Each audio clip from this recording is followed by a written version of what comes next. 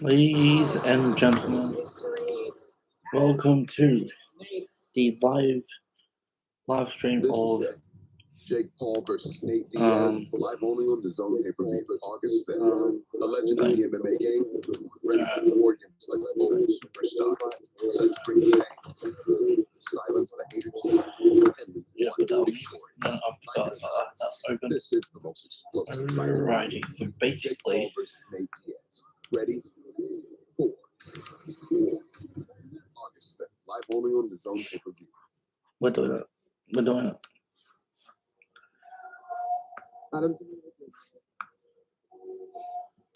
Like, this is possibly going to be the biggest.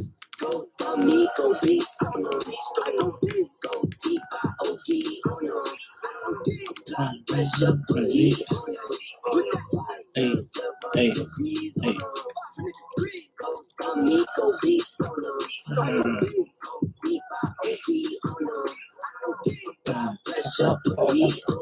So I turn on like so many notifications on. Currently turn off before I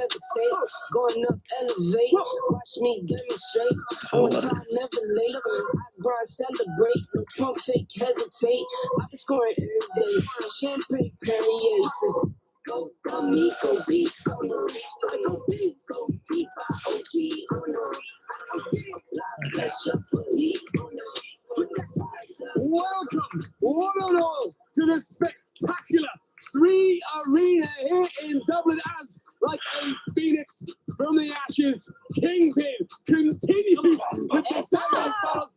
Andy Shepherd here, along with All Access, Lauren Alexi. She's going to be scooting around backstage ringside, get all the gossip like only she can. And we've got the man who loves to break it down. Donovan Still, aka the R-rated superstar.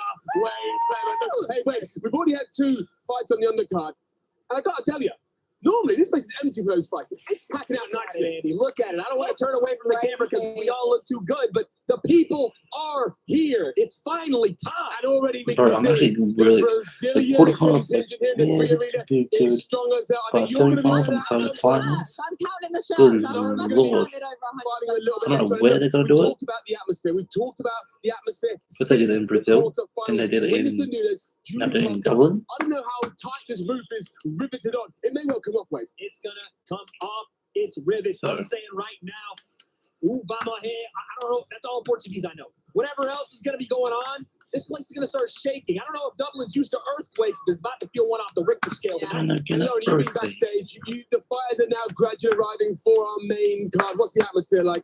It's tense. Everyone's really quiet. You know, they're in their room, the door's shut. I'm peeking in and I'm like, hi guys. And it's kind of just. But people are going to be feeling the pressure, and Wade, rightfully so. Tonight is all about another step forward in finding out who the best influencer boxers are in the world. Yes, in the world. But this is really good. Step. The finals Like, are just a little further away, but you got to get past this one. Right? The quarterfinals were cool. You know, everybody was hyped. It was a tournament format. Now things are getting real. The semifinals are really going to show who trained and who wants to be holding that crown. You know what was real? The passion we saw last night at the weigh-ins between Whitney Johns and Amber O'Donnell, who are coming up in just a few moments' time. Look, Lauren, you know those guys. A lot of respect from either one. Whitney as a specimen, Amber is tough as well they come. This is going to be a great fight to start the night here on the Zone. It's going to be, and I'm so excited to see them both get in there. Seeing them at the open workouts, we've seen how much they've improved. They've really put in that training. We've been seeing it across their social media for the past few months. And we're about to see it inside the ring. And wait, Whitney Johnson was picked to go all the way in this tournament. Didn't work out her way in the quarterfinals, but man, we've seen her this week. I mean, she's people are hating on Lauren like this, but everyone else here combined. Mama, they call her she Wonder looks Woman good for a in reason. that. She is always in shape. Fitness, physique on fleek. It's always top notch.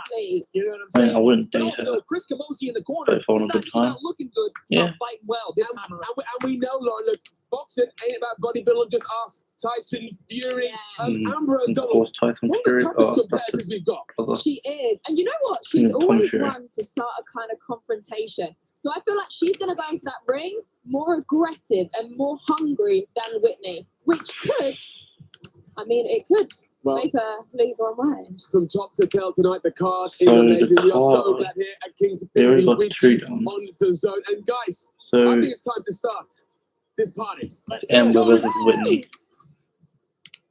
I think. Pretty sure.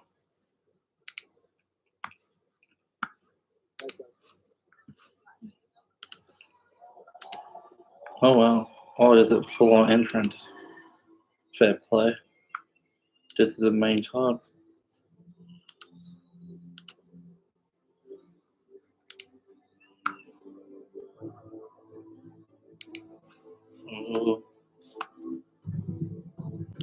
Oh, this is epic. This is the entrance. This is sick. I could just imagine being there. That'd be epic. Very epic.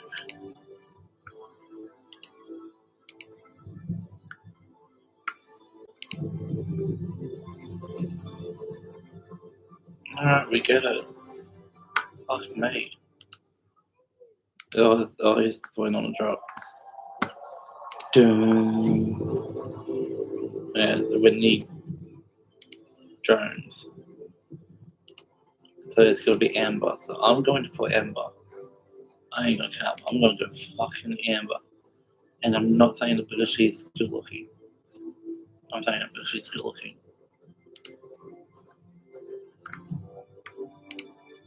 I was showing every main card. Every name on the main card. That's pretty cool. Yeah, pretty. You know what? I never actually needed Brazil did boxing. I mean, I'm sure every country did boxing, but like, never knew Brazil was like a top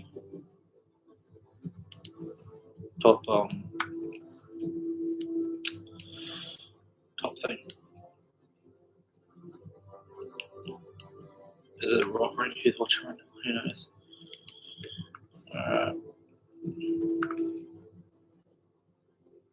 Now, I'll open my phone, but on mute. So if you want to DM, if you want to text on that, be my guest.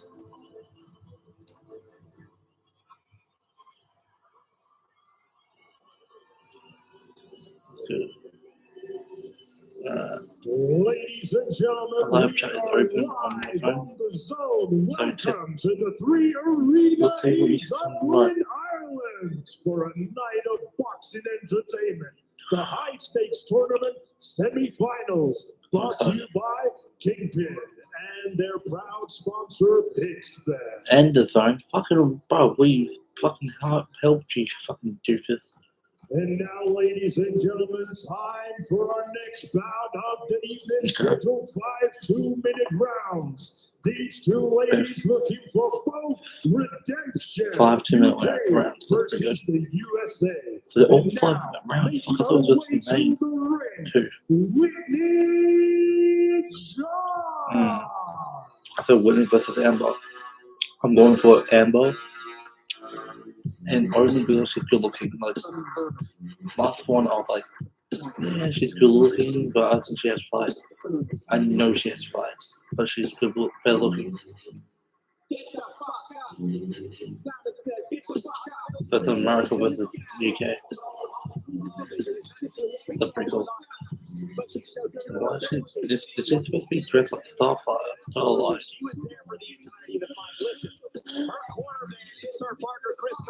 Is she not wearing a mask?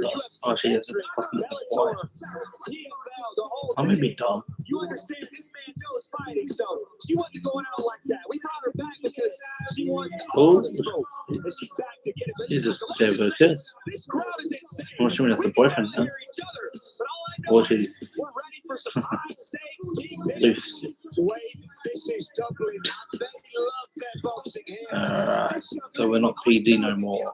This is a stake movie. Well, Bobby got stronger as the match went on, but this lady gave her real problems in the opening 2 rounds. And in the fifth, she took some enormous hits and still kept trying to come back. The heart of a fighter. They I don't know call her what song it is, but it's kind of a vibe.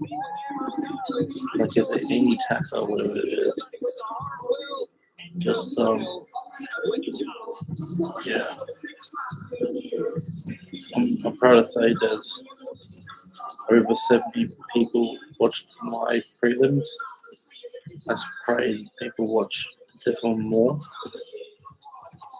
I mean, I don't really care if it's Kingpyn, but if it was Misfits, I'd be like, yeah.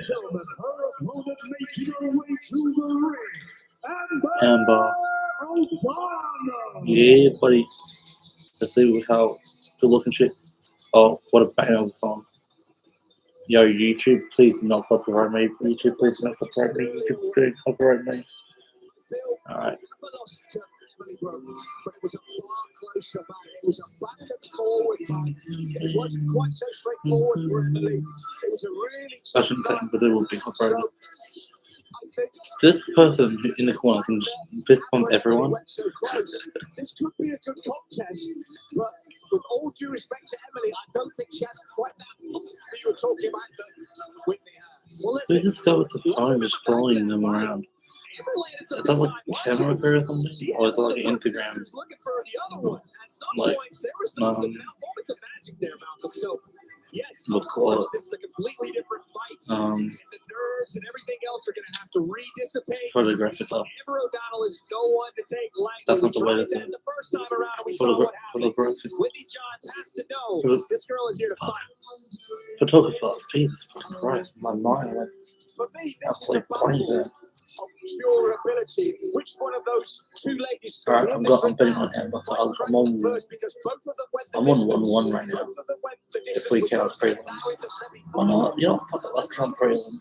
I'm on 1-1. I'll add on to it for you. Durability, yes, but I want to see technical display because both of them can stand in there and take punches. But who's going to separate themselves? It's about 6 to 7 to 8 weeks of training now. I want to see that improvement right here tonight. Wait, why is that message requested? Ladies and gentlemen, this bout scheduled for 5 2-minute rounds and is sanctioned by the ISKA. Timekeeper of the bell, Barry Delaney, and the third man in the ring in charge of the action, referee Owen Doyle, and the 3 judges scoring ringside, Troy Holohan, Connor Doyle, and Jack Joe Howe. And now, ladies and gentlemen, introducing to you first, fighting out of the blue corner. She's wearing the white and brown. Her official weight of 139.5 pounds. She has a record of 1 fight and 1 loss. Hailing from Denver, Colorado, USA, Whitney Johns. I don't know what you think. The message requested. How the fuck do I accept the request? Her opponent across the ring, fighting out of the red corner. She's wearing the white, orange, and green. Her official weight of 133 pounds. She has a record of 1 fight and 1 loss. Hailing from Yorkshire, England, United Kingdom, Amber O'Donnell.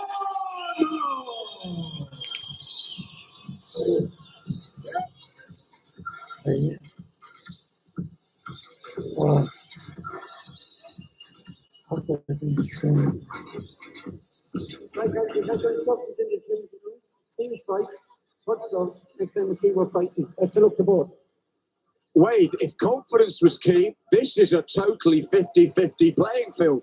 Such confidence from both of these young ladies. When they went to message. to Owen Oh my god, message retracted. Fucking damn dumb. It's all there for Whitney Johns. I'm actually dumb. Look at that. Alright, I'm going for Amber. 7 pounds. It's a lot to make up the ground here for Amber, but she showed she can overcome obstacles before. Let's see it tonight. Alright, 5 rounds, 2 minutes. We just had the warm-up wild card match. 3 rounds of action. These 2 are going to go 5 rounds. Match 1 is more of a no one wants to lose this because you don't want to be on a 2-fight losing streak in this. You don't want to lose the streak in this tournament. It would be one of the worst boxes if you lose every Look at the smile. match. I said to you, confidence is not lacking from either of these two. Not at all. Amber's sitting down. So these are two-hand gloves. But with the girls, when they punch, it does. They do this. This won't hurt them. I want to see a little bit less happy feet from Whitney. I want to see her sit down and settle in. Whereas Amber, I want to see her throw some more shots down the pipe, not just around the guard. Exactly. And actually picking up what you're saying, do. they should reverse. If I was Amber, I Yeah, would stop want to going stand around. and trade Oh, like Amber, this. come on.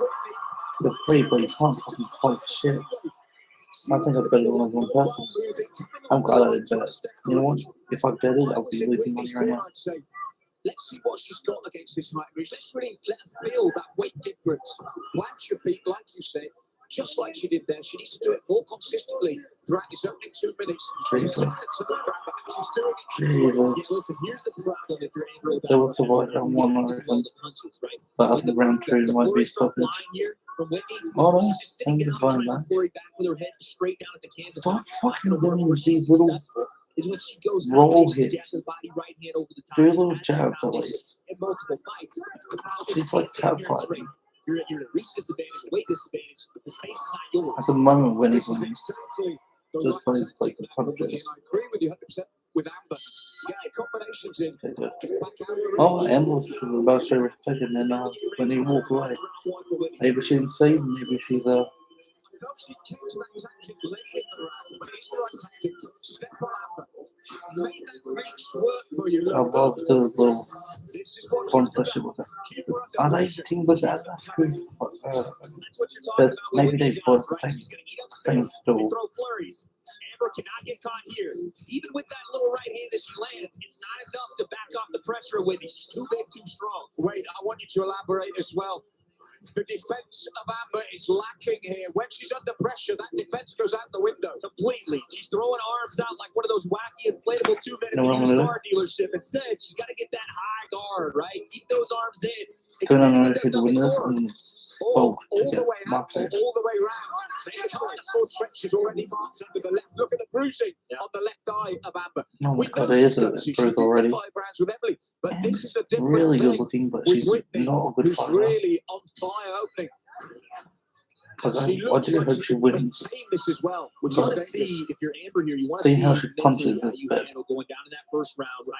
Obviously, you wanted to start on a better note Don't the second time around. pull Already back lost the and first one, flinch. both ladies did, but Whitney starting off better there. Stop looking down when you punch. Good lord. I just want to see if mentally she can stay switched on here in the second round. She's looking down when she punches, so she can't see where she's punching.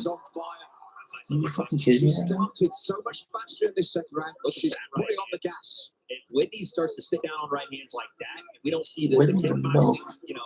Cardio punches, we see some Look real at the shots here mother like daughter that. fight. This could be dangerous for Amber O'Donnell, even in this round.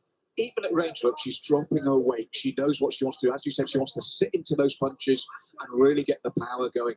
Amber needs to do the opposite. The hardest game for me in boxing is the stick and move. It takes so much cardio. Pop the jab out, pop the right out, move, pop and move. Also found out that It's easy said. there's going to be a trailer dropping September for UFC 5, Then she needs to move. She cannot afford to trade when Whitney responds so like this. I won't be doing that. Here's the thing. Like you said, she has to move, and it can't just be straight back. But at certain points, Whitney's walking herself onto these right hands. If you're Amber O'Donnell, stop trading in the exchanges. Set that jab as a frame. If she walks past it, the next thing that comes out is that big right hand. And then move. Yeah. And then off of that, we're resetting. We're getting a different angle switch. And we're getting back to a comfortable position. You can't let Whitney continue to walk forward without paying for it. Well, that's the thing I was going to pick up on with you when you said Whitney can walk onto these. It's because she can. Yeah. Amber's giving her no reason not to at the moment. Okay. There you go. Round 2 is about to end in 14 seconds. Oh, okay, referee's looking good. I mean, to be fair, you can't hold it, doesn't do uppercuts. Right now, Amber's face is starting But to at least a the little bit. ref's doing the job. Oh, you heard it, Wade. The right hand all day. I Because don't know, that is I feel coming like over the top of that left hand girls guard. just can't do shit. Listen, that's Like, another if you round look of good in, for like, Whitney Johns, but your OnlyFans, because there's no effort. With sports that always slow and don't look like they're doing anything.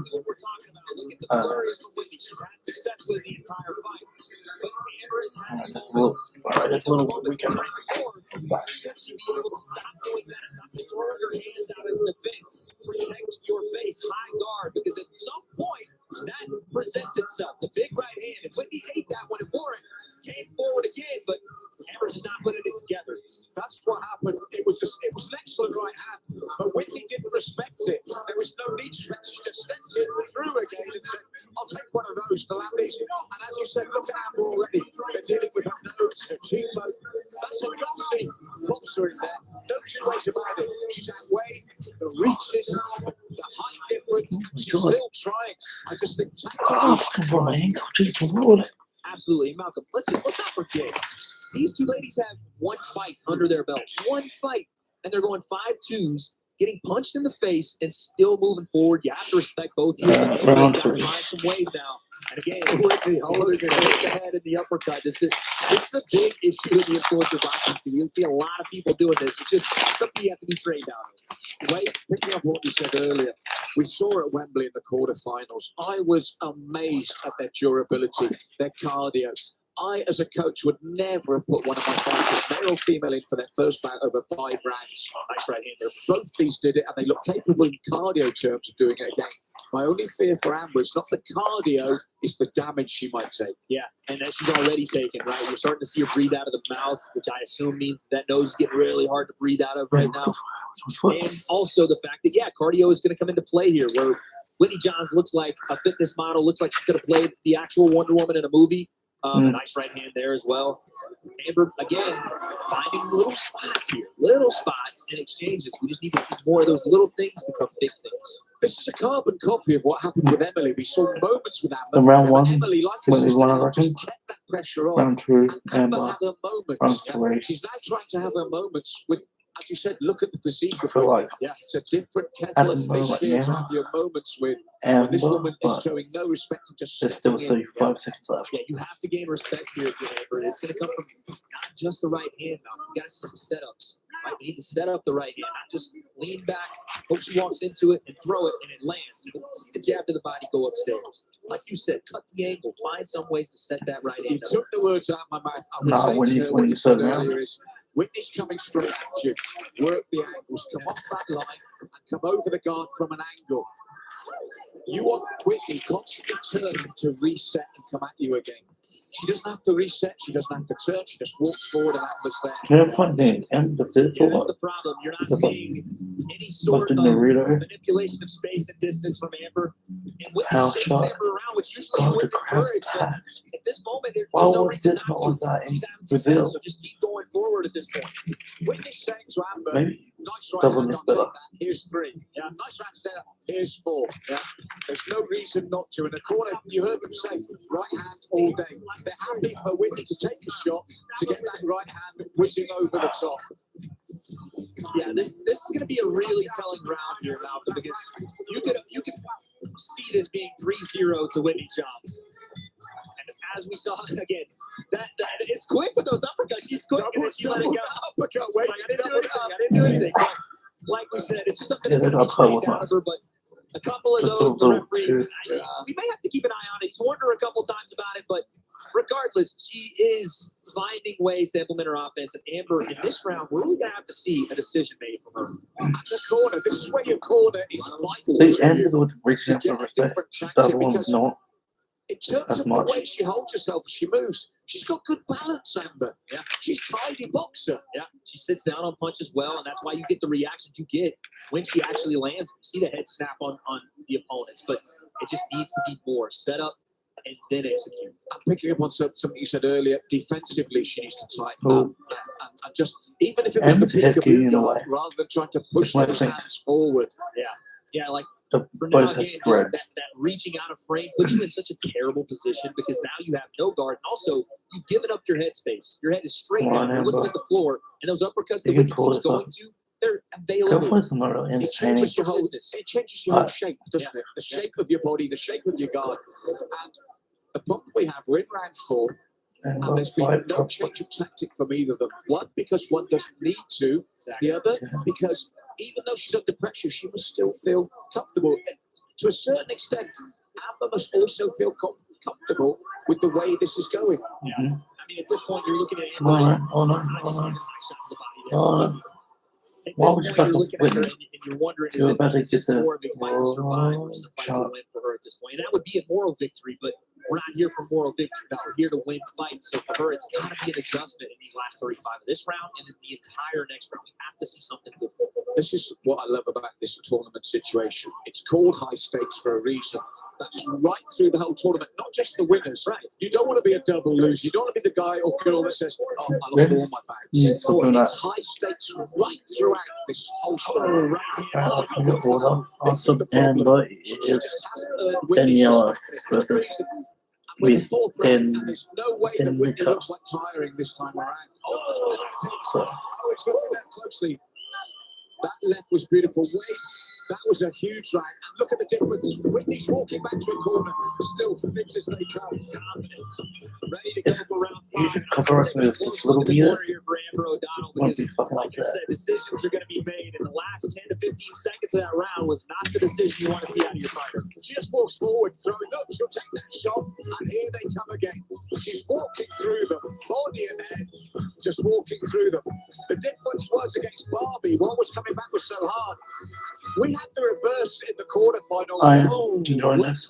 Beautiful I shot. do hope Kingpyn does This is the different Whitney Jones. another I know tournament, we're but seeing like, some similarities, but that last exchange was some I power don't I know, haven't seen from every Whitney. year once I That's a big pick time up shot. with And if you remember in the YouTube last round, versus it was Whitney Kick. walking back to a corner tired for the 5th and final round. That was the difference here. She's still all fresh as they come. only colours for people who haven't won yet. Never once looked like turning This was away, wanting shitty to be as well. stopped. She's still here. Cannot credit the cardio enough again. And particularly for Amber, because Whitney has put her under so much pressure. She's talking to Whitney too to start the round here, man. It is truly amazing to see how two people that aren't boxers have committed to this sport and have put their all into it, not just for one part of the tournament, but to come back even after a loss and say, I'm going to get back on that horse to do it again. Apart from the straight line work, which is any novice, let's be honest, not just influencer boxing, straight line work is most novices. Whatever Nice you're right with. hand, left hook. I've seen a huge improvement in Whitney Jones tonight. Yeah, absolutely. Not just in, like you said, shot selection, but when to throw the shots. And again, a little bit on the defensive side. Like, granted, you know, she hasn't had the best defense, but she's had some moments where she could have got caught with some big shots and still walked through, chin down, and found her offense. Her work rate is very good, and yet her cardio is still right there. I know cardio is great when you're not being banged like Barbie can hit you, but I've seen a lot of improvements, and any novice will come forward in a straight line. She'll learn that with time, the angle work. Yeah. But everything else, she's raised the level, which is what you asked for. And you know what? Something else Whitney's doing here that she couldn't do with Barbie, and granted, Barbie is shown to be an otherworldly talent in our scene. She's punctuating exchanges. Look at the end of these exchanges. Who comes out better? Who is landing that big shot as the exchange ends? It's always Whitney right there.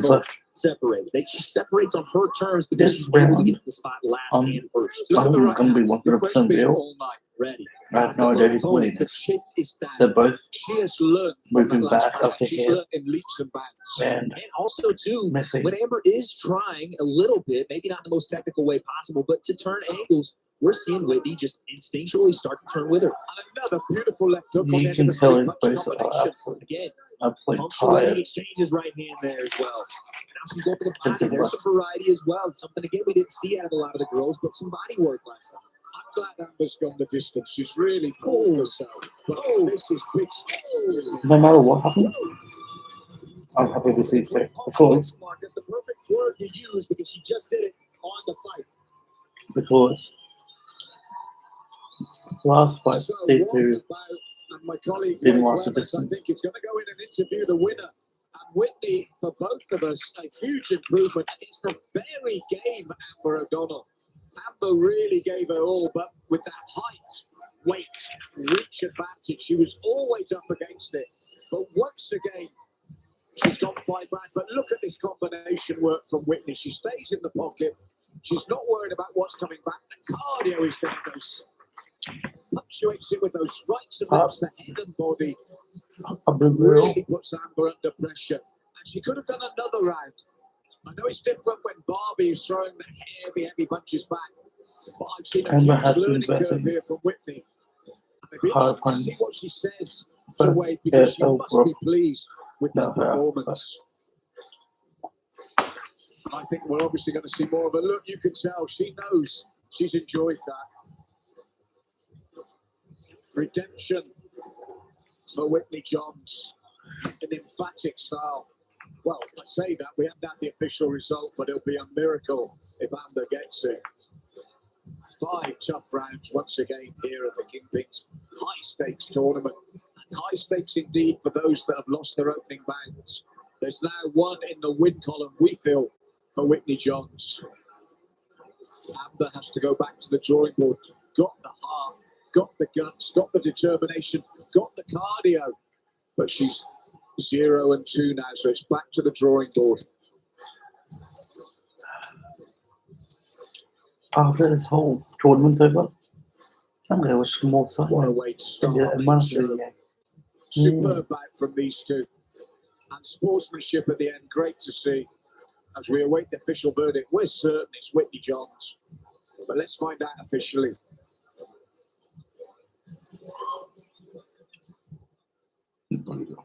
Ladies and gentlemen, after 5 rounds of boxing, we go to the judges' scorecard. All 3 judges score you about 50-45. And your winner by unanimous decision, Whitney! 50-45, Amber did well. I took it out in picking those people. I am 1-2. But good job for Whitney to move on to the tournament. And I think Amber's a little bit versus if it's Barbie, Elbrook, or Emma Broke. To come back I'm so after your sorry. last performance was, let's be honest, you had a killer fight in round 1, but this time you came out with a killer mentality. Talk to me about that fight. Man, I think nothing will teach you more about yourself than losing a fight. And this win means more to me than you can know. Amber has been an amazing opponent the whole way through.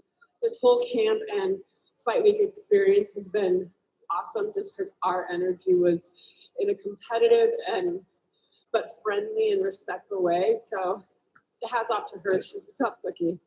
Let's take a look really quickly, cameraman. We're going to take a look at some of this handiwork you just had in this fight. Look, we got some of the fans here. Talk me through what's going through your mind when you're landing some of these shots. I mean, one of them hit it back of the head, but it's fine. She's tough. Doesn't even faze her, but I was really happy with my performance. I don't know why Amber looks scared when she punches.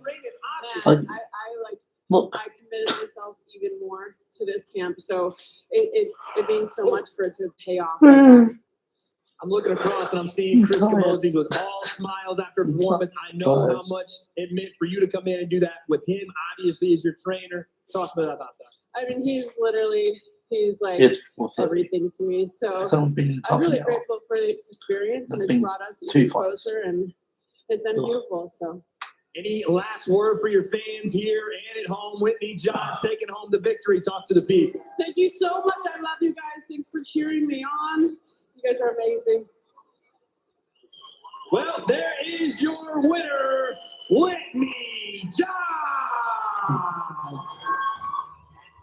Couples that fight together, stay together. Chris Camozzi and Whitney Johns, a fighting family, that's for sure. And a wonderful performance there from Whitney Johns, a competitor coming into this tournament that many said, hey, she might well walk through all these other women. A incredible physical specimen, finally looking to live up to her potential. And I'm very pleased to be joined now by 2 gentlemen who have made this entire thing happen. Mr. Kingpins, I think we can call them the promoters of Kingpyn. We've got Ashley Bothwell, we've got Chris Boyd. Gentlemen, let me come to you first, Ashley. This is a gargantuan effort just to bring together the toughest, the best in the world for these tournaments. What on earth went through your mind trying to set this up? It's a big task. Yeah, it was, but we set out on this to try and find out, the mission was to get the best male-female influencers we could possibly get. I think we did an amazing job, and, the lineups, we were super impressed with it. From the beginning, we felt we had an amazing 8 males, amazing 8 females. But I think even as we've been blown away by, I think the level of training that you can see each and everyone's done. So if you just watch that last fight there with the Amber, like it's so every fight's so competitive. They keep going. I think it's in September. I think that's the bit we've been blown away by. Not 100% sure. I think one thing we all know out of this tournament that we're going to create, particularly in the women's division, some superstars. There's another women's fight. Apart from Mel, but going out, they're all going to have it was like the tall girl. Tall and one. This is Dublin. What's it mean It's a for you Polish to bring girl the first versus influence of boxing card here to Dublin? So I've wanted to do it for both so trash. long. I'm not gonna lie. If you look at the crowd, I love it. like, You go solid guy, crowd, it's girl, amazing. girl. Some people just want to do so Guy, well. guy. You're right. It's a very, very forced line. The main top three I'm excited for. Look at the crowd and the fights. It's phenomenal. And look, the atmosphere here. The Brazilians are here. The Irish are here. We know tonight is going to be non-stop action. Look, coming up next, we got Ola versus Daniela Hemsley and Ash. We talk about the development of women. These two really epitomise that, don't they? Yeah, I mean, again, if you go back to the quarterfinals, and the quarterfinals were insane. I think every female fight went the distance. These guys went the distance, and again, it just shows how what they put in. They've got another training camp since then, so I'm expecting even more tonight. The first one was about the first fight from the tournament. I'm expecting exactly the same next fight. Yeah, and Chris, we saw the open workout, and we didn't see Ola, unfortunately, but we saw Daniela. Swades of improvement. I wish I could skip When it. we watched her the first fight, she trained maybe 2 months. She was good, but she I'm a just bit tired. as she said, but if you look at the way Not gonna lie. the open workout the other day, and But I do have an strength race. faster, stronger, so I think that's a really, really good fight tonight. Yeah, look, Ola, we didn't see the open workout. She came in, laid the down. We're not sure what we're going to see from her, but what we do know is she's tough. She fought Elle Brook in the last round. Again, Ella, a really big favourite coming into this, and Elle really struggled. So, look, Ola really is, she's the dark horse this I time. honestly don't know who's going to win next one. I'm going to go with Danielle. Yeah. And it's almost impossible to pick each of the 4 fights and absolutely make a case for either. Oh, no. And that's what You makes know what, it next such a time I fight. do think this, that's what I we've need done. to sit in Usually like a you do comfy one way chair. or This another is way, or it fucking looks a little bit lopsided. I challenge anyone to look at those bit semi-final over fights it. we've got coming on tonight and say absolutely, That absolutely. makes I don't think sense. we can pick up. No. That's what's making it so exciting. I think all of these fights are all kind of 50-50 fights, which make them so exciting. Talking of fights, let's move on to our next contest, which you Thank guys have helped you. with us. We really appreciate, honestly, the entire community appreciate what you guys have done, the effort of bringing Kingpyn. No one knows who these two are. Stop trying to Let's go to our guess next them up. contest as we hand over to MC Huss. Ladies and gentlemen, now it's time for our next bout of the evening, scheduled 5 2-minute rounds. And these two also seeking redemption from the first round. And now, making her way to the ring, is Danielle. So this is a Polish girl. She didn't do well last time. Like her punches was like absolutely fucking like so rocky, obviously, but like, I don't know. I don't know how else to explain it.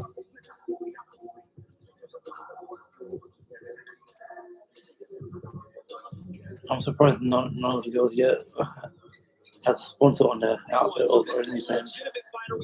Can't be real. With real experience, not only as a boxer, but as a kickboxer. Ola comes into this loser's bracket, whatever you want to call it, as the most dangerous girl here. I agree with you because there was moments there.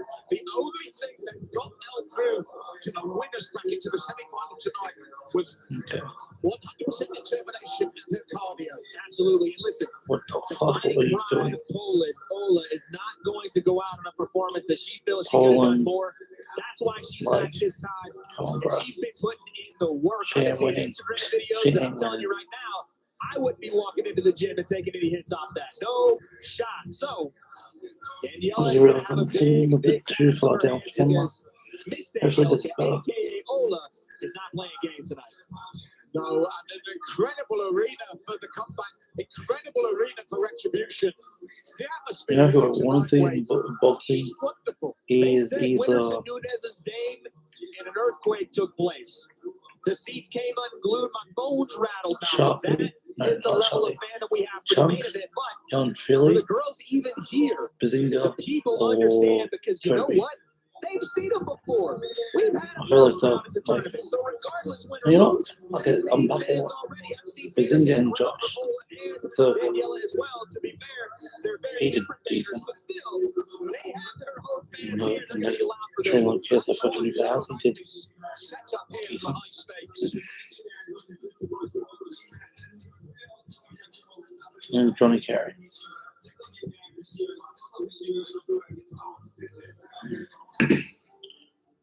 Amazing thing. And now, ladies and gentlemen, her opponent making her way to the ring. Please welcome Daniela Hensley. Yeah, who is she? Who did she verse last In time? her quarterfinal, for her opponent and the crowd. There was a lot, man. You're talking about one of the Yeah, most she's a better beloved looking girl. fighters in the And looks quarterfinals in stronger, Julie so. Wonka. And there was a lot, not just on fight night, going into that between those two. She got the Brazilian fans riled up. So she slayed the villain before. She's understood what it means to be on the brightest and biggest stage. So that I don't think is going to affect Daniela. What I want to know is, have the skills gotten better? Ola's in the ring, jumping up and down, and it sounds like someone's chopping wood. She's not playing around. She's doing a full round right now in front of us. So Daniela has to be aware she's in with, unfortunately, Malcolm, another See, that killer. guy in the corner is fist pumping everyone. But Daniela, I mean, fair surely dues, didn't give her the but like, opportunity to come go back in the to something corner. that worked. They just don't be watching the screen. It was a very close contest, yeah. With all due respect to Daniela, she went the distance, but it was a close contest. Yeah, she's got a lot. She didn't have that potential, that learning curve that Ola has. Ola could take a lot away from that fight. Absolutely. I'm not sure that Daniela could take as much away. It had to be that re-earned in the gym, going back to square one and seeing what she brings to the table the second time. I'm going another wild card fight. High-level jam. If anybody's going to get her prepared, it's the boxing coaches of the UFC welterweight champ Leon Edwards. And listen, the man has been bullied in there before. You've been bullied, son. We all know the voice soundbite. Daniela's not going to let that happen this time around. She's coming to bring her in. Tokyo, Australia, and New Zealand get it in the fucking morning while everyone's watching it in the afternoon, no time. Like, what? That makes no sense. The world is so weird.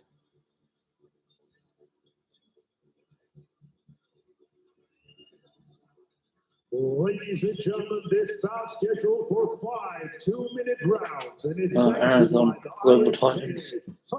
Next time. Barry Delaney and the third man. He's really it on everyone's boxer.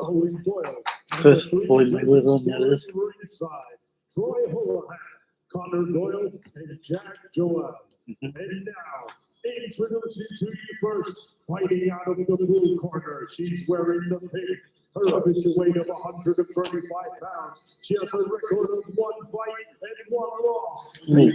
From Poland, 5'11", 23. Didn't like that. Daniela. I'll read the L as I when it's like close. I don't know.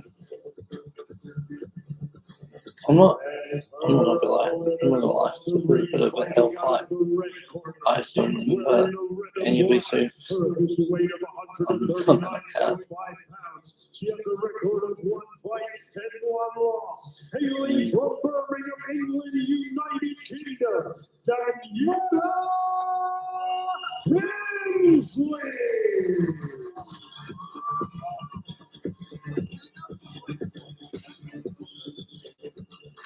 Somebody using 16 sounds close. For the girls. Oh, fuck me. God damn. With the tail of the tape, both the same age, big height advantage for Ola. Weight not too bad, possibly in favour of Daniela. On paper, this is potentially very close indeed, Wade. I like this matchup. We've tried to find ways to obviously get us the best possible fights we can have, but this is a tournament format. Look at this, Malcolm, right? No, off back. Come on. What a start. Oh my goodness gracious. Both women said, yeah, let's get right to it. Black took the feet, the bomb started flying, and they continue. Ola is looking to make a statement here. Referee saying, you better listen to me, stop pulling her head down. It's a warning to Ola. Big overhand right misses there from Daniela, but Ola just put her head down and just walking forward. Why you putting your head in this? Bro, that's the stupidest thing to do in boxing. Putting your head down, bro. Come on, dog. Polo style right legs from Ola, and then heads almost clashed there as well. Yeah, Daniela's going to win this. I'm telling you right now, though, Malcolm, if Daniela can find a way to just keep her range and keep patient here, I'm seeing already some technical improvements in her boxing. Defensively, obviously, there's not much there, but technically, offensively, we have to see something here from Daniela. And on the opposite side of the fence, Ola's lost her form. Yeah. She's coming forward, throwing these windmill left and right punches, windmilling away. Didn't She totally lost the her winning form. didn't tell whatever it is, or he gassed out. Honestly, from the first fight, we didn't see this Daniela against Elle at all. And I think this is more of a trying to put a statement right away, come forward, trying to take control of the center. Like you said, Stop. it's ugly. This is a Head dog. down and stop doing the fucking That's not a windmill. mistake. I mean, the cliche is there. Fucking It's man. nice. It's not pretty, but it's absorbing because they're both just looking to stand and trick that. Looks like she's trying to fucking Anyone, the improvements swim that I'm on seeing at the land. moment are from Daniela. Telling you right now, Malcolm, Daniela's landed the cleaner shots, and Ola's gas tank you do have to start to wonder about because already you're seeing deep breaths. Already you're seeing the power just completely dissipate from some of these shots. But my goodness, I don't know what to say about this. This is just a war. The way she's throwing that time, shots ready. Look at that.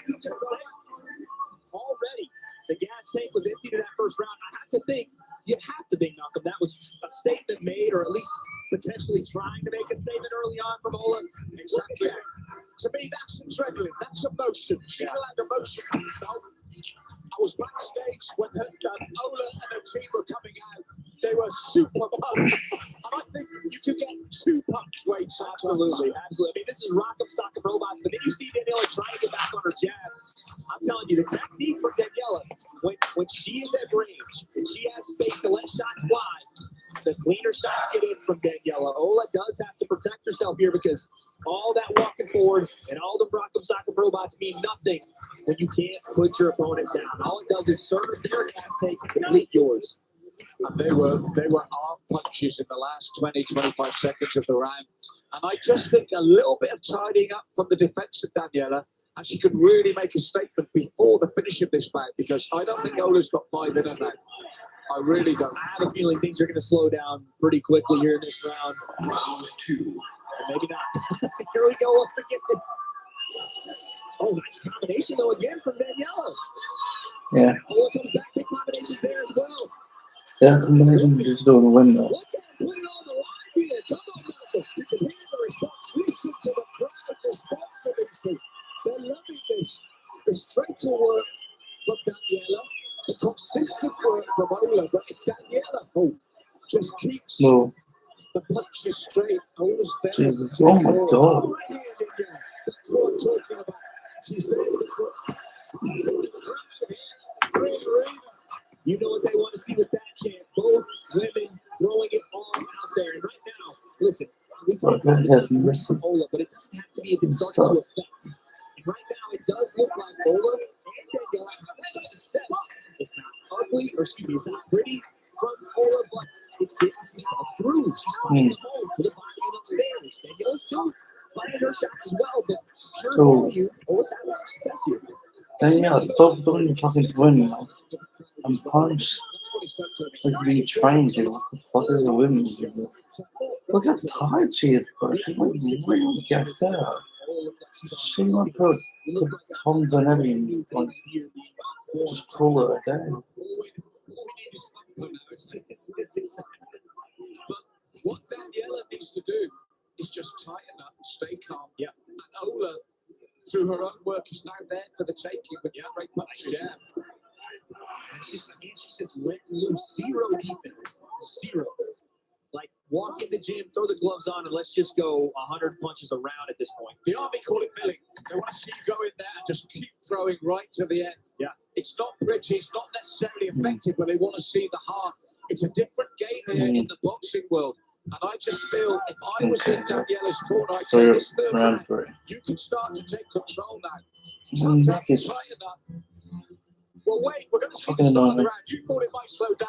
They came out just the same. Same thing. And it's the thing, though. We talk about how ugly it maybe looks right now from Ola, and even Daniela at certain points, but you see right there, it's effective. When you don't have the experience to stop something like that, it's an awkward fight. Because most boxers train with other boxers. Most boxers train clean. They train precise. They train technique.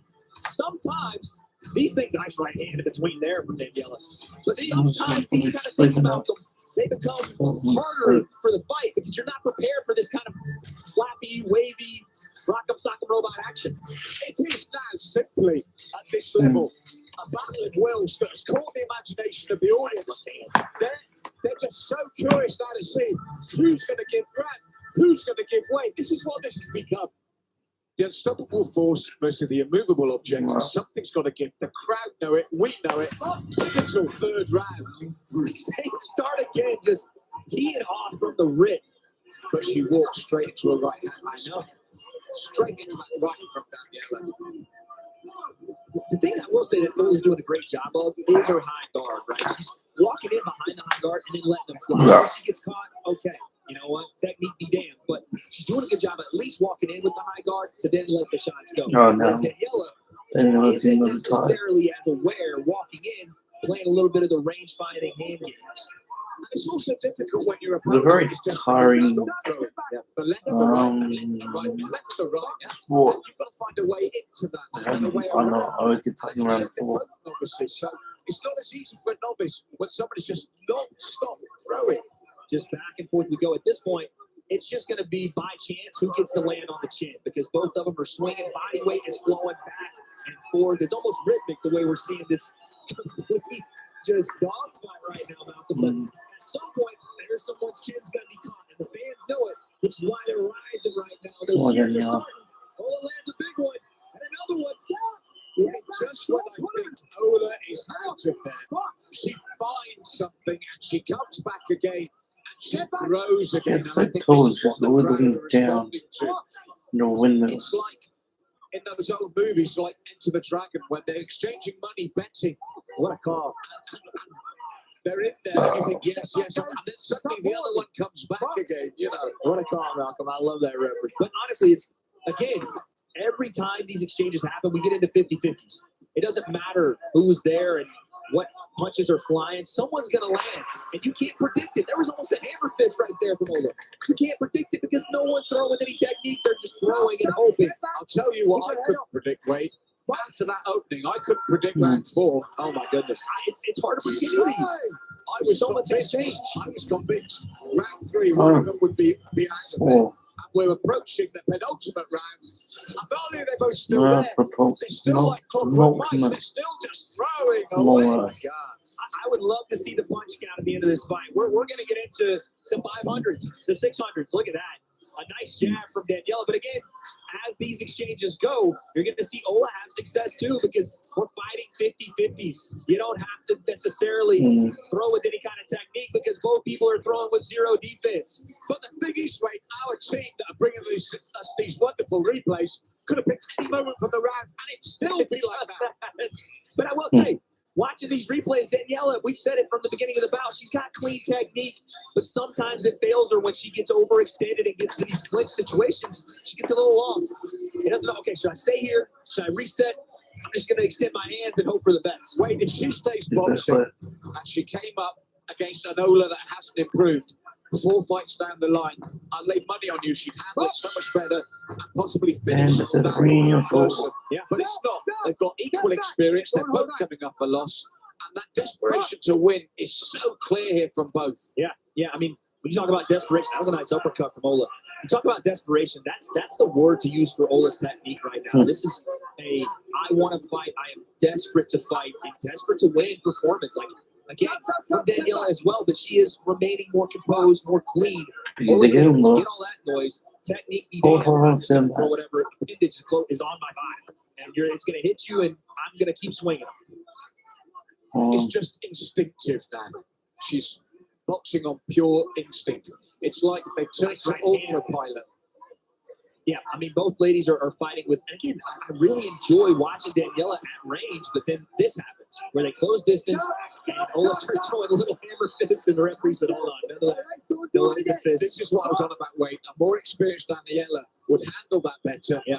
Then get back to the straight punching again and make the points picking up easier. But she's not a more experienced Daniela, and that's why the crowd are loving it. That's why they've embraced this fight. Hey, listen, there's some decent body work there from Ola, right? Again, it doesn't look pretty, but it gets the job done. These are landing shots to some degree, and then Daniela kind of primarily staying upstairs. And that was the biggest point that I can make about Daniela's defense was right there. She exited. Oh, nice right hand. Nice shot. That was the best shot. 100%. And I can see it coming. You can see it coming too. But look what it does. She bites on the jump kill. She comes straight back. Yep. And again, there's no deterrent because there's no respect. The right hand, it doesn't mean anything to Ola, but it's not hurt her enough to get her back up. And this won't help it either because they're both fighting in this, well, not really fighting, but just kind of pulling in the clinch. Someone can separate, then use that momentum pull and throw something down the pipe. We have something on our hands. There's no snap to the punches now. It's the end of round 4. There's no snap there through sheer fatigue. And you know as well as I do, there gets a time when the boxers soak it up, they can absorb it. I think these two will go the full distance because there's nothing new they can take. Let's say that happens, Malcolm. Let's say that happens.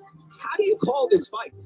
You call it on the aggression of Ola? You tell me, look, back and forth, that's straight punches from Daniela. He thinks he's winning. The hammer fist comes in from Ola. If I was being totally brutal, if I was judging this, I would go for Daniela. I would go with Daniela for the cleaner technique.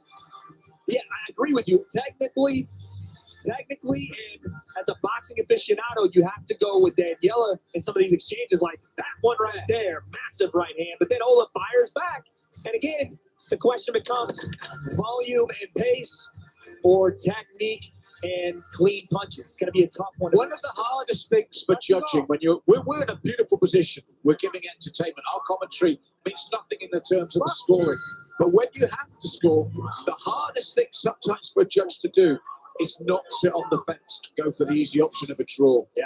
Now, if you asked me to come off the fence, as much as I love the heart of Ola, if I came off that fence and go, the cleaner boxer, He just fell asleep. Alongside him. If I came off the fence, if I had the cojones to do it, I'm saying I might one of those go, that's a draw. I just can't be able to separate. Honestly, though, you wouldn't be faulted for it because there's so much back and forth. You talk a lot about technique and stuff in the influencer boxing scene. Some windmill punches. It's so Ola is bad. throwing the definition of on the farm, in the meadow, windmill turbine punches and doesn't give a damn about it. Just keeps going. Nice right hand there from Daniela. Again, referee wonder about that. If you're not stepping in, that's a clean punch. That was a clean out of the exchange. That was a clean punch. I like the wherewithal from Daniela to be able to, in the clinch and exiting it, look for her shots. That's an enjoyable thing to watch. Now, voting with my heart, not my head. I'd love to see these ladies get a draw because I will be heartbroken for one of them. I know. They both just put so much. Oh, nice right hand on the pipe again from Danielle. She's had more success in these last 2 rounds with it, Malcolm. And do you know what? I think, Wade, when we finally look back over it with these last 2 rounds, if they're sitting on the fence, the judges across the first 3, and they're looking for reasons, again, those reasons might err towards Daniela for those clean shots like that. You look for that something to separate them. Look at that. I think both girls just threw right hands, and I could have missed it with my eye. I think both their right hands hit. I think both their right hands hit on exchange. It's one of the craziest things to watch these two just battering rams continue to run into each other. It's like 2 just alphas in the jungle, just smashing, continuously trying. As tired as they are, you know they both do another round. 100%. You know it, as tired as they are, we get another round like this. This is wild. I think the crowd's going to give them a huge ovation. Unbelievable. What a fight. Now, I don't know, man. I truly have no idea. Wait, my heart says draw. My head airs, and I mean by the smallest margin to Daniela. Yeah, listen, you can see it, right? As far as, again, the cleaner shots, the ones that really had some lasting damage, they were thrown and landed by Daniela. The pace, the volume, again, maybe some rabbit punches here and there, maybe some hammer fists here and there from Ola. Definitely on her side. It's just going to depend on what these judges are looking for tonight. And honestly, this will give us an indication. That's what we need to look for later tonight as well. Good call, Wade. If you're looking for guts, heart, determination, never taking a step back. It's a draw. Yeah. I mean, I can easily see this being a draw. And if that's the case, I don't think anybody in this stadium, maybe the fighters themselves, but anybody else would be upset with it. But like you said, is someone going to hop off that fence and really make a decision here? It's a tough one. I mean, the judges have never got an easy job, as we know. There's always... We're all armchair critics, Wade. We all do that. We're the best type of armchair critics. We're ringside, we do the commentaries. And so we've got that luxury. The judges haven't got that luxury. They're being scrutinised. Yeah, every time you make this decision, someone's going to get on the bad side. You're going to get someone on Twitter commenting robbery. But in this fight, I don't see that to be the case at all. That's why the judges are taking so long, Malcolm. I'm going to go and try to figure out more information for you. Hold it down for me. Yeah, Wade's going to get in there. After an incredible back we're 2 bouts into the main card. Talk about determination, pride, everything given. And again, 5 rounds. I must repeat, at a novice level, you normally put them in 3, maximum of 4.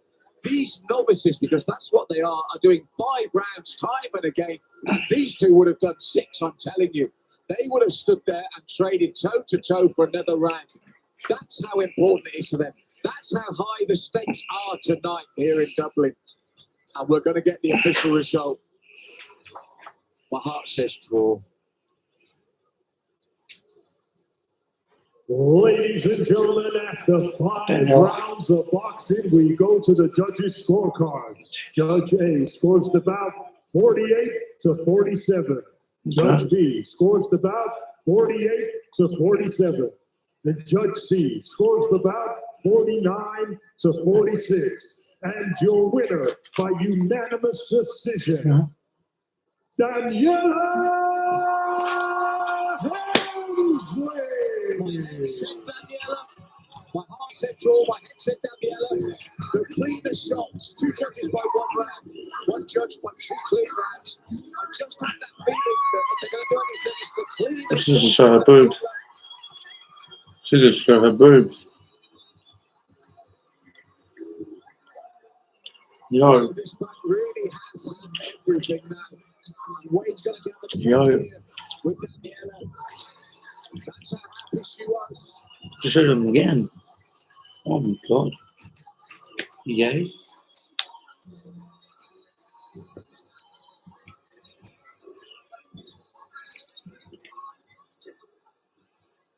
Don't be shy, Wade. Get in there. Ladies and gentlemen, I guess we're letting it all out right now, but Daniela, how are you doing after that win? Talk to me. I needed that. I had so much to prove. And I've only been boxing for literally like 3 or 4 months and no one believed in me. My whole life I've always proved people wanted to die. I did it. I'm so proud. Fair enough. I love you. Fair enough. I love you, Brazil. I fucking love you, Brazil. Because I love you, Brazil. Here, forever. It's not PG, but I needed I needed to the express myself. record up here. I'm so proud of myself, so fuck it. She's thin her tears down. Understandable now. Like that was fucking that was three elbows left center. From round 1 till the end. Talk to me about that determination. I don't know if many people thought you had it in you, but you showed them here tonight. I was the underdog 100% because although it's a tough cooking, but I'm tougher. Oh, I'm tougher. Now talk to me about your team, what it meant to win it for them, your fans back home here in the arena. What's your final message to everybody? I went to my coaches and the love of my faithful one is because he's done nothing but supported me from day one. And Ashbeck, my other coach, because he has given up so much of his time and he's literally like my family. Alright, relax, breathe. There it is, folks. Before you fucking talk. Weirdo. You're such a hell left field. Just to show you tits on TV. Under the throne, less that. Have our own ways of celebrating it. Lauren, we saw We saw the No, emotion. get Lauren This is there. what these journeys here with the Kingpyn tournament are all about. You saw what that meant to Daniela Helmsley. Exactly, and I've been following her journey the entire time, and I think that's why she was one of my favorite fighters, because I've seen the work she's put in, and you know, it paid off tonight. I'm so proud of her. It really did. Look, coming up next, we're going to really feel the roar of this crowd. We got a wild card back. King Callie versus Connor Tilly. I've got a feeling when Kieran walks out, it's going to be crazy. But I know Birdie tells me King Kenny's in the building, so I think you've got to go and get some gossip like only you can, Lauren Alexis. Right, let's get ready for this next wild card back.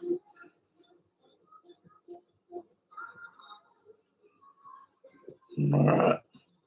Ladies and gentlemen, now it's time for our next wild card bout scheduled for 4 2-minute rounds. Both these guys have been going head to head all week. It's not going 5. to be an all-out war. I guess it is a wild And card. now, making his way to the ring, Connor, the Brown Bomber Tierney. The fuck are you for? No.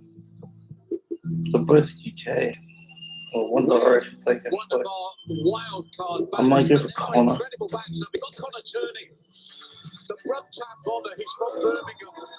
And we talk about the rise of influence Yeah, in fuck that, I boxing. won't do it. Let's also talk about the rise of Surely he wouldn't, right? Just like the influence of boxing. It's got the world by storm. It's got absolute coverage from not only here in the UK and the United States. It's become almost like the new hit thing in combat sports. We're all watching it. And Connor Tierney is not only a boxer at heart, but he represents that bare knuckle. You'll see if he's slick and cool and calm. He's got a nice fade in the haircut, Malcolm. But when it comes down to it, these two, his right and his left hand, This is going to be a one of good the things match. that make him money, he's ready to show it. 7 wins from 9 bouts. That's a good record. And the other thing about the bare knuckle boxing is defensively you've got to be good. With no pads, it's not about protecting the face, about protecting the hands, but also cuts are so much more frequent. So you've got to be good defensively. It doesn't have to be a hurting punch. It only has to be a cutting punch to put you in a world of trouble. Look at that man's face. Not a lot of cuts on there. And you know what's funny is we do talk about bare knuckle as if it's some gargantuan, some chicken fighting, whatever it is. For now, what we're seeing in the sport is high-level offensive defense. Because, like you said, you punch too hard to break in a hand. If you throw a high guard at bare knuckle, that's getting split immediately. So that's why Connor has such good footwork. And you're going to see it here tonight. He's slick on the feet, and he's ready to prove to this Ireland crowd that he's here for the win. He doesn't care who the hometown boy is. All right, let's see who knows the guys. And now, ladies and gentlemen, his opponent making his way to the ring. Please welcome King the Warrior.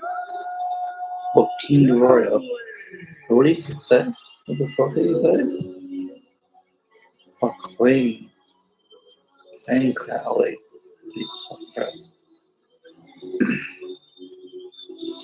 He said it in like a one-name swivel. That's 2 names.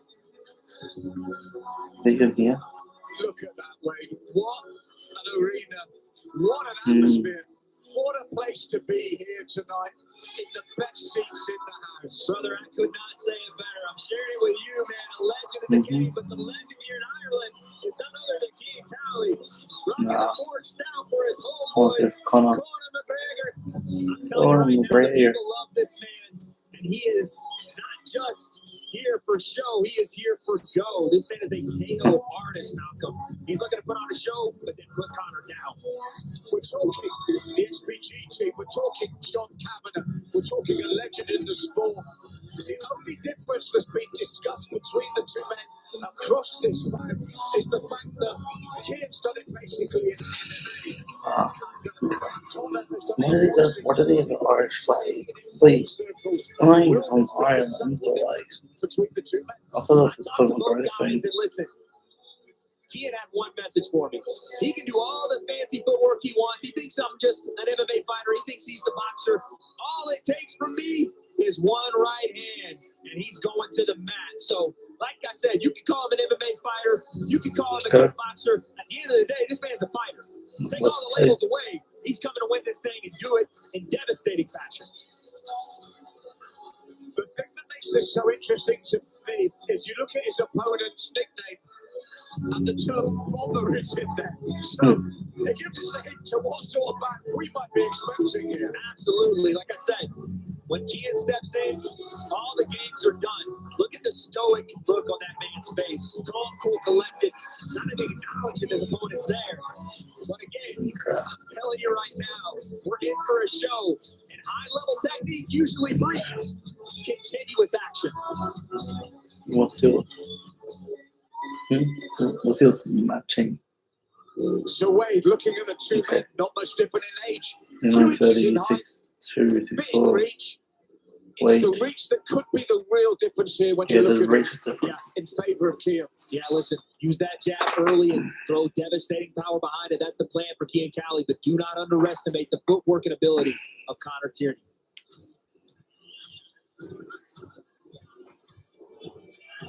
Just real quick. And now, ladies and gentlemen, this bout scheduled for 4 2-minute rounds and is sanctioned by the ISK, timekeeper at the bell, Barry Delaney, and the third man in the ring in charge of the action, referee Tim Isley, and the 3 judges scoring ringside, Troy Holohan, Connor Doyle, and Jack Johan. And now, ladies and gentlemen, introducing to you first, fighting out of the blue corner. He is wearing the blue with white trim. His official weight of 175 pounds. He has a record of 9 fights, 2 losses, 7 wins in the bare knuckle world.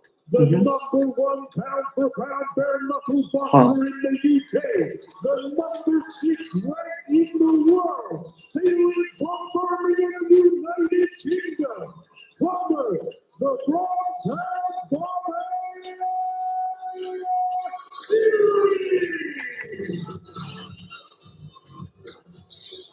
My pick. And his opponent across the ring, fighting out of the red corner. He is wearing the black trunks. His official weight of 178 pounds.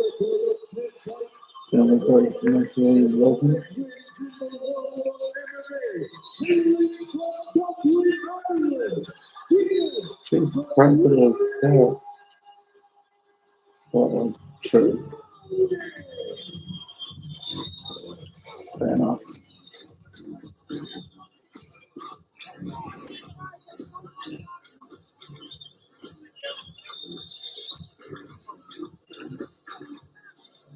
Okay, come on.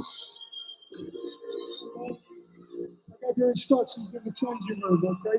And give my screen for him. Okay, good luck, guys.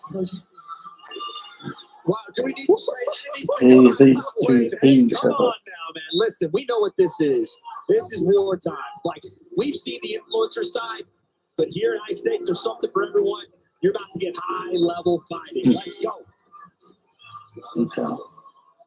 So as we heard with Connor Tierney, some resume in the bare knuckle boxing world, and Kian will have to prove that he's got that boxing ability coming from the MMA world here. Because already, Connor working nicely behind that jab to body and head weight. Beautiful, beautiful level changes, getting inside with that jab. Just establishing his ring, right? He's the boxer, and he goes switch stance there for the left hand, but he's the boxer. You're going to have to come to me, and I'm going to show you everything that you don't see in an MMA cage. Oh, yeah, he said he's looking to take center ring. He's looking to fire off. And I love the footwork already from Connor. He's not staying in one spot because, again, Kian and everybody in this arena knows all he needs is one shot. So if you're a stationary target, that's perfect for that right hand. Hinted at the right neck corner, didn't throw it. And for the first time, Kian looked to respond. And listen to that crowd, man. Every time Kian Cali lands, you get that massive reaction. If you're Connor, you have to take that into account because this is only, well, we have 5 rounds here. Four rounds.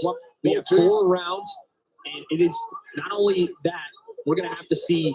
Again, if you are Connor, take advantage of exchanges because if Kian is able to just stay on the front foot, land pot shot after pot shot, it's going to be a long night.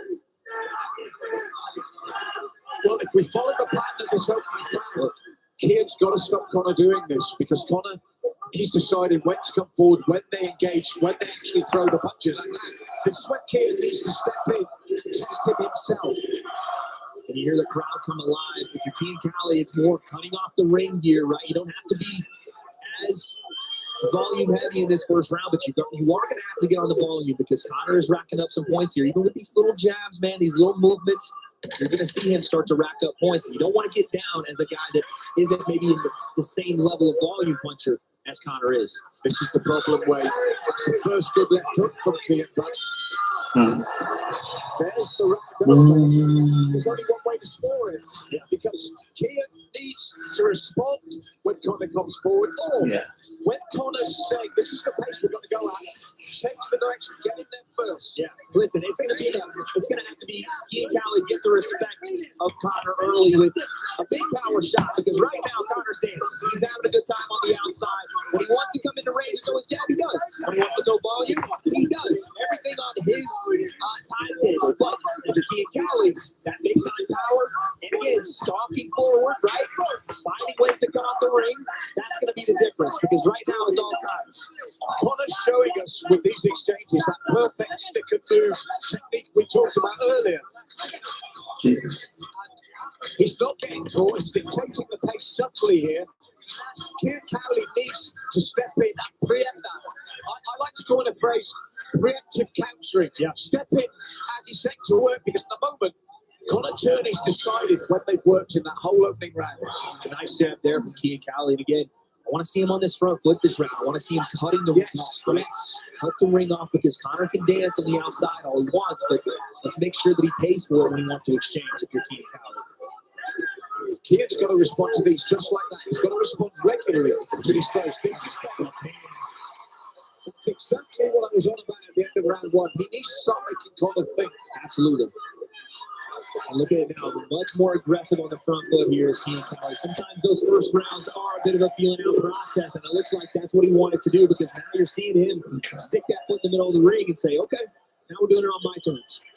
What is he the best in the country? You're not going to go rushing in there. But I like the change of tactics here. Because the third one figured out. A shot got through there from Kean. And again, you're going to start to build on this momentum. And he even looks at the corner and says, get it back out here. Come on. He wants to continue that momentum forward. Couple more shots underneath there as well from Kean.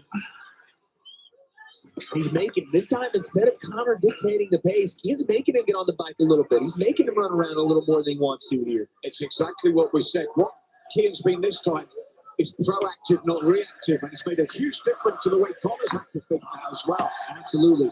Here comes Tierney forward again, though. He's got southpaw, which is an interesting move because there's a right hand that comes in and the mouthpiece comes out again. Timmy's would not like this. He won't like, he's an ex-world champion Thai boxer himself. He won't like the gun shield cost to come out. That clipped him as well. It's a totally different second round. Right. Absolutely. Nice feint there from Kean Cali, and then the left hook over the top. And now he's starting to get reactions with feints. You see that from Connor Tierney? He's starting to actually have some reasons to put his hands up and down because Kean Cali's hit him with some stuff that's hurting. That was a nice timed uppercut, just not the accurate shot that Connor wanted there, but it was a good timing on it. He's not happy with the hit. Listen, if anybody should be understanding of clinch work and boxing inside of that, it should be Connor Tierney. It should be. And Kean Cali's like, let's go for the bare knuckle scene. We're trying to fight here. Totally different round way because Kean's tactics changed totally. I think he caught Connor totally by surprise. It's good work here. Straight punches them. Beautiful shots down the guard. Obviously, the mouth guard comes out, but he's making Connor fight. He's not allowing it to just be. It's that straight right hand, wait, straight right hand took the gun shield right. And again, he's not letting him just be clean boxers. Making him fight a little bit. I don't want to get blocked on YouTube, so I cannot show the fight. You could watch on design if it helps you. He's throwing. It's making the bare knuckle boxer a little bit uncomfortable in his own setting. For me, that's cleanly a random piece after two. Yeah, I can see easily the first round going to Connor by just again working his jab, staying clean. But Kean Cali said, yeah, enough of that. We're going to fight now. For me, the third round now is all about how Connor responds to the change in tactics. Adjustments are key in these high-level fights. Don't say that. Again, Cali just right on that front foot. Third round. at the moment, I apologize for somewhat zoning out in this fight. I don't really care about professional fighters. I care about influencers. So, it's actually, what time is it? Why take pretty much it's 5:20. It's 5:20 and I'm fucking like really truly should be there right now. Because you're right. Connor's going to have to sit down on something and gain that respect back that he started the fight with. So after this fight, we have beautiful combinations forward, nice uppercut, good body work. Well, the other thing is, when in the bare knuckle game, you can't afford to just stand in front of your opponent like this. Ellie Brooklyn get to the way, Julie, okay, and Bobby with the end. So we got basically five left. Half-life. We legitimately made a half-life. I agree with you totally. And what I'm seeing from Connor is, as I said, when it's the bare knuckle and you can become, I expect just a little bit more lateral movement and hitting on the turn, hitting on the angle. We're not really seeing that from Connor. Not stepping outside to protect himself and then hit on the angle. He is there, and Kier's doing a great job of closing him down and getting the work done. Well, listen, Connor's hands have fallen almost further than his pants have, so we got to help him out with his trunks. But his defense has kind of gone by the wayside. He's using a lot of footwork, but we're not seeing a lot of, again, his high guard and then return off of it. He's looking to stay clean, but he can't do that and return at the same time. He's got to make decisions here. And he's out of range with that combination. And at the end of the round, Kier punched the air, and I agree with him. I'm putting 2-1 up now. Yeah, listen, another, in my opinion, another round there for Kingpyn because, again, he started the round with purpose. Whereas Connor is looking to counter, right, and react to what Kiyakawa's doing. You're seeing Kian say, okay, I'm going to eat up space and make you fight me. This is no longer just a boxing match where you're going to stay clean. I'm going to work your body in the clinch here, and I'm going to hurt you at range as well. Look at these shots in the clinch. Beautiful sneaky uppercut. Beautiful shot there. And again, he's patient. You don't see him really trying to push, pull, and use a lot of energy in there. He's a bigger guy as it is. Look at the stature of the two. He's letting that body weight lean on Connor, and then bang, explode with big-time shots down the pipe. This is where I expect to see a little bit more movement and variety in the movement from Connor. Off the line, hitting on the angle. He's slick. We know this. And he's used his footwork well, even to this point. But we now need to see defense go to offense. It can't just be slick footwork on the back. We got to see some return. Answer that call. That will involve at some point in this round planting your feet, dropping the weight, and throwing the heavier shots. Absolutely. It's a good start here for Connor again. Doubling up and tripling up the jab to the body, comes to the right hand behind it. But that's what happens when he exchanges. Big time power. It's the right tactic. He's come out with the right attitude. Absolutely. He needs this. Yeah, it's a big time round here.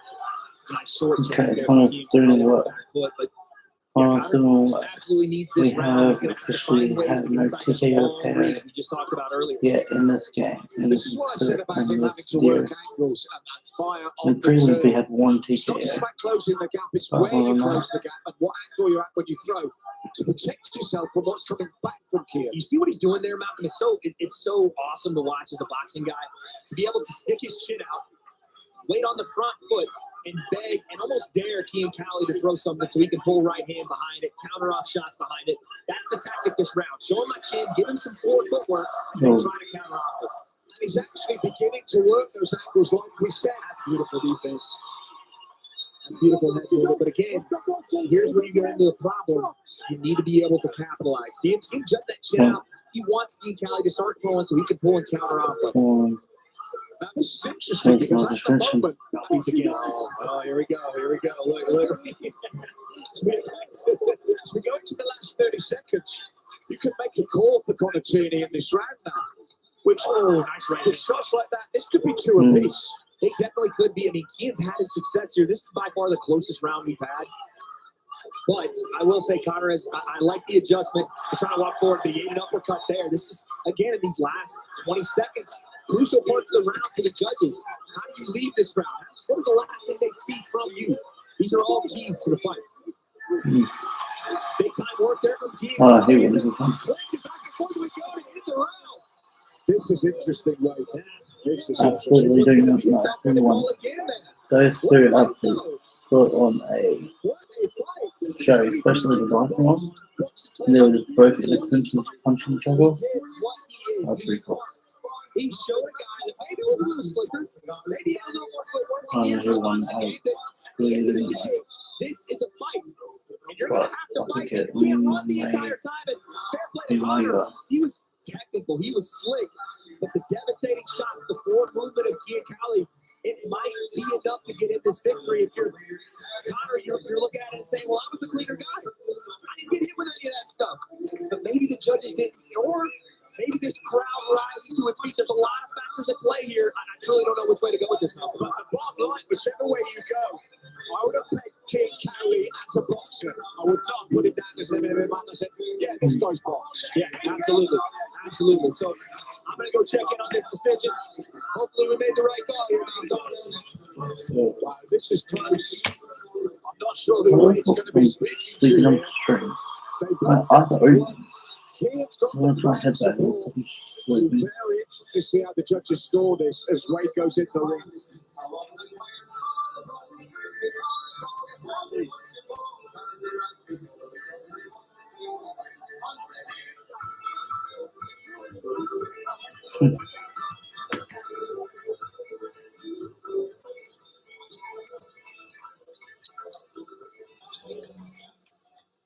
Ladies and gentlemen, after 4 rounds of boxing, we go to the judges' both having their scorecard. hands up. All 3 judges scored about 39 to 37, and your winner by unanimous decision, Kingpyn, the Warrior. Fair enough. That's a bit out. My God. Connor Turney's disappointed, but No. Kingpyn has proved his point No. tonight, and the crowd love it. W. Wait till I have words with No. Kingpyn here. Wow, what What, 3 a out of 2 W turnaround for the so far. Ladies and gentlemen, I am here with your winner, Kingpyn. Kingpyn, talk to me, man. I know this will mean a lot to you coming in. You talked about Connor being slick. He can run all night, but he's gonna have to fight me at some point. Yeah, it's exactly what I expected from Connor, to be honest. Fast on his feet, nice head movement. But I could hear his coach in the corner, let him come on to it. There's no way I was going into no danger zone, too clever for that. So, first of all, this is a mad seeing the amount of people. What? I've never had noise like this. This is quality. Thanks every single one of you for coming out. Leo. Talk to me about that, Kingpyn. These are your people, man. This is your hometown. How much did it mean to come in here and fight for them and win for them? Yeah, it means everything to me, especially with the turnout we got. And the fact that this isn't my sport, this is boxing. I handled a good boxer well enough in front of everyone, so I'm delighted. Very happy to do the Irish crowd as always. Now, this victory is just potentially the beginning for you in this squared circle. What are you looking to do next, my man? Yeah, I don't really want to calling people out, but there is that bloke, Chris Alvier. He's from Team Diaz. I see he's turned over the boxing now and had a couple of fights with other organisations, so I wouldn't mind having a go at him. There's history there between us, the Irish against the Diaz brothers. So if I was to call out someone that who would be in this, well, my focus is MMA at the moment. But if an opportunity presents itself for this again, I'm all over it. I love it, ladies and gentlemen. Any last message for your fans watching here, your team on your side, and everybody at home? Yes, listen, we have some of the best fighters in the world. Everyone knows that. Big shout out to Phil and everyone at Cumberland Boxing Club. They're like the heartbeat of my training is Cumberland Boxing Club. So big shout out to them and shout out to Connor for sponsoring me, Forge, Stout Title, everyone, Warriors Gym, everyone who trains with me. Shout out to all you. Thanks so much. Love is all the bits. There he is, folks, your winner and hometown fighter, Kingpyn Cowley.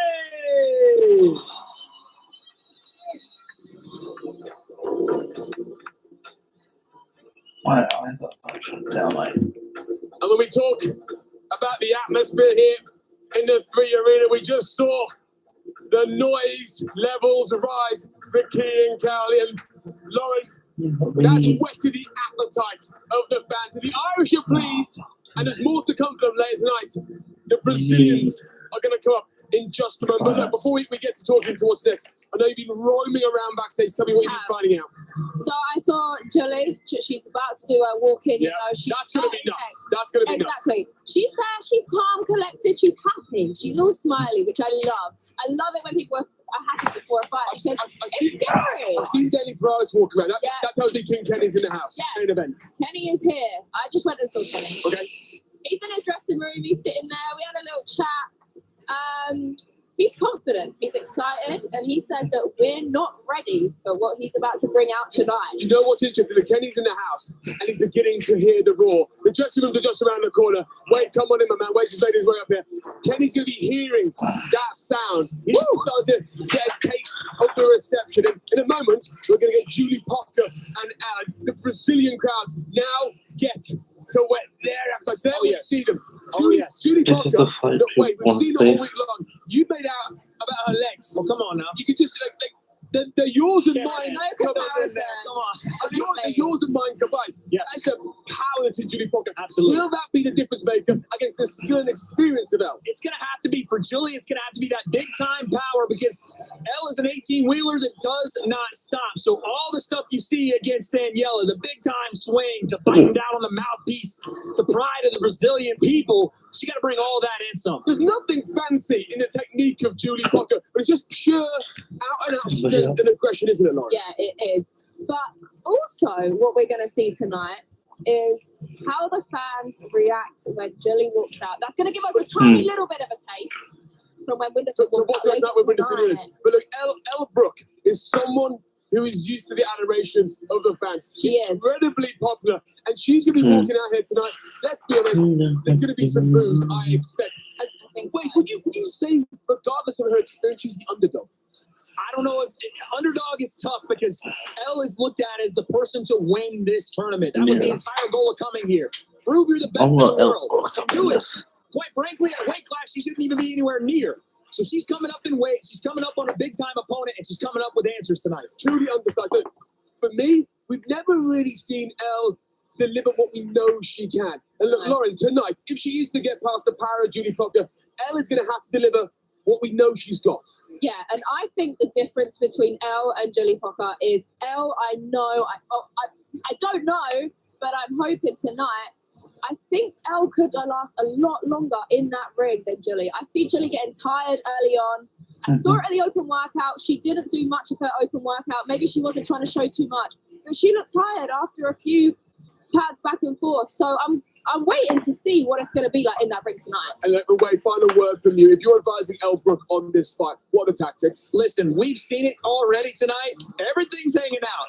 At this point, the emotion, let it just fuel you. All the people in here that are screaming, let it just burn inside. Obviously, remain technical because that got her in some trouble in round one, but just go and fight. Put the pedal to the metal and go. Well, guys, it's about time. I hope this roof of the 3 Arena in Dublin is strapped on. The Brazilians are going to go nuts as Julie Parker faces Elle Brooke. I'm Elle Brooke. I'm 3-0. I train at Origin at Raynham, and I'm trained by Masters. Sou a Julie Parker, tenho uma luta e uma vitória no boxe. E estou aqui representando o Brasil e o ABC inteiro. In the quarterfinals, I fought Ola, and it was a tough, grueling 5 rounds that I came out. I've shown that I'm up for a challenge and that I never quit. E nas quartas de finais, eu lutei contra a Dandan, e atiçou muito durante o torneio, mas eu venci 5 rounds, decisão unânime, e estou pronta para outra. In the semi-finals, I'm fighting Julie Parker. She's tough, she's strong, she's quick, and she mauled her last opponent. So I've got one hell of a challenge on my hands. Muito rápida, né, nos treinos dela, nas lutas dela. E eu acho que ela é uma adversária à altura, porque eu estou aqui para lutar contra os melhores. Então, ela era a minha próxima oponente mesmo, como planejado. É isso. Não sei se eu falei certo, se eu falei qualquer coisa. in the end, I'll have my hand raised and I will be victorious. Let's fucking go! Let's fucking go! Let's fucking go. Ladies and gentlemen, now it's time for our first tournament semi-final contest of the evening. Scheduled 5 2-minute rounds. And now, making her way to the ring, Julie Parker. We knew it was coming. We were ready for it, but listen to this. I can't hear you, Malcolm. I can't hear you. Something's going on. These fans are on level 10. This is high stakes. They've just gone through the roof. My goodness. This is it, the first semi-final, a final place to stake. This woman milking it for all she can. The Brazilians in the stadium, absolutely going wild ways. Malcolm, this is one of the things, when you come into a tournament like this, you hope and you dream for. Look at the passion from this fan base. Look at the passion from Julie, like you said, milking it because she understands what this moment means for her and the people of her country. This is why we do a tournament format, the semifinals. A lot on the line, and Julie Polka is looking to make a statement. We just saw Daniela Helmsley pull out a great win. To be honest, Julie, although she went the distance, was very dominant against her. It shows the power that she was just too strong for Daniela. Yeah, listen, there was a lot there from Julie in that fight that obviously she could work on, but one thing is that power. That's been there from the beginning.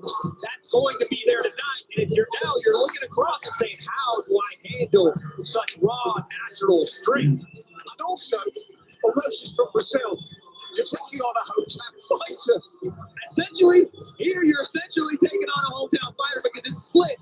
You got Dublin, your Irish people, and you got your Portuguese-speaking Brazilian fans. And honestly, because there's so many people in Brazil, in Dublin, you got a mix of both in there too. So, yes, this is Julie's hometown. Look at the emotion on her face, how much this moment means to her. This is why we do this, Malcolm. Oh, Wade, I keep saying it, the best seats in the house. But the most incredible show. Wembley was brilliant. This is taking it to another level. This is the real heart of it now. The semi-finals. We've had what I hate the term losers bracket because they also show such heart. But it was for those that aren't progressing any further. This is getting down to the meat on the bone now, my friend. Absolutely. Now as rubber meets the road, and regardless of all of these screaming fans that I can barely speak over, if you are Julie Polka, there's one thing you don't want to let happen is that the moment. Don't let this moment overwhelm you. Don't let this emotion overwhelm you. You still have to go in and fight. Save some of that for the race. Yes, as you said, we forget the other side of the coin with hometown support, with the passion. It's the weight of expectation. How you handle that. I don't know if there's ever been a moment in Julie Polka's life that she's about to experience like the one she has in front of her. And it does feel like the entire country's here, man. Maybe the final. Potentially the final. Potentially the final. But she got to get there first. And the big win tonight. Look at that. She's jumping on her toes. My goodness. Living it up. That's what we do.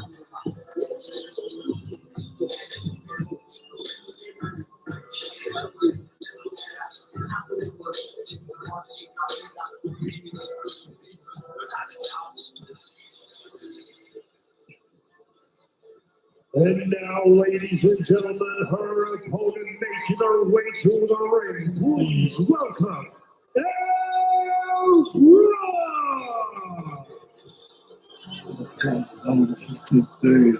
Here's the thing, Wayne.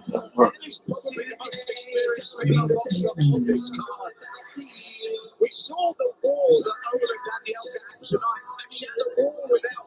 Now, when you guys were going through the preamble of this fight, the thing that hit me most was the look on her face when the hand was raised. She was as unsure as we were. That cannot be the case tonight. And you know what? It's an interesting thing going on right now for Elle. She picked a song in big Irish colors. Look, you see the Brazilians already chanting at her. She's taking it in. She's trying to turn that crowd, but they're not quite with Tonight is a battle of attrition. Tonight is a battle of not what you do in the quarterfinals. What do you have for me right now? Get off the stage. Again, a shorter, smaller fighter. And now with skill and will is going to take her to the next level. Julie's got the stamina for 5 rounds. Elle cannot box the way she did against Ola. No chance. No chance. The stamina is a key point because we saw that in the first round from Julie, but Elle has got to work angles. She's got to become a more complete boxer. She's in the gym of Mars Kids. He knows this. They have to have worked on it in the last 8 weeks. I know that. It's now time to put up or shut up. For me, this is the wonderful dynamic of this fight. The one thing in carving out that win against Ola was Elle would not stop. She had the cardio. She does it when she needed it. If she can weather what we think is going to be an early storm from Julie, rounds 3, 4, and 5 could be absolutely vital. Key. But she has to weather that storm. And what I worry about, as you said, is at the moment that lack of work on the angles. Yeah, we have to. We have to work angles because, again, we talked about the song choice here. Elle's walking out to Wonderwall, and she's going to step in with one in Julie Polka. You have to break that wall down, find ways to get around it, because the more times you run into a wall, it doesn't continue to get weaker. You got to find ways around it. Figure out angles and break down that absolute monster in the other corner. Psychologically, she's doing a great job of showing confidence and charm. And hey, another day in the office. This has been about a 3 or 4 minute ring walk. How about making the opponent a little cold here, right? After all that energy and draining these fans with all those boos. Smart play. You can get me a Bible. I can hold my hand on my heart. Just because I'm a fellow Manchester City fanatic, I will be totally unbiased in this match. This track's doing nothing for me. I'm not thinking of the mighty Blues. And for me, this is just another day in the office watching 2 boxers. A true professional, Malcolm, a true professional.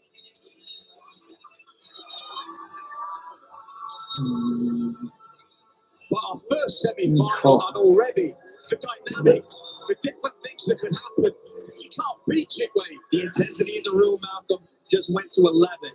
It's not about fun at this point. Now it's about who is looking to be the Kingpyn finalist.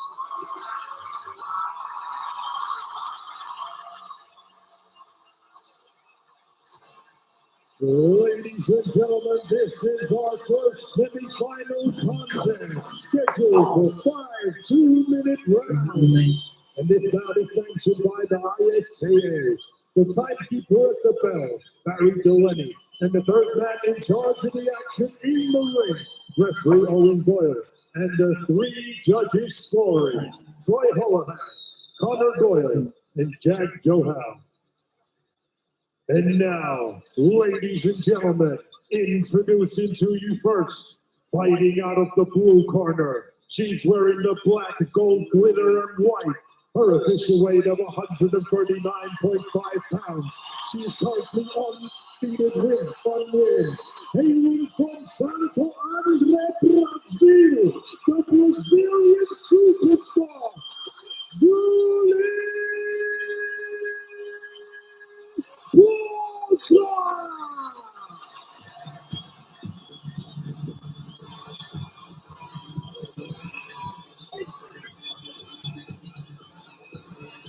And her opponent across the ring, fighting out of the red corner. She is wearing the white, orange, and green. Her official weight of 138 pounds. She is currently undefeated with 3 wins. The #1 pound-for-pound female influencer boxer, hailing from Portsmouth, England, United Kingdom.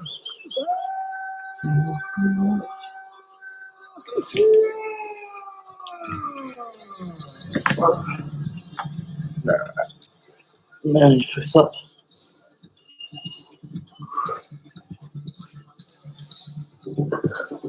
Big age difference between the two. Look at the height in favour of Julie. Look at the reach in favour of Julie. And Malcolm, that weight is not indicative of how big the size difference actually is. Elle Brooks should not be fighting at this weight. She's a 115-pounder coming up in weight. 20 pounds plus, that's going to make a difference here. Look at the reach as well. I know. On paper, everything says Elle has got a mountain to climb to keep that unbeaten record. She's going to have to, man. She's going to have to fight, scratch, claw her way up that mountain to ultimately get to the top of the Kingpyn tournament. And look at Julie. She's still dancing now. She's still high on the atmosphere. Here we go, man. Elle's got to knock that out of her early. Okay, come on. Yeah. Oh, big Holy fuck. That was a push. Jesus Christ. What are we going to call you? I mean, it was a push. Big going. It was You a know what? push. Julie's made the sell. But I don't know holy if that's shit. run for a back exactly. She might have got the count immediately with the first one. Yeah. But she stopped her own work. Oh no. Oh, L. Julie's Elle. hammering her right now. Oh, my This is what we goodness. said about the straight line work from Elle. Yes. She's got to work the angles, especially when Okay. you look at the size difference between the two. She cannot stay in front of Julie like that. Nice right hand there from Elle, but again, you're right. The reach is going to be too much. You can't stay on that center line and hope to land, even if you're throwing big-time power, because the person across from you is throwing in heavy shots with a longer reach. It's just not physically possible. Julie's not even setting up the left. No, it's She's just just there. throwing it. It's just there. For Elle, you have to work off that power hand. I know it's a little difficult because you're used to moving to your right when fighting an orthodox fighter. That left hand is what you're walking right into, and Elle's figuring it out right now. She has to move to her left, to her lead hand. Come on, L. Come on, L. Come on, L. But the other thing for Elle is don't walk back after an engagement. Push in, make the ref separate you. Absolutely. As you're coming back out, you're in danger of getting hit. For me, Elle's got to make this ugly. Do her work, step in, let the ref separate them. And you're seeing Julie lead with her lead hand like we talked about earlier. The most dangerous shot, though, coming behind it is that right hand, too. Oh, nice left hand again for Julie. But Elle's just having a real hard time navigating range right now. We talked about it in the last fight. She has to find ways to move her head off the center. And honestly, man, it's got to come with that lead foot. We see the lead foot on the outside. That's where success is. Find ways to utilize that nice stiff left hand there from Julie, though. She knew it. The look on Julie's face was like planted. But you know what? Elle's doing the right thing. She's still trying to fire off that big right. Come It's on. caught again at the end of the round. Man, what an opening round for Julie Polka. I thought it was a great opening round, full stop. Elle tried her best. Now, the weaknesses that we potentially saw were there to see. The straight line being in range of her opponent. Straight left hand. That's a knockdown. That's got to count, She man. ruined her own knockdown by pushing Elle. Yeah, she That pushed was a her, bro. count. If she hadn't pushed her, that was a count.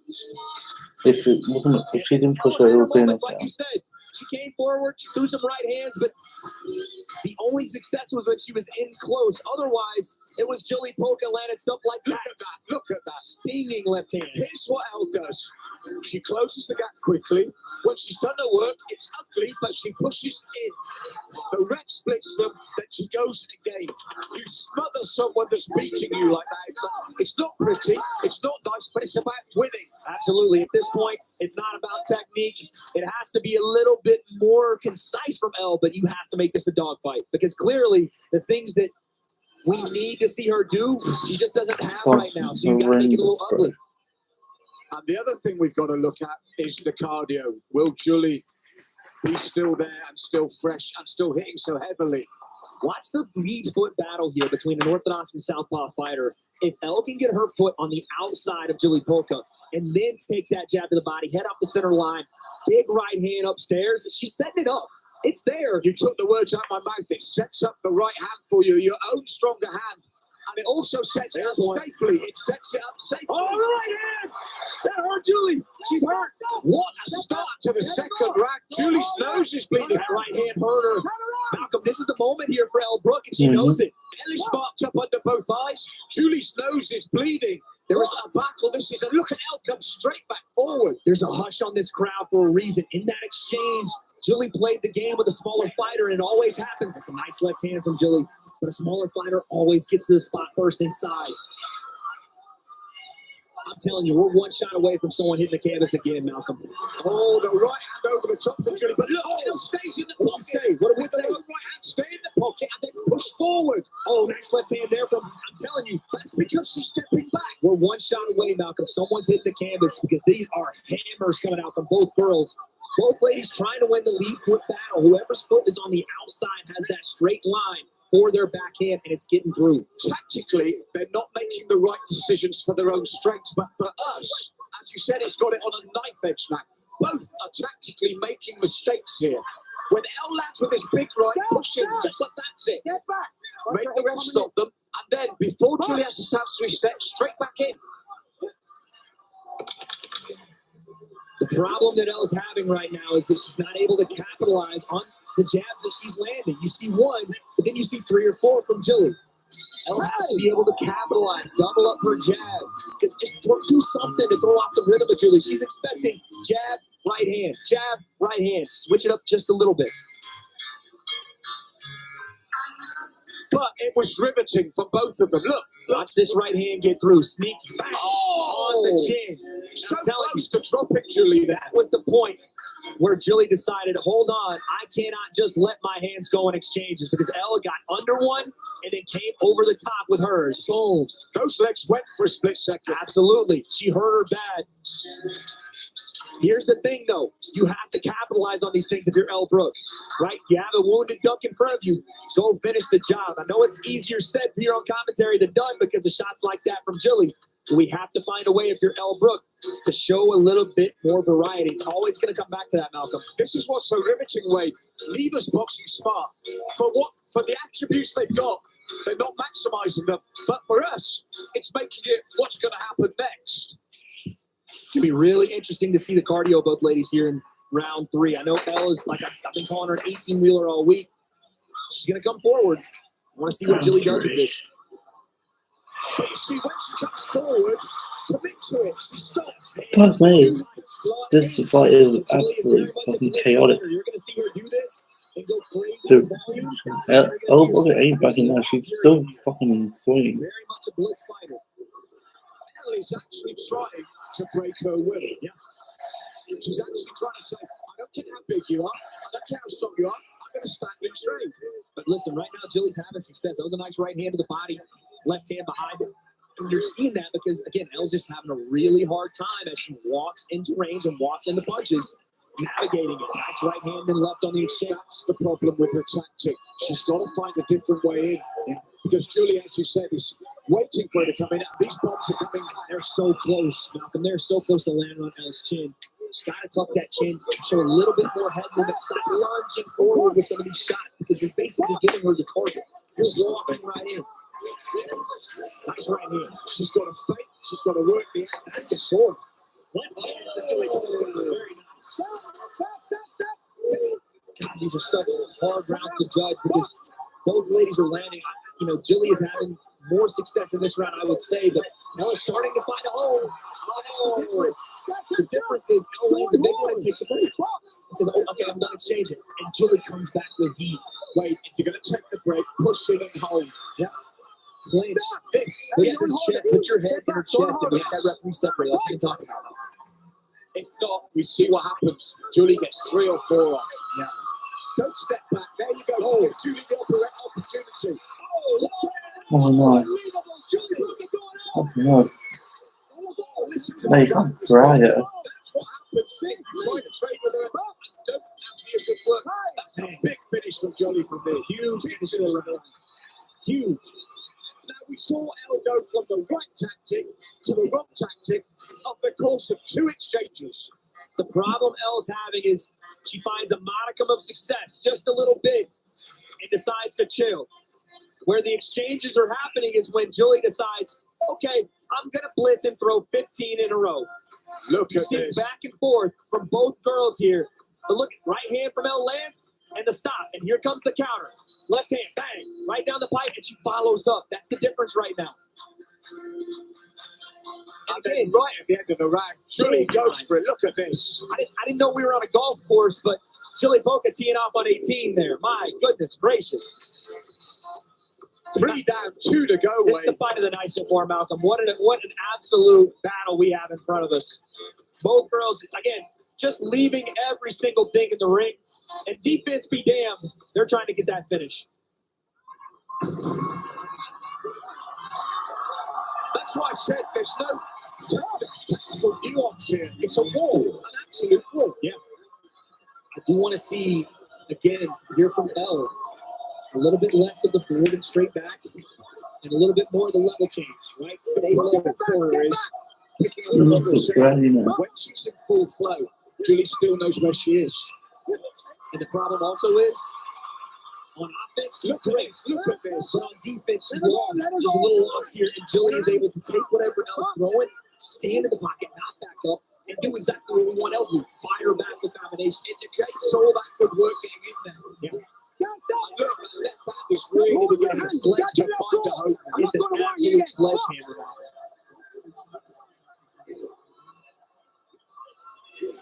Oh, beautiful one, too. Beautiful shots.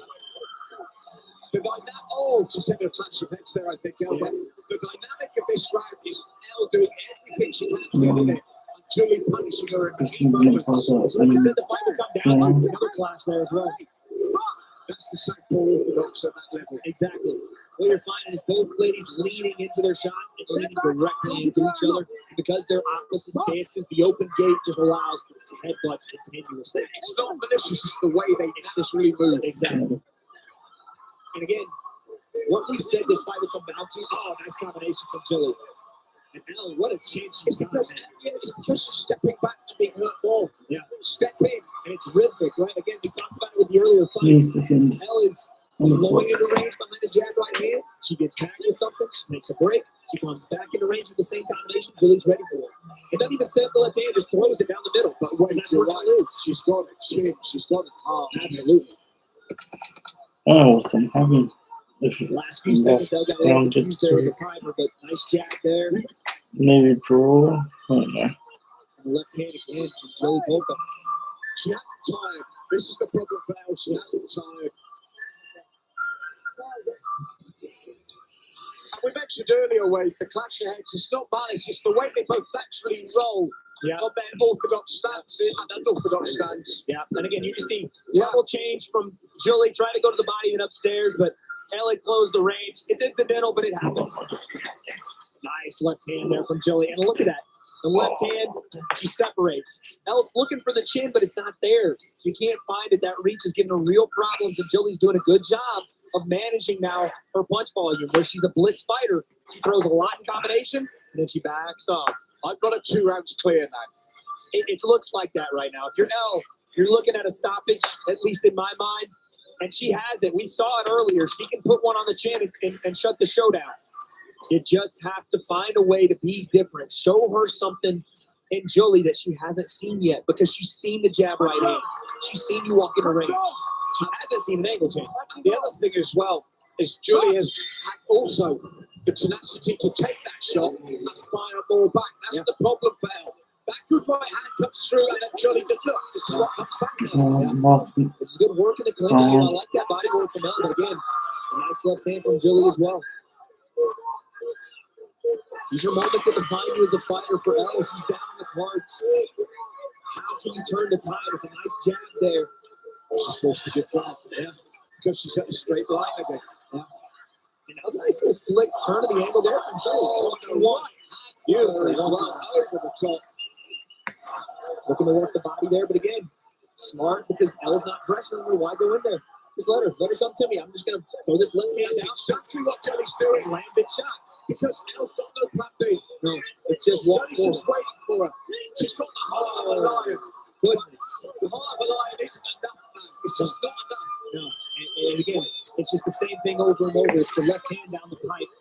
It's the big power shots, and Elle's having to react because they are. Oh, they are. These are big shots. She can't just walk through like she did against Ola, like she did against Danielle, like she has against those girls. We talk about Julie's power. Julie's She knows. As you said, the key thing is she didn't have to go chasing her. Yeah. If I was her, I wanted to chase her. I wanted to work. I want to get that cardio having to go into overdrive. Absolutely. Els just came towards her, and when she got to a certain range, Julie lets the shot go. These last 30 seconds for Elle are going to have to be gut check time. She's got to drop her. Oh, got to drop her. Yeah, she has to get a stoppage here. And Julie goes orthodox. And starts backing her up again. It's just a massive difference in when shots land versus when shots are reached. Now, when you talk of a weight and reach difference being an advantage, you're seeing it clear as day here. Absolutely. Here's the last part of the round. This fight was all rounds. There it is. And by Julie Polka ability to hold it the entirety of the fight. She can pick her up the carry. Well, she's trying. There's not a lot there, but she's trying. Both ladies obviously gave everything they had. Oh, it's wonderful. The problem for Elle is Johnny didn't have to go looking for her to get her big shots off. Nope. And it's just the key to me. Team L walked right into range. Julie didn't have to chase her, didn't have to really use a ton of cardio. Actually, she just sat down on shots and landed big ones. You going in there? I'm going in, man. I'll be back, Malcolm. Wow. I agree with Wade. Best fight of the evening so far. Incredible work from both ladies. We feel Julie Poker will delight this crowd and go through to the final. And if she does, they are going to raise the roof here in the Thrill Arena. If this happens to Julie, her cardio was on point. She didn't tire. The left hand was like the roof was like the lion. So determined. Took so Would many Ellie shots. win or win for draw? What a heart this young lady's got. But tonight, I just don't think it's going to be enough. And I think we're going to hear an incredible reception for who we feel will be our winner, Julie Poker. When the judges make their decision, you're going to hear nothing like it. Already, even before the decision. Oh, here we go, people.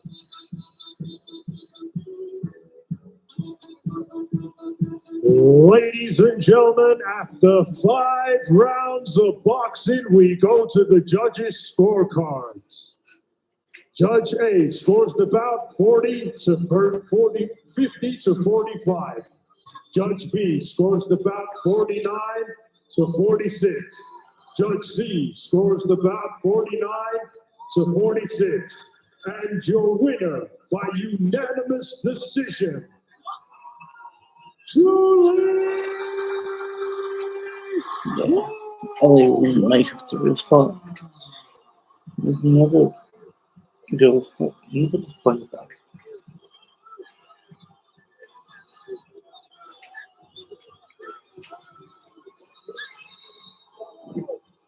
Listen to that atmosphere, the roof as well has truly been raised for Julie Poker. They've got absolutely ballistic here.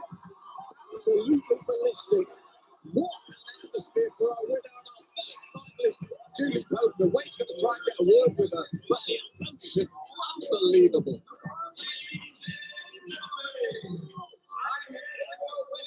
Julie Poker.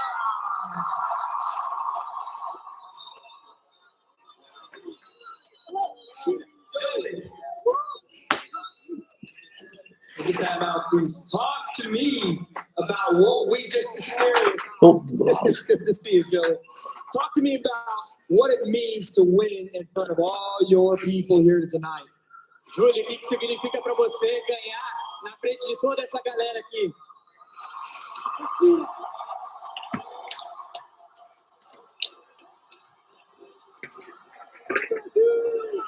6 a.m. 6 a.m. No. Thank you. Eu só quero agradecer. Ai, que merda. Eu só quero agradecer a todo mundo que compareceu, que torceu, até para os haters também. Obrigada para todo mundo que compareceu aqui, gente. Só quem me acompanha sabe que é o quanto é importante para mim. I just want to thank everybody that came here, that cheered for me, even my haters, you know. Only those who follow me knows what I've been through here. Aí, galera do Brasil, muito obrigado! É o seguinte, só um minuto. Para todo mundo que tá na internet falando que a Júlia é uma vergonha, ou algo do tipo, esses roteadores aí, ó. Vocês não têm a cara de entrar aqui e fazer o que ela faz, mano. Essas minas são foda. Hey everybody, thank you Brazil for all the haters that say that Julie's ashamed. You don't have the guts to get in here in box. Julie, it was a tough fight, but you proved the toughest competitor. You're moving on to the finals. Who do you want to see in that next fight coming up? Júlia, você mostrou seu nível aqui hoje, indo agora para as finais do torneio. Quem você quer ver na final? Pode vir quem vier. A boca vai estar preparada. Gente, muito obrigada, sério. Anyone can come. Poca will be ready. Thank you so much. Last one from me. Just give me one more message for all these people watching and the ones back home as well. Só deixa uma última mensagem para todo mundo que está aqui nessa arena e todo mundo em casa. Primeiramente, eu quero agradecer a Deus. Sempre foi eu e Ele. Então, eu sou muito grata por essa conexão que eu tenho com Ele. Eu quero agradecer a todos os brasileiros, até quem não era BR também. E dizer que aqui é BR, tio! E é Boca! I just want to thank God first and foremost. It's been me and him since my early days. And I just want to say, this is Brazil, and that's it. E primeiramente agradecer também a minha adversária, Ellen Brook. Foi a primeira pessoa que fez meu nariz sangrar. E também agradecer meu corner Enzo, que é aniversário dele. E nada melhor do que dar um super presente para ele, que é a vitória, para mostrar o nosso treinamento e nosso trabalho duro. I just want to thank El Brook. What a tough opponent. First one that made me have a nosebleed. And I want to thank my corner Enzo. It's his birthday today, so you can't have a better birthday gift than that one to show our hard work that we put in this camp. E aqui, Brasil, e o Whindersson vai pegar também e Boca! Can't say it better than that. Your winner and moving on to the Kingpyn finals, Julie Polka.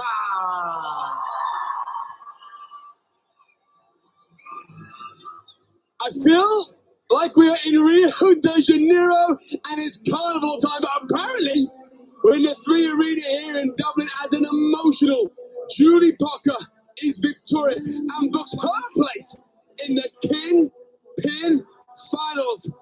A tough night for Elle Brook, who tastes defeat for the very first time, but she was always giving up size, weight, and strength to the behemoth that is Julie Polka. And on that performance, it's hard to bet against Julie moving forward to that final. We're going to find out who is facing her shortly as Barbie faces Elle's sister, Emily. It's a Barbie.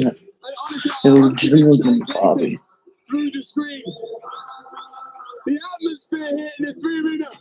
Once again, the Brazilians, the Irish, have come out in full force. Truly, this is something so special.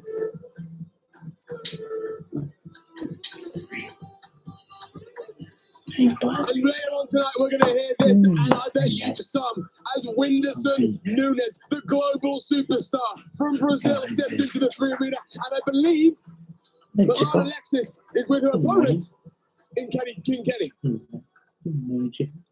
Guys, we are outside King Kenny's dressing room, and no one's really been in here, so let's go see how he's feeling. Alright, yeah, come on. Go. Kenny, how you feeling? Feeling strong, sharp. We're ready for tonight. Seems Yes, packed I out can. tonight, and Yes, energetic. I go that We're way. packed out since 6 p.m. Really? Since the pre-show, it's so busy out there. The atmosphere is wild. Are you excited? Very excited. Very He did it. excited for this moment for a long time, and I can't wait to get in there. And I can see the Beta Squad are going to be sitting ringside. I'm going to catch them when you walk out. Yeah. What are we saying about the walkout? What can I expect? Give me 3 words. Oh, culture.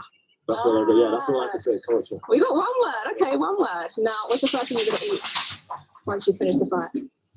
Pizza, hot dog, burger, crisps, chips, cookie dough. There's a lot. I like cookie dough. I like chips. I don't like pizza dough, unless it's got pineapple on it. Would you have pineapple on pizza? Actually, to be ham and pineapple, right? Yeah. I'm on that. And chicken. And chicken. No, that is the craziest combination. And red onion. Yeah, you've lost it now. That would be like my personal preference All at that, Domino's. all that on one. Yeah. With tomato base. That is horrible. Never me. I think you should try it after the fight. I will try it and I'll let you know what it's like. Okay, we're going to try pizza together after the fight. Ooh. Anyway, I shall see you when you get in that ring. I'm not going to say good luck because you don't need it. But we'll see you in there. See you there. Expect destruction. See you soon, Anderson. Access like only Lauren and Alexis can get. There's one half of our main event. Kingpyn, he'll take on the Brazilian superstar Whindersson Nunes later tonight. But next up, it's time to find out who will meet Julie Parker in the final of the women's bracket as Barbie takes on Emily Brooke. Okay. I'm 1-0. I'm training at Guildford boxing class. I started at the start of April. Been doing it just over I'm Bobby 36. I'm 21. I'm fighting out of Australia. I'm 1-0, soon to be 2-0, and I'm ready for my next fight. I had Amber Donald in the quarterfinals. My first fight, I won by landslide. It's kind of weird how In the quarterfinals, I fought Whitney she's Johns, Australian and I fucked her up.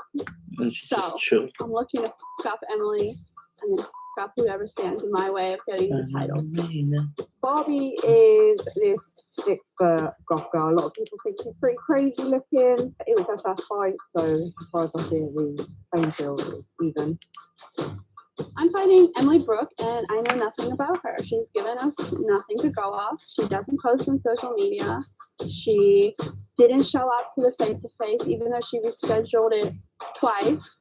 I know that she's some girl's sister, so, you know, I would think that she got something to prove, but maybe she doesn't. To be honest, I think this fight, it's going all round. It's going to be down to points. I'm not going to It's on 3 wins, 1 loss. Who knows?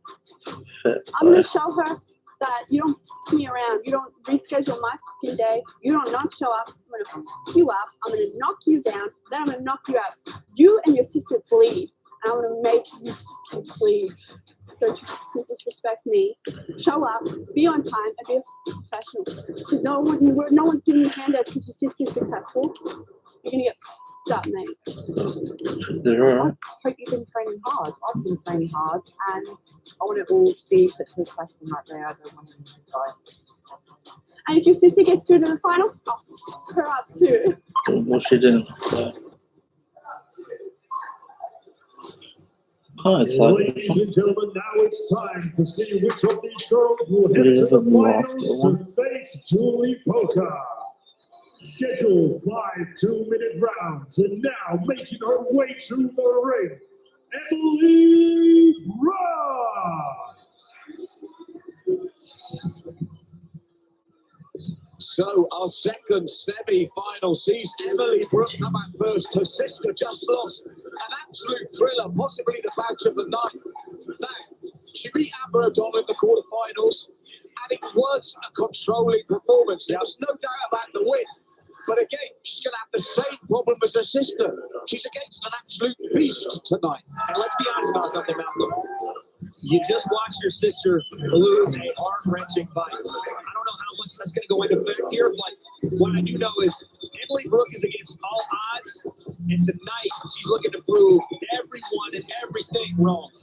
Yeah. Well, she's going to have to prove it in a big way because, like her sister, she'll be giving away height, she'll be giving away weight, she'll be giving away reach. And we saw Barbie just getting stronger. Yeah, that last fight went off. Got stronger, got technically better, started making reads on her opponent. Late in that fight as well, so there's just a lot that you have to deal with when you're fighting Barbie, but Emily's not deterred. Listen, she beat this sport up before the quarterfinals on 2 weeks training. 2. Now she's at about 6 or 7. So we're now in the point where she's more experienced, but she's not afraid of this moment. She's not afraid of anything.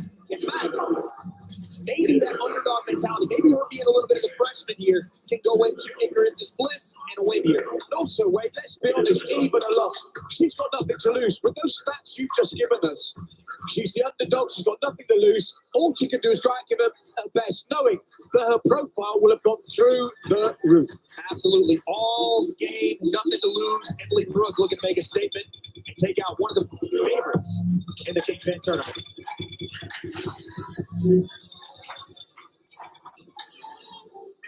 And now, ladies and gentlemen, please welcome her opponent to the ring,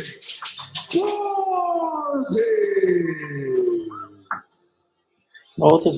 I was expecting these in the state Jarvis. Now wait, this young lady, we actually saw make those developments across the actual round, not after the round, through the rounds. Quite a shaky start against Whitney Johns, first and second round. But round 3, we saw a change in her demeanour, a change in her attitude. Round 4 and 5, Whitney was hanging on for dear life. Quarterfinals, It's a different fight when you get into deep water, and Barbie is certainly comfortable there. Not only, like you said, did the fight change, she turned up the intensity. It's almost like she relished being in the later rounds. This is going to have to come into play once again in this fight because Emily's going to come out strong. We know that. But at the end of the day, Barbie knows the ace up her sleeve, the trump card, is that big time power and the technique she brings behind it. Yeah, I think you're right. Really, one of the two favorites. I think the other one made the final. The script was read, it was written, and it went that way. Right. The potential for these two to be in the final. Look at those eyes. My goodness, eyes frozen looking at that. I don't know whether to call him freeze to call my mother because that is some creepy, super sadistic, next level fighter. Is Barbie is not at any point taking her gaze off that camera, only just to look at her opponent. Yeah, makes us quarterfinal. I love the development. I want to see her build from that point. That's the start. Round 4 and 5 as the beginning, not the end. Well, listen, one of the things we know about Barbie, I asked her how her sparring was going. She said, ask all the guys that I bring into camp. And I said, wait a second. Guys, you mean like, people? She goes, no, I just spar guys. I just spar men. Not just boys, I spar men. So again, you have to see that development coming into this one. I can understand that. You wouldn't want, as a woman, to be sparring there regularly. I can understand that totally. That makes perfect sense to me. But they're going to get this one under the way. Look at that way. Jesus.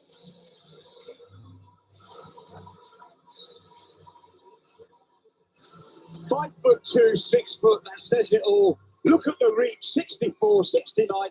As in the previous semi-final, you've got to look at one of the Brooks sisters and say, she's got to get in there, she's got to get inside. She is up against it. Absolutely. She's up against a lot of numbers. Can she overcome not only size, reach, but experience? We're going to see here for Emily. Ladies and gentlemen, this bout scheduled for 5 2-minute rounds and is sanctioned by the ISKA. Timekeeper at the bell, Barry Delaney, and the third man in the ring in charge of the action, referee Tim Isley. And the 3 judges scoring, Troy Holohan, Connor Doyle, and Jack Johal. And now, ladies and gentlemen, introducing to you first, the out of the pool corner. She's wearing the white and silver. Her official weight of 138 pounds. She is currently undefeated with 1 win. Hailing from Portsmouth, England, United Kingdom, Emily Brown.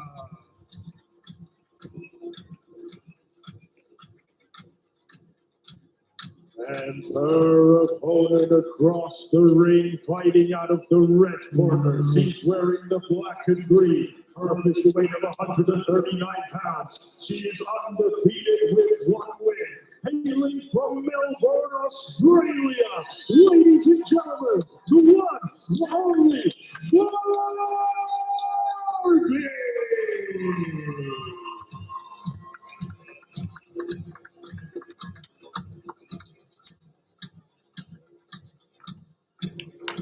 Alright. I'm not gonna lie, I'm ready. Kind of woken up a bit. Maybe we'll go now a bit. Let's go. I'm excited for this one. I'm actually a little bit excited for this one. God, Emily Brooke is ugly. God, this is ugly. Emily Brooke, cool. Her sister, the 2 of them drawn together there. Said everything we need to. We don't need to set it up anymore. That picture told all the words you need. David and Goliath. Can Emily Brooke overcome what is figuratively and literally a mountain in front of her? Potentially 5 2-minute rounds for the right to meet Julie Poker in that final. She's looking to set up a big right hand. You can see it. I mean, it's telegraphed, but it's there. Look at Emily just waiting to tee off with that right hand. She gets some big ones. It's funny how the mask makes her face look puffed up. Absolute bleachers here. The only thing in Emily's favour is when they're close, she knows where the head of her taller opponent's going to be. Yeah. Being a taller opponent. Yes, we talked about the benefits. Look at the body work there from Barbie. What is this punching? She's catching and forcing Emily back now. And Emily's swinging for the rafters, but she's getting caught regularly. What the punching, listen, as many advantages as Barbie has in this fight.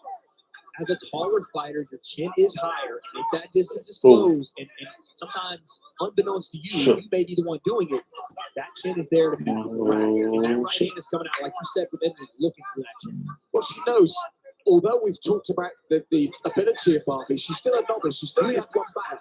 She's only had the one bout.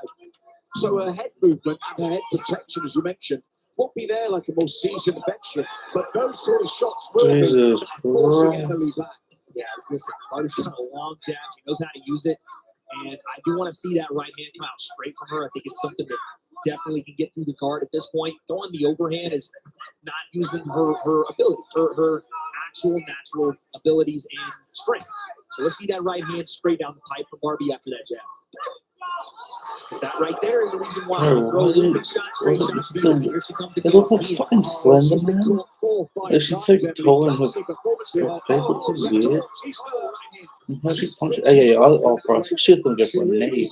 I legitimately thought she was going to fucking knee it. Barbie is just eating up that space. You see a big, deep breath there from Emily. I'm worried about the cardio when you sit down and throw big power shots. And we don't talk about this enough about the bigger opponents. And they just don't wear it. Oh, dude. That takes so much out of you. You throw a big shot like that. They just That's a moment, Bobby. Okay, then on top of it, just a hit. Exactly. For me, I said I wanted to see that as a starting point for Barbie. She just wanted to go to war and hurt Emily. Straight away with the big looping. I mean, hooks were there. Everything that Barbie threw in that first exchange landed. Again, range finding with the jab. The right hand, maybe not as technical there, but again, the jab does all the work. The right hand just has to find the hole behind it. The only opportunity Emily has, as you said, is when Barbie is in full swing. But here she really catches her. Look at this. And it's just the difference in experience, right? Just covering up and moving straight back. Look at 3 left hooks there. The difference in experience is Emily not understanding what to do when she's getting teed off on like that or pressure comes. She just tried to walk through the back door, but she's getting hurt and she's getting caught. That back door was every restaurant here in Dublin. It was locked. There was no way out. You're only going in one way. I'm very tired. Her only opportunity for me is when Barbie's in full flow to go for that big right hand over the top because she knows where her head is. Because otherwise, there's going to be a lot more of what we saw in the opening round. Absolutely. And don't forget, Barbie actually got just as the back went on. Now, watch close here. The Barbie is starting to range mine with that jab. Off the back foot. She's looking to cock that right hand. Look at that head movement. Cock that right hand back. Here. See her trying to measure it. She's waiting to sit down. Well, that's what happened. I felt her punches got tighter, her guard and the defense got tighter as the back went on, as she worked her way into it. Again, the puzzle has to be solved here. Fucking punch them. The burden of being the shorter fighter. If you're taller, Barbie's the one punching. You're the one that makes sense solve the puzzle. You are the puzzle. And she's catching Emily again. Yeah. Every single time that jab is straightening Emily out. And the right hand comes behind it. Those eyes are wide. She's here for the fight. But it's still just such an uphill battle. Wait, these books are still. Not good. Nails there for the fight. She's swinging heavy leather right now. It's just Barbie's not affected at all. Oh, right hand. That one got through. That's the opportunity. That's the only opportunity. Emily Love it. I love it. So why you punch like that? It's so weird. Her into that fight because if you're Emily at range, it's gonna be this. It's gonna be rights and lefts, right on your nose. But if you can bait her into no, I can't want it. Bobby one. This is made to be humble. But then, yeah, and there was an uppercut from Barbie. She's beginning to bring that technique in now. She's beginning to find her way into the back as she did last time. And I'm just taking a look off the ringside here, Malcolm. I just saw the team. Kingpyn, this one is good. The last one, yeah, she's sitting just the man. Get a close bird's eye view at this matchup and who her finals opponent's going to be. Oh, the right hand from Emily's right twice. It's not taking the rounds, but while she's still there, there's still hope. Yeah, absolutely. Listen, for Emily, the hopes and dreams of winning this fight on that right hand. You got to find a hole for it. But Barbie has done this consistently. Jab, weapon behind. Every single time. Look at her even come off the ring there. Really nice one to do that. No. She keeps pushing forward, and the head of Emily rocks back. You've got to credit Emily. She's got a chin, she's got determination, but Barbie's dominating. She needs to Emily's trying. There's the right hand off the level change. Inadvertently, You a want level to change fight? there. What? Level change.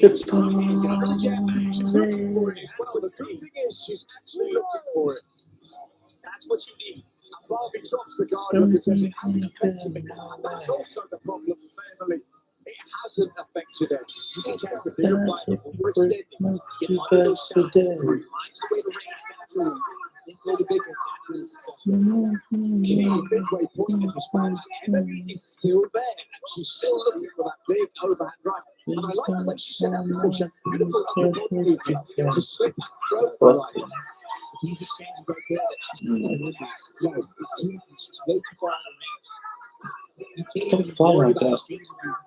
We talked about it in the other fight. You have to use angles. You have to find a way to get your head off center when that jab comes down the pipe. And then, naturally, the forward movement of Barbie will allow you to throw that big right hand. But as of now, Barbie's doing a great job of keeping her range with her jab. And then again, let knock-power shots at her range. Just like that with the jab again. She steps in, steps out. Not allowing Emily the opportunity for those right hands. That's why he's got to try and do that little slip-up fight. The problem is now Barbie's seen it multiple times. So you have to find more variety. Double jab right hand, angle switch right hand, clinch right hand. Well, the crowd are responding to her. There's a little part of the crowd that's beginning to start looking and going, do you know what? What a gutsy girl. They're getting behind us slightly. Well, she's getting close to Malcolm, right? Every shot, she throws that right hand that, let's be honest, sometimes Barbie's not keeping her range well. That's the one that gets the closest, and that's what the crowd sees. But when she throws the jab like that, she makes the job easy for herself. Yeah, but she stays there. You can hear the clinch. She's looking to let shots go a little bit. But when she makes life easy and keeps her jab and her right hand straight down the pipe, this is been her fight. And again, the jab, it's a good, strong, solid jab. Yeah. And again, she's looking to time it. She wants the right hand. She wants to walk into the under one. And she's just waiting for that right moment, man. Last night was eventful. Because it's there. Yeah. You know what? No, I mean, I got into a fight, but I got into a fight again. Got my shirt. I got my shirt unbuttoned. But Dad, so you know the bus right before you go to the sides. Fucking, I thought someone fired with a stump, so everyone was like that, and we realized someone in the back fucking chucked up, and all the volume was going down, but and then the bus driver got so angry, like he got kicked off, and everyone was like this, it's like don't go to the back, it just fucking smelled like fucking cheese. Yeah, well, fucking who drinks before? Who drinks a lot before going out? He drank 2 bottles. Yeah, he drank 2 bottles of vodka before, and before he catches the bus. So he legitimately chugged it. It's fucking gross. But then I got my friend, saw my mate who's in the Air Force, and saw his other mate. So his nickname in the Air Force is Rails, and his friend is Percy. Collar tie there in the clinch. You can't just stand. Because they're in the Air Force, so they've been doing shit. They've been doing a lot of stuff. So that was pretty good. And fucking my friends are trying to give me the grenade to like help the team out. So there's a group of girls, and there was one other girl. They pushed on me to get him. Like, fuck off. I'm not getting. But she was really like she was fucking big. It was scary big. I'm not taking one for the team. I said you can fucking do it. I was going with blonde. Throw that right hand down the pipe because again, Emily is walking into it. When she throws And then at the kebab store, the same girl, that girl and her, another one, just like giving shit to a guy in it. No, because he's a little bit shorter, and she's like 6 foot, he's 5 or whatever. I'm like, oh my gosh, shut the fuck up. I want the kebab. Bucklands, we'll fight again. Come on. Yeah, well, the guy was yelling at my mate, so I was like, you know what, fuck you. Push. And I started it this time, and I didn't get kicked out. I mean, I didn't mind him. I didn't mind it. He couldn't hit me anyway. In our division, there's not a better finisher. There's not someone that can capitalize more than I did put on a Irish accent though, when I was talking shit to him. few seconds here, Barbie just patient. I was a bit pissed. I'm not gonna lie. But She's still there, ready to go. And this fifth round, every single round, I've been taking a look off to the side here. I've seen the team. there's 2 more fights going on and 2 ties. Julie, I think, is going to step into this ring and face off with one of these individuals. Whoever wins, whichever one wins, she's getting to face off with him, and she's been watching intently as Barbie has just continued to work here. It could finish earlier, depending how early it is. So it could be. You like smelling my. The problem is, even when she tries to hold, she can't with the height difference. Barbie's not blown here. The went for the big finish. The worst defense is trying to throw back instinctively, right? If you don't have a plan and you're just throwing because someone's throwing at you, it's the easiest way to get knocked out. There's no movement out of range. Oh, that right. There's no movement out of range. There's no awareness to say, hey, maybe I should disengage and then reestablish. That has to change here in this last round for Emily if she's going to overcome again. Five. Fuck, I thought it was 4. Emily for still being there. Absolutely. I completely missed it. That's all she, I mean, Round 4. we're being realistic. Because I was talking. But That's what she can do with this one. tell you what the fuck, why am I whispering? We've seen the ability of Emily. Because What a she bit more has sound to for you take lot. is a big right hand. It's the most lethal weapon. Push. What she, at this point, you have to keep going. It's got to land on the button as well. Jab. It's got to land on that And point jab. of the chin that instantly sends you to And sleep for jab. your own protection. It's got to And land jab. sweetly. There you go. course.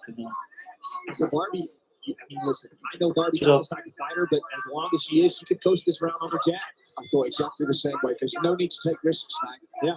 This is the final. Then again, you look at that face, does that look like a girl that doesn't like taking risks? No, you're. Oh, the big right in retaliation as Emily tries again. Oh, left hook. But the problem for Emily is just like poking the bear, isn't it? You poke the bear and it comes So, flying. there were a lot of This old one, people you there. gotta be a bear hunter, though, right? You poke that bear, you gotta know it's coming. I mean, back. they opens up dance like they're funny, the most dangerous. What do they say? but When a the hurricane bodies is say swirling, no. the most safe place to be. It wasn't great. Right in the middle. Emily has to be I hit on a lesbian and I didn't realize it was a lesbian. if we're Twice. here, it's gonna be a stop. There was 2 girls that was lesbian. And they were together. Yeah. How am I supposed to know what lesbians look like? Like you said, Barbie, They have long hair and they look like a normal girl. working her jab, Fucking awful. So mean. Her jab's the best asset. It really is. Also, look at this. Like, look how they fight. Look how the girls fight. Come here before it ends. Look how the girls fight. They fight like they want to hurt each other.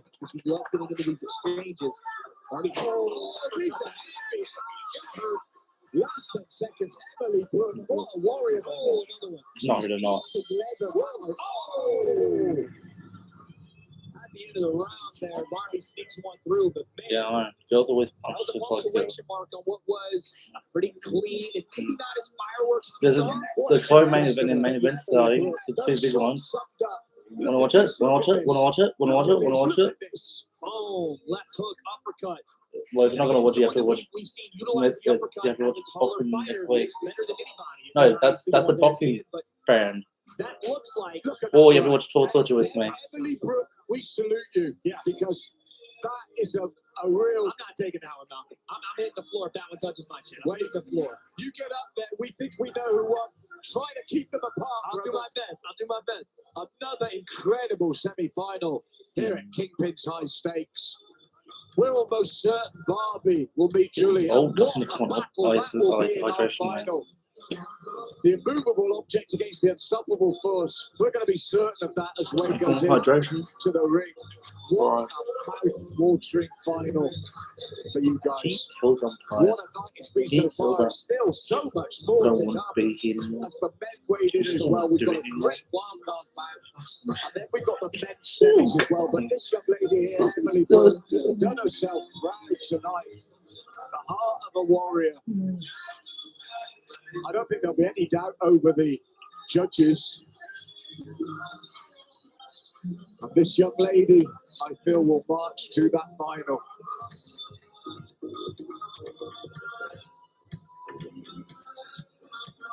So we're about to make it official. And we think we know which way it's going.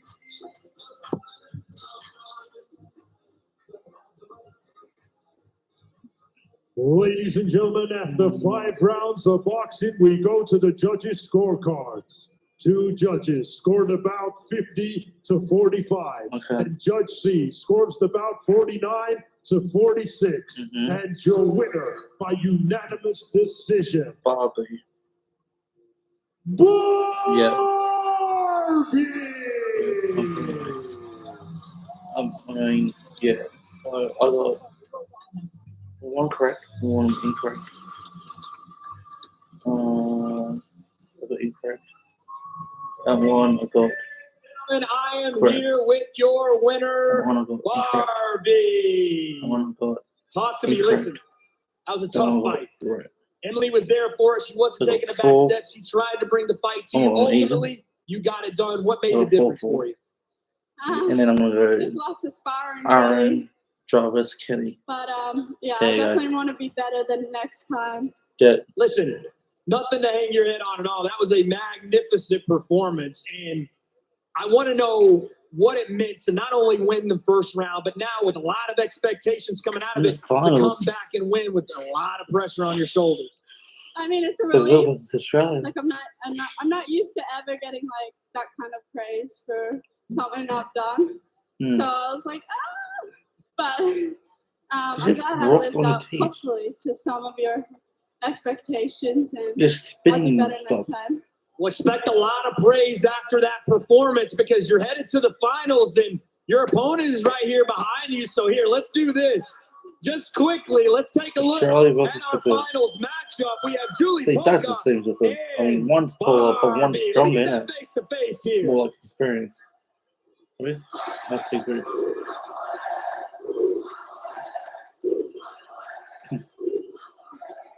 Dude, they're having fun. Girls. That one When right they there, box, ladies and gentlemen, they is just one to laugh at keep each your other now eyes and then. on. Your Kingpyn finals, Julie Polka versus Barbie. Barbie. Cute. A true clash of the Titans as we conclude the Well, this is, Kingpyn you know how this is going to look well for semi-finals the in the film design. women's bracket. Julie Polka will final meet one design. Barbie in the finals. Power versus height. I tell you what, We that need is going to be a hard another hit, and tournament. quite frankly, We need another scary tournament. clash coming up.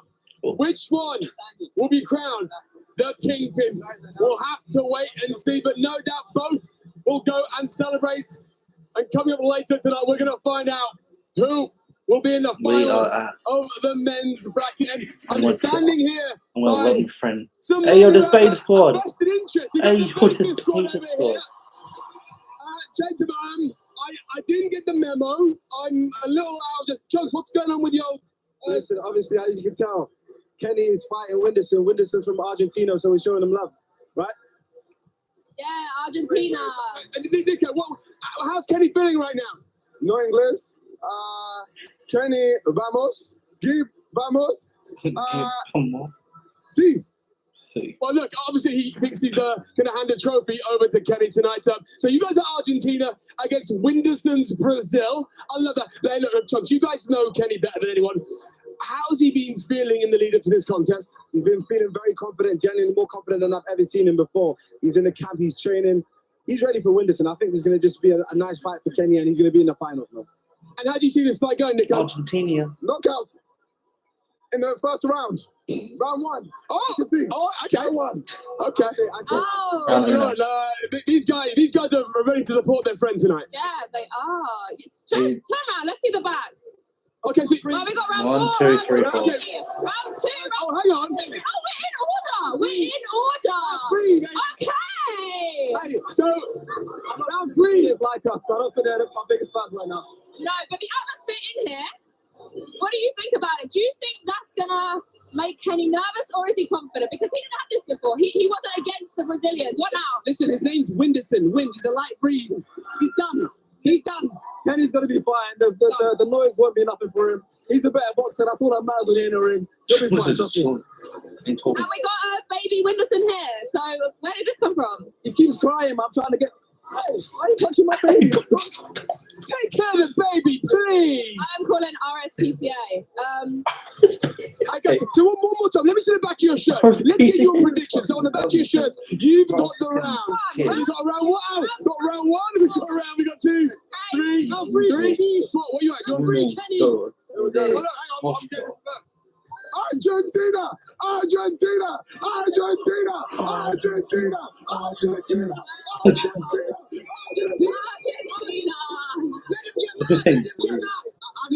Are you gonna, Nico? Are you gonna present the trophy to whoever wins? See, honestly, he's getting really good. The Spanish, isn't he keeps the character, you know. Nick. Let's talk for real for a minute. Look, the atmosphere here, guys, has been scintillating all night long.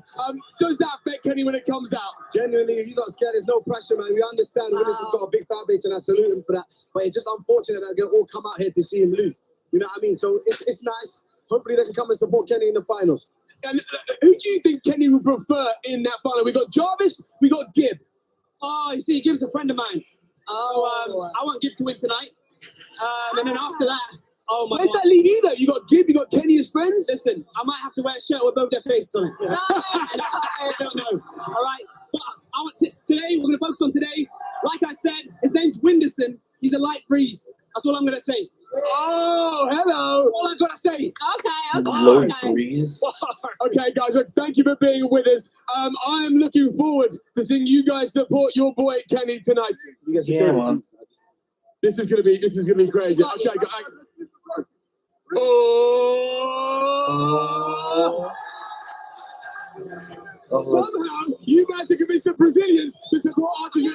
Guys, thank you so much. Hey, let's go. Argentina are in the house tonight. Let's go. Only these guys get away with that. Vamos. And look, Nico seems to have forgotten how to speak English. Sí. Bueno. Next fight, sí. But look. Those fights are coming up later on. 2 men's semi-finals are yet to come. Before we get there, we've got a fight that has been lighting up social media, particularly this week, which Aaron Chalmers versus Kingpyn. I know Kingpyn caught your eye earlier this week. He did. He impressed me.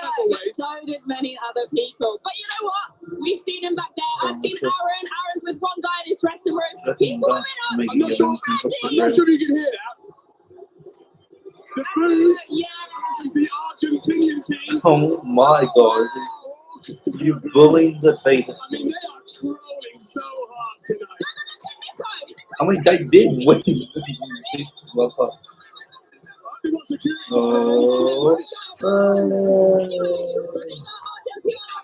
Vegas will always be in the front. I can't wait to see King Kenny versus Winderson Nunes there tonight. But again, coming up next, we've got an incredible wildcard fight as Aaron Chalmers faces a local lad, Kingpyn Crosby. Fucking come on. I'm Aaron Chalmers. I used to get called the Joker in MMA. I fight out of Newcastle, and the pro boxing record is 1-0. My name is Kingpyn Crosby. I'm a professional MMA fighter, making my professional boxing debut fighting out SBG Ireland. I've decided to fight for Kingpyn because I know it's going to give us great opportunities down the line. It's a huge event in Dublin this weekend, and there's many more to come. Yeah, I've been doing this game a long time. I've had a lot of high-profile fights. I'm coming off a first-round knockout win over a UFC legend in my last fight with Cowboy Oliveira.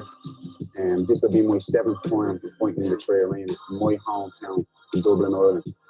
And no man is coming to my hometown and beating me in a fist fight. No man. Kiefer is an MMA fighter out of SBG in Dublin. I've been on the same card as him on Bellator. He's, I would say, he's been around quite a while, and he thinks it's going to be an easy night. So let's see. Aaron's a nice bloke, yeah. He's a nice guy.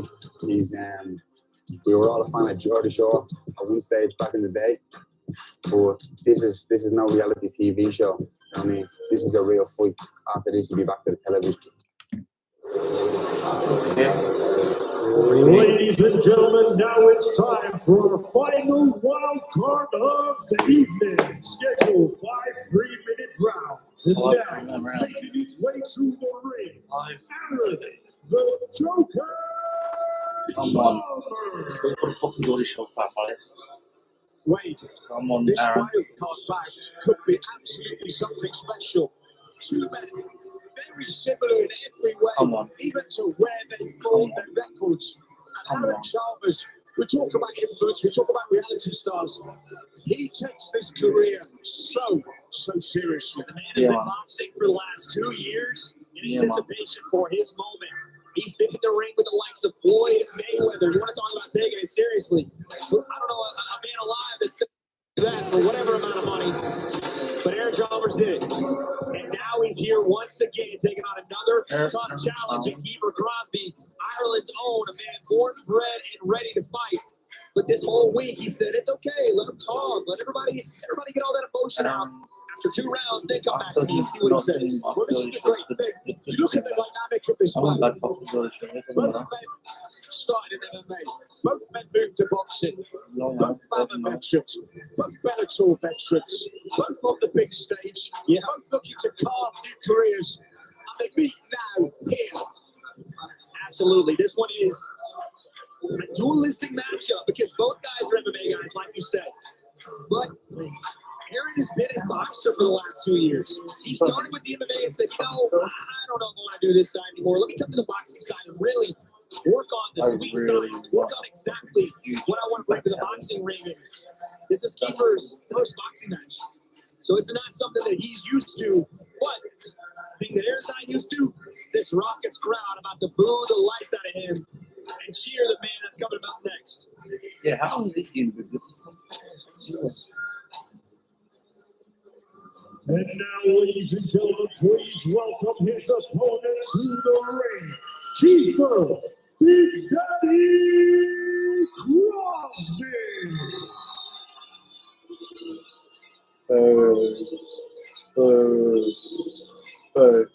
Kiefer Crosby, he's a real character as well. You were there when he was on about exhibition, execution. What a line.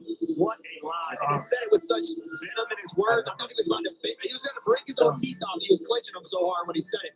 This man just comes to fight. Malcolm, this is no different than a day at the park, out in some car park, in his backyard. He doesn't care. He puts on the gloves. He's ready to throw down. Another John Kavanaugh then. You've got that background. Very good record, 10-3 in MMA. It was only just recently that became sort of like a 50-50. Really had that surge at one stage. But again, as you said, it's still value for money. And these are 2 men. Veterans, I feel. There's a lot on the table here, and there's a lot to lose for both of them. They're at a crossroads. Wait, absolutely. Both guys' careers, you know. Kiefer Crosby wants to get to the UFC. It's been his plan for a long time now. If you lose this one against the Jersey Shore, whatever shore that Aaron Chalmers was on, it's one of those things where you don't make it to that next level. So if you're Kiefer Crosby, it's whatever shot. Before you and I were doing one thing's been wrong about this. The boxing style, I believe that Aaron Chalmers has got a more natural rolling style than Kingpyn. Absolutely. You're going to see, you know what, though? I heard this kid is leaving. Being humble. Humble. Humble. Aaron. Destroy. And then made that transition to MMA. So this will be a boxing match through and through. But you're right. Aaron Chalmers a little more slick. Not going to stay planted in one spot. Whereas Kiefer Crosby said best. It just takes me one to land on that chin, mate. And when I do, you go to sleep.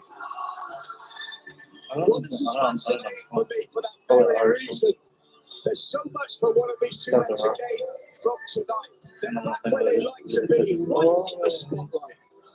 I cannot wait for this one, Malcolm. It's got Fight of the Night written all over it. So let's just get to it.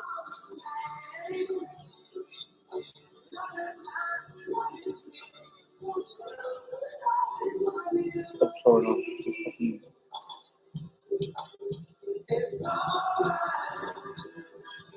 So we said everything about them was similar. And now look at the tail of the tape. 36, 33, 5, 10, 5, 11. Identical weight. Reach almost identical.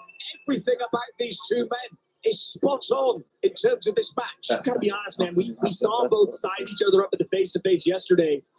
Aaron is a bit bigger than Kiefer is when they stand there. I did not expect that. I did not either, Wade. I did not either. I want to see how that lends itself to a lot of these clinches that I guarantee you we're going to get in early.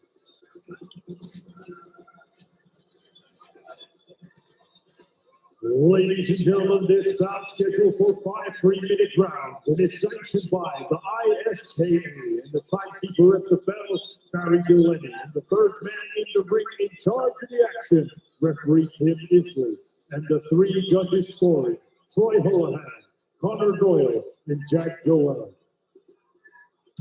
And now, ladies and gentlemen, introducing to you first, fighting out of the blue corner. He's wearing the white and orange. His official weight of 176 pounds. He's currently undefeated with 1 win, and his last fight was against Floyd Mayweather.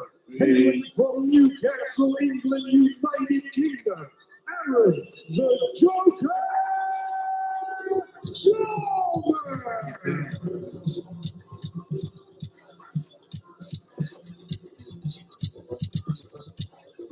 And his opponent across the ring, fighting out of the red corner. He's wearing the green and gold. His official weight of 176 pounds. He has a record of 13 fights, 3 losses, 10 wins in the world of MMA. He's from Dublin, Ireland. Kiefer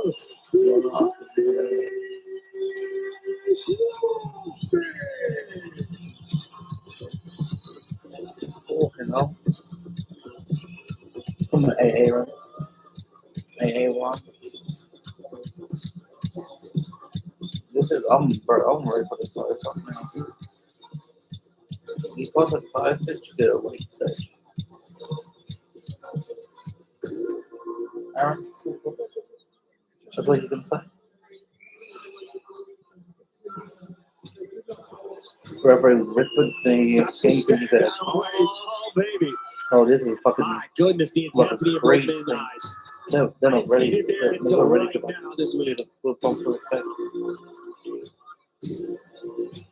I just wonder what the confidence of going the distance with Floyd Mayweather will have done for Aaron. It had to have built his confidence a ton, man. And again, straight to the pocket we go. He would have learned so much as well. I had the privilege of being there and watching it. Floyd is still so hot.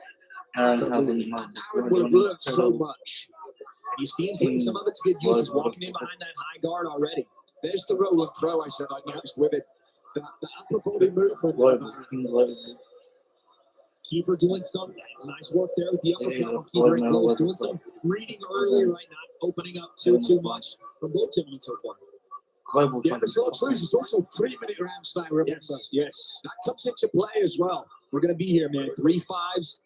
And again, for both guys, nice overhand right there with the left hand behind him. 1-2 from Kiefer Crosby. I told you, he would come out looking like a boxer here. And you know, Wade, there's something that always frustrates me with boxers at a good level.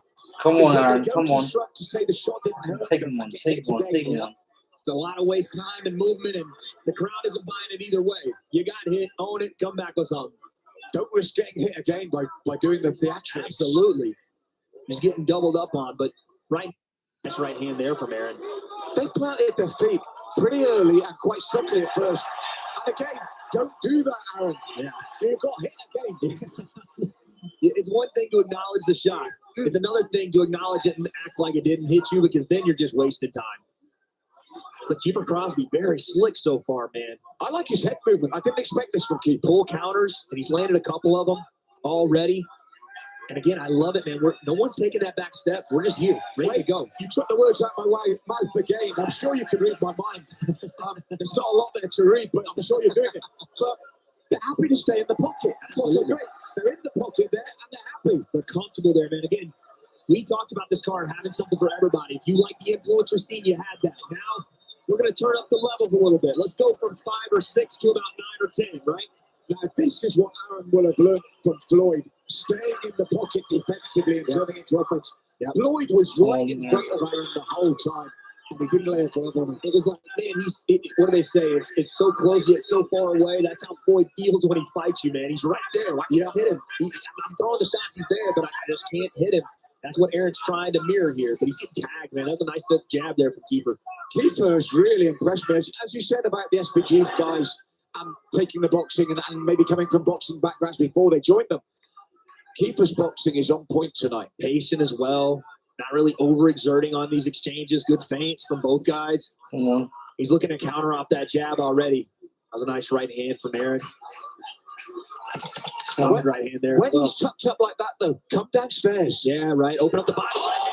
That was the best shot of the fight tonight. That was a big time right hand. He's found a home for it a couple times. And Kiefer shook the first couple off, but that was a big boost of confidence for Aaron, who it was a close round, so it's hard to tell, but that right there could have sealed it, or at least could have get, you know what, that second round, I got you. We mentioned the roll and throw. He showed us that there perfectly. What we made, rolled under the shot and then through the right hand.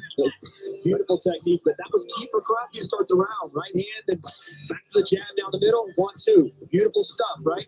Again, I told you, nice body work then upstairs. He's going to look like a boxer, and he showed that in round 1. He's rolling the shoulders. He's moving the head. Aaron and Ben Will. But look at where they are. They never moved from there. The Kiefer's trying to talk to him. Yeah, how's that jab? Oh, hold on a second. That is superb. That one won't keep rubbing because he was talking to him, and then he said, yeah, hold that one for your troubles. Yeah, hold that one, he said. Loving it away. Absolutely, both guys. And look at this. Still quick, ready to go, round 2. Warnings for both men as well. This is beautifully poised here in round 2. These are fucking. Remember what Aaron told me earlier in the week? He said, listen, come back to me after round 2 and let's see if he's still talking. I think he believes that Kiefer's going to gas a bit here. Like he's not used to this pace in boxing specifically. He can't be because it's his first boxing match. Exactly. Well said, Wade. And as I said, what fascinates me about this match is where they're staying, where they're stood. Yep. Neither wants to really give ground. They're looking to defend within range. Again, Aaron on that front foot. Man, let's go. He's starting to implement his will a little bit. He's seen the jab a couple of times now for Kiefer. Now he's on the front foot looking to give him some back. Then come on, go, Aaron. What does make Kiefer think about his right hand? Don't fucking hook. Because Kiefer was controlling most of the pace and the pressure in round 1. And so one right hand got his attention, and now he's on full attention, ready for it. Oh, he caught Aaron there, coming in there with the right and the left. Beautiful. Right hand off the pole, and then the left hook behind it. Great shot there, Crosby. Oh, this is bubbling nicely. We had a feeling on paper when we looked at it, didn't we, Wade? We looked at this bat and thought this could really do it. Look at that. Now we're working in the clinch. Beautiful right hand. Then the uppercut behind it. Kiefer Crosby gets one through. Aaron working the body. I think he should work it more because Kiefer's got a really tight, the peekaboo, Ken Norton style guard. Absolutely. Joe Frazier's down. Kiefer's doing a great job of making Aaron guess where that guard's going to be and then making him guess on defense too. He's showing him a lot of different looks. Counter right hand again though from Aaron. That's his best shot at the moment. That's his best shot. Listen, that is the one thing that continues to get Kiefer's attention. I like that. Again, if the referee's not going to separate you, fight your way out. Defend yourself at all times. The ref didn't say break. It wasn't a break. It was carrying on. That's sharp thinking, Wade. Yeah, listen, that's a guy that, again, you haven't seen any boxing from him, but he clearly knows how. He knows how to take advantage. Nice stabbing jab to the body there from Keith. But again, Aaron wants him to come forward. He wants to get a little bit wild so he can pull and throw that right hand down the pipe again. You see him, again, taking those shots and continuing to move forward, right? Take those on the high guard. Go to sleep a little bit. And let's see that right hand come out. Beautiful jab. Another one. Again, like you said, constant movement with the shoulders. Yeah, he's rolling the shoulders. He's moving the head. They're all key signs. And even off the back foot right here, Kiefer Crosby is still controlling the action with that beautiful left hook off the lead there. Aaron's fucking winning that fight. He's already have 2 rounds of winning. He's just starting to ping into the body as well. Sorry. Kiefer sticks another jab. The second jab was superb. The crowd responded as well. They saw that from the back of the bleachers there. It was stiff, it was straight. Big round. I think there for Kiefer. That was a great round for him. I agree. Aaron had 2 moments as when Keith had his back right to the ropes. He let the combinations flow. But outside of that, I thought Keith controlled. Oh, right hand left hook. Beautiful work there. And again, right back on the jab. You see that? That's a mark of a seasoned boxer. It's on the back foot. As Aaron's coming forward, he's just stepping back and letting him go. A regular boxer, an influencer boxer, would appreciate that work and stop right there. This is where Aaron wanted to be. Yeah. This is where he wants to not only be in the ring, but accumulate punches coming forward, right? You got him in the corner, now let the technique go. But man, even coming forward, you see Kiefer catch him with a big left hook there as well. Rolling with those shots. A lot of that's landing upstairs on the gloves or on the shoulders. Kiefer showing a great defense up to the body. I'm finished with the jab right at the end of the round. This is pivotal, round 3, because Aaron didn't really turn the gas up. He didn't really put the pressure on we thought he might try to. This is where, again, we talked about it. He said this is where the fight will change. This is where he'll get tired. This is where I'll take over. So let's see here from Aaron Chalmers. What I really enjoy from Kiefer is his jab work. He's staying on it. He's continuing to punctuate off of it. Also, from that tight, old-fashioned heavyweight guard, he does fire back. He does suddenly push back in, fire back, and push Aaron back. Absolutely. Again, slides out of range there. Again, showing him different looks. Look at the head movement. Off center. Right? Never staying in one spot. That's what's impressed me most about him. Yep. He's made it difficult for Aaron to land cleanly. Yeah, beautiful shots there. Again, maybe a little bit out of range. Here comes Aaron back on the front foot, but those jabs getting through. Aaron's had to eat that jab a lot already in this match. Again, he hasn't come to terms with Kiefer's jab. But he's chasing Kiefer right now, Malcolm. You see him chasing him around the ring. He isn't cutting him off, right? So when Kiefer kind of dances around the outside and looks to come back into exchange, Aaron just chases him back there, and he eats a jab for it. It's because Aaron's trying to take one step too many to get where he wants to be. Right. Not jabbing his way to range, not fading his way to range. Exactly. Walking in and holding one because of it. And when you walk in like that, that's when you're going to get caught. You've got to feint. You've got to set it up. You've got to work in with jab. If you're going to step in firing the jab. Kiefer goes southpaw and lands 2 big ones there. And they were sharp, man. He looks good on a southpaw, too. Wait, this is simple equations. What you're saying, Aaron's walking in to try and force the pace. And actually, he's walking in to Kiefer's plan. He's trying to force the pace, and Kiefer is fighting the pace. That's the difference right now. Because Aaron is trying to force it, he's not able to fight. He's able to walk forward. He's able to push Aaron into the rope. Kiefer into the ropes. But Kiefer's able to let shots go off of it and still alleviate that pressure and land heavy. But he's still walking now. How many shots has he thrown? This is the problem. I know. Back and forth is what you want here, but still right now in front of the swing. He's still walking forward to close the gap, but the shots aren't coming. It's helping Kiefer. It's making it easier for Kiefer. He wants to walk Kiefer onto the right hand, and he continues to try to set it up, but now Kiefer's hip to it. He's seen it, right? So you have to show him something different. Nice uppercut there. You have to show him something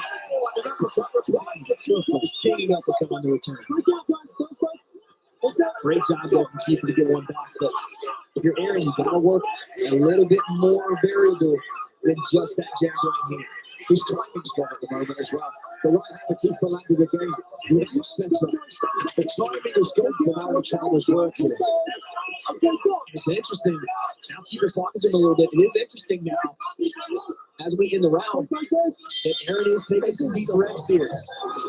I've got another Crosby round.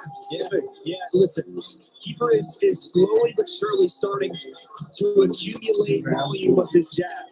It is the thing that'll take you around the world, and he's doing that for him tonight here in his hometown. Watch the movement of Chalmers, but the work of Kingpyn. This is the thing. Yeah, so double jab. The right hand doesn't quite get where he wants He's it. walking in again. Walking in again. For every one or two that Kingpyn throws, Aaron just kind of gets frozen. He gets frozen, and there's a nice uppercut in the clinch there from Kingpyn Crosby. And for Aaron, like you said a second ago, it really has come down to him just losing his timing. The timing is gone, right? He's trying to fire back, but he's out of rhythm. And Kingpyn is just doing and flowing with the fight. So we saw him go southpaw for a bit, just for a small second to give it more variety. 1, 2, and then flip right back. I agree with you. If Aaron wants him on that right hand and wants him against the ropes, he's got to come off the line. He's got to go the angles. Once Kingpyn tucks up, that's your opportunity to change the angle of the attack, to change the actual angle of your movement coming forward. Now Kingpyn gives him that opportunity with... That was on the cards. Wow, that was on the cards. What happened there is what we've been saying. Straight on here and said, you know what? Maybe a little bit of pride from the last round. I gotta get one back. He gets one again here. Come on, please. He's holding on for dear. No! Aaron, yeah. Oh my goodness, he gives him a but he's ready to go in. Kingpyn put a big one on him. That was massive. He's got to stop the shoulder. He's got to finish that work. Come on, please, Aaron. Please, Aaron, Ron. He's got a hold now, but it's still so...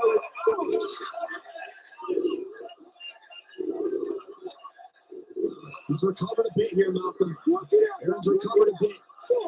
His legs are about him again. So see him throwing that card here. He understands his head dropped. So he's got to win this round back. He's got to be careful about opening up too much because this is the danger zone, right? Aaron is still trying to hold. His whole hands are dropping. But look, it's the timing. It's just gone from Aaron. The timing has gone from him. Look, this is what he should throw back. He's not. Yeah, right now, he's under pressure from Keith. He's tired. He's been dropped. His legs are still there, but he's definitely not feeling the greatest. So he's throwing some desperation shots right now, as you can see.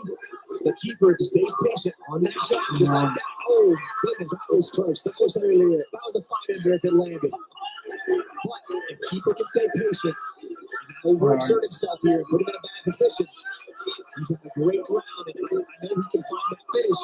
But Aaron has something to say about it.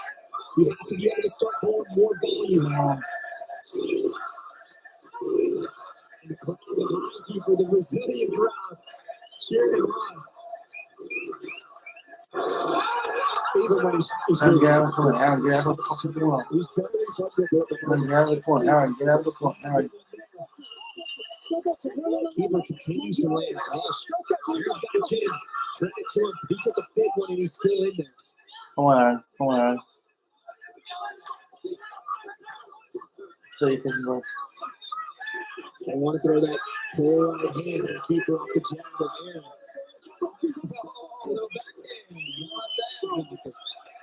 Double versus Ali. I'm showing my age, but I don't care. I like that slip inside. That's something you don't see a lot. Oh, that's a nice jab right hand from Aaron as well, man. Like I said, Chalmers is not going away here. He's here for this fight. If you're not careful, if you're Kingpyn Crosby, you walk onto one. So it's still got to be technique, still got to be on the jab. But a great round for Kingpyn Crosby. Credit to Chalmers. I thought he was out of there. I really did. The knockdown weight came from everything we're saying about the way the two of them were boxing. Beautiful right hand, man. Again, you saw comfortability from Aaron, right? I got to get that last round back. He gets hurt for it.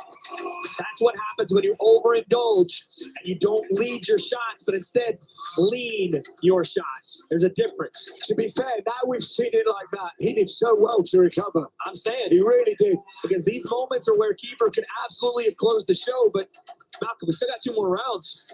There's time. If you can find it on that stool, if you can find it in your heart, if you're Aaron Chalmers to get that one back, there's a lot of fight left. Also, his punches at the end of the round when he tried to come back were not tired, stuck punches. They were strong. He's still holding power. Absolutely. It'll be interesting to see here from both guys what it's looking like in the last rounds, cardio-wise and mentally for Aaron. How do you come back from being knocked down? How do you come back from being put on the canvas? That one on.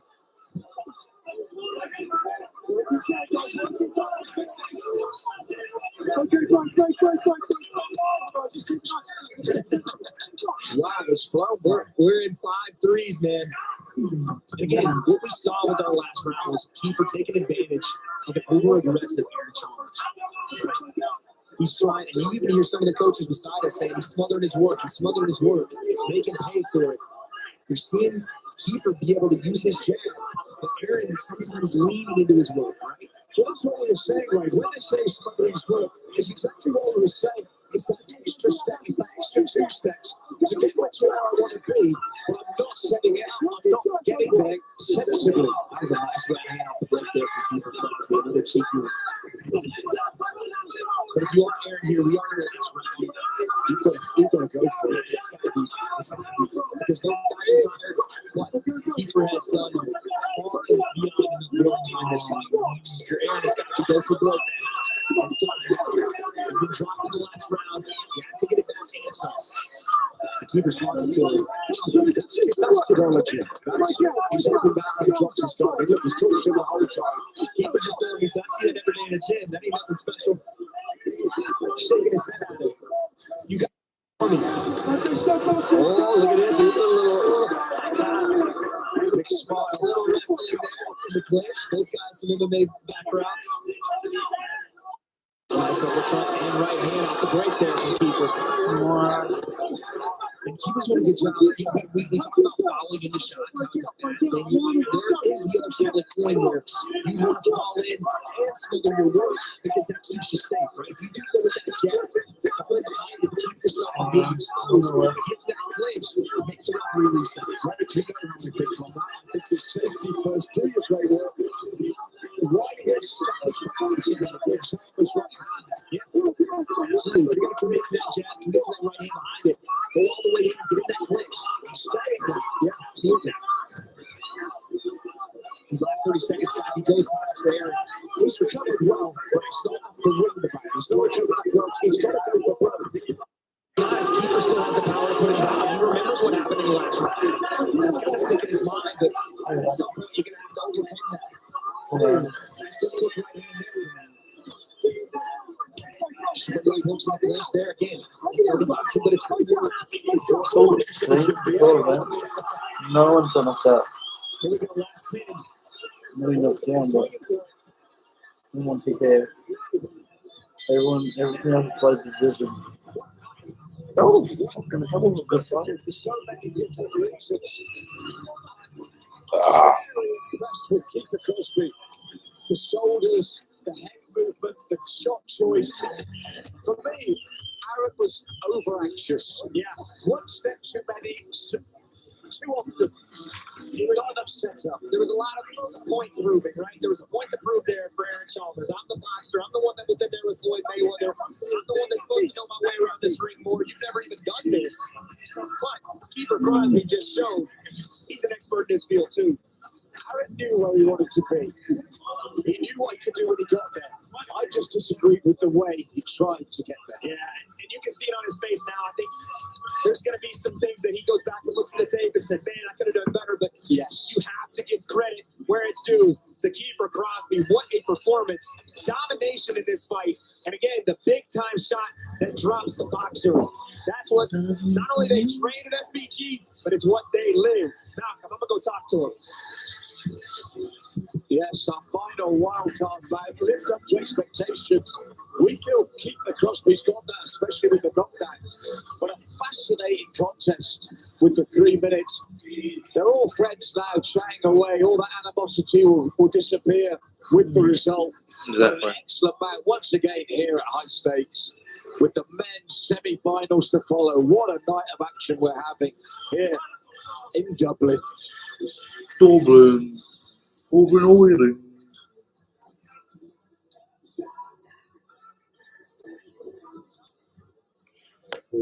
Ladies and gentlemen, after 5 rounds of boxing, we go to the judges' scorecards. 2 judges scored about 50 to 45, and Judge C scores about 48 to 45, and your winner by unanimous decision, Kiefer Big Daddy Crosby.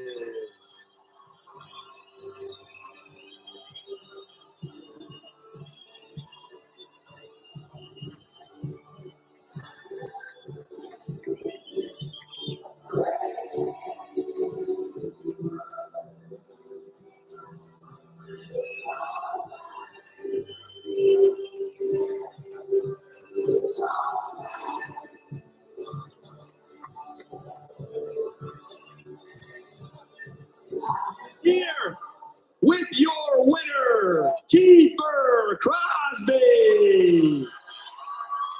Listen, Kiefer, the talk all week was that's the boxer over there.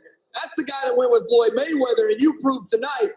Doesn't matter if you're an MMA fighter, kickboxer, you're a fighter, and you showed tonight, got them hands. Yeah, man, I've been doing this 23 years.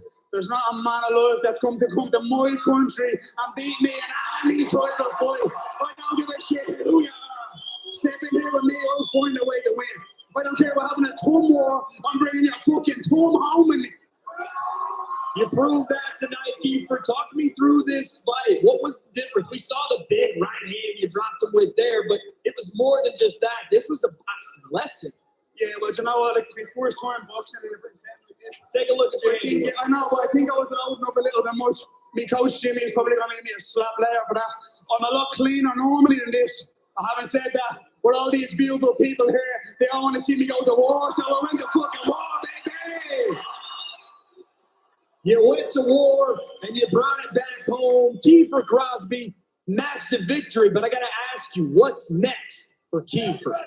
I'll fight anybody alive, but can I just say honestly, yeah, I know I talked a lot of shit this week. Emotion sells fights, it doesn't win it. Big respect to Arden Chalmers, yeah? I love Geordie Shore, I was only missing. But he's actually a genuine gentleman. It was hard to go in and give him a lot of grief. I really like the guy. He's a fucking tough boxer. And I knew he was good. He proved tonight he's better than I thought he was, and that was a great fight. So well done to him. Give him a round of applause, please. I hear your coaches yelling, Mayweather, Mayweather. Is that a fight we want next? In a boxing match, I'm sure he'd do better, but in a real fight, I kill them all. I'm a real fighter, I do MMA. If any of these so-called boxers want to cross over to my sport, come my way, baby. But here, I wouldn't mind having a knockoff Tommy Fury. Tommy Fury. MMA fighters can't box. Step in here with me, you little bitch, and I'll slap the head off you. Message sent from your winner, Kiefer Big Daddy Crosby. Disappointment for Aaron Chalmers, but he will come again in the future for Chalmers in his crossover scene. And I tell you what, I would love to see more of Kiefer Crosby in this world. We know he's got UFC aspirations, but man, he is a wonderful addition to the crossover boxing scene. He knows how to fight. He knows how to talk. An asset here at Kingpyn, that is for sure. Great shout of sportsmanship as well. You saw their face-to-faces. You saw their press conferences earlier this week. You saw that they weren't afraid to trash talk, shall we say, between one another. But we move on. Coming up next, we have got 2 scintillating semi-finals here in the Kingpyn tournament. And I believe Lorna Alexis is backstage with Jarvis. Guys, I have found Jarvis backstage, which nobody else has yet. So that's exciting. How are you feeling? I'm here ready, waiting for Gib, you know, to get in the ring. I got one more fight. It's ready to go. And if you could describe how you're going to be in the ring in one word, what word did you use? Killer. Okay, I wasn't expecting that one. Coming straight from. Okay. And 7-figure giver, what's your opinion on that phrase? 4-figure giver, 2-figure giver, no figure giver after this. So you're saying he technically is only worth a tenner? Yeah, nothing. Okay, that's interesting. Now, what's one thing you've missed since being in camp? Probably some good cookies. I got them backstage after my win. I'm gonna eat that, celebrate, and relax. I love the confidence. Now, describe your ring walk in one word. Don't spoil it. Oh shit. Oh fuck. Insane. I don't know. Okay. Insane. It's gonna be insane when Jarvis. Yeah, when he steps into the ring, it's gonna be insane. And do you think you're gonna finish it in a certain round, or is that always safe? Second, third round. Okay. I would be biased. I would like to see that. So yeah. I'll make it. Right. Cool. All right. We shall see you in the ring. Yes, sir. All right. Well, once again, all accents, Lauren, and all accents and accents today, baby. Like, you're the accents guy. What are you talking about, mate? But look, I know Lauren tried to get in with Gib. He wouldn't let even her in. I'm telling you, he has been just like that the entire camp. I did it an all-access series of my own. Didn't have any part of that. He understands this moment. He wasn't letting anything slip. And we've seen all week. It's been no nonsense. We see here his last fight against Oscar McBroom. Bad intentions right there. Bad intentions. He didn't get a clean finish. Oscar McBroom stopped with an ankle injury, we think. And I get the feeling that tonight Gib wants to go in there and have a definitive victory. Absolutely. You heard it. He wanted to put Austin in A&E. To Jarvis, he said, I want to hear your brother screaming. I want to hear your family outside of the ring just mourning what I do to you. He said, you're getting dusted, and I'm wiping you up after. Yeah, and look, the animosity between these two, we've seen them in the face-to-face, the press conference. It's real. But look, these are two very different boxers in terms of their style. And let's talk about Jarvis now. Trains out of the Mayweather gym. Otis Pimbledon, a fantastic. Will the technique, perhaps, of Jarvis be enough to get past the raw aggression of Gib? Yeah, listen, Jarvis has got to, he's got to improve some things. He took some shots in that first fight with Thompson. He took some big hammers, but he's been in the Mayweather gym. He's been training now for almost 2 years to become a better boxer, and he does throw some big-time power behind his shots now. This is something that Gib talked about, the fact that in that fight against Zanetti, he ate some punches, and against him, if he eats them, night-night. Good night. And again, we have a gentleman's agreement here. I'm dressed like, Peaky Blinders, but the two gentlemen in the ring have agreed to say, you know what? Meet me in the center. First one to take a back step is a coward. Now, we did a 4 corners earlier this week, breaking down this and all the other fights. And Gib's coach, Leon, said, if Gib can land some of the combinations we're working on, kaput. Easy money, he said. Easy money. I don't know what exactly he's looking at, but it has to be the fact that Jarvis does sometimes come in high guard, hands here, and that's it. There is no head movement off the center. There is none of that. So I think he's working on it, but I think they got the one hitter. Look, wait, it's time for one of the fights we've been waiting for months now. Yes. The first of 2 of the men's semi-finals here in the Kingpyn tournament. You got a ringside seat. I gotta go, man. You're at home. We're gonna have the best view in the entire place. It's Gib versus Jarvis. My name is Ali Al. You'll know me as Anita Gib, aka the Big Gibber. I'm 5'1", and I train at a gym box. My name is Jarvis, 2-0 record, and I train in the Mayweather gym in Las Vegas. Las Vegas. So in the quarterfinals, I faced Austin McBroom. Both times I faced him, he has not seen the final bell, went to A&E. Semi-finals is FaZe Jarvis. I'm likewise going to do the same to him. I went on to fight in the Kingpyn quarterfinals against Tom Zanetti, and it was a 3rd round stoppage TKO. I learned in that fight that I can really take a punch in 10-ounce gloves, keep moving forward. Come on. Jarvis is a come-forward fighter. He's aggressive. He's got intent. He's got the will to win. I'm going to take away that will. I'm going to break his confidence slowly. When I get in the ring, I'm going to humble this man, and I'm coming for his nose, and I'm going to break it. He can try. He can aim. I'll be away. I'll be evasive. I'm going to make sure I hurt him. He's going to get hurt. 100% guaranteed that. In this fight, I'm going to outbox him all 5 rounds. If it goes that far, I'm looking for a KO 3rd round. Right now, face Jarvis, you've had a good run. Coming against Big Giver right now, and you're about to get smoked. When I win this fight, King Kenny, Whindersson Nunes, it doesn't matter who it is, I'm winning this tournament. Jarvis, Michael Lee, Tom Zanetti. Ladies and gentlemen, now it's time for the moment you've all been waiting for the semi-finals of the male part of the tournament. About to begin. Scheduled 5 3-minute rounds. And now, making his way to the ring, Jarvis! I mean, Bryce will put it on Jarvis. Everyone's going for Jarvis. He's a hero. So wait, fuck it. It's finally I'll down go to back this on. two. I want him main events of the evening, and Jarvis making his way to the ring now. If he wins, Jarvis I'm playing for Fortnite. He deserves to get a skin. Controversial choices in a way for both of them. Right. But if Jarvis This has been one of the ones to keep your eye on since the first round. Jarvis again, like you said, controversial stoppages, but both men made their opponent quit. Made him quit. And tonight, this one's turned into a blood war, man. There's family involved now. It's personal. And I've never seen the look I saw in both those men's eyes and the influence from Moxie's team. I'm telling you right now, Malcolm, if you blink, you'll miss it. Someone is feeling put on canvas. But when we commentate on the quarterfinals, the smart money was on Thompson Edge. Probably just think that bit too strong for Jarvis. Actually, the reverse happens. Jarvis was going to be forward. Here's the thing. Jarvis keeps hearing it. Tom Zanetti too big. Gives too experience. There's too much to gain or give, too much to lose for Jarvis. He's heard it all and he continues to tell everybody, I do not care what you told me because I know they told me Win this whole damn thing. Well, when we saw the preamble with you and Shep, some of the shots at Jarvis, you forget how much pressure he did put on Thompson Edge and how accurate a lot of his punches were.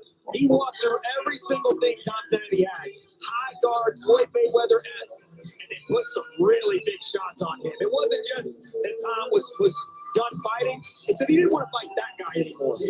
And he bring that same intensity to Gabe because we know that it is mentally almost impossible to break Gabe. But again, Jarvis continues to find a way to do the impossible.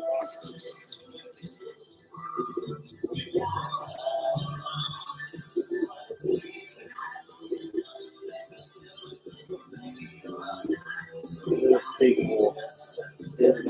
Huge war. You have to.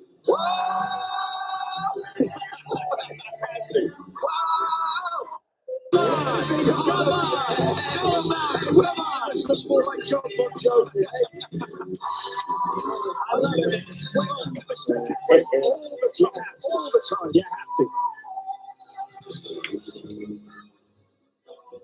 And now, ladies and gentlemen, please welcome his opponent to the ring.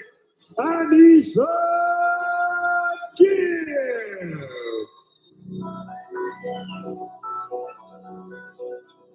Anderson Kim and that group was because of the beat, probably the quarterfinal that everyone was looking at last time around.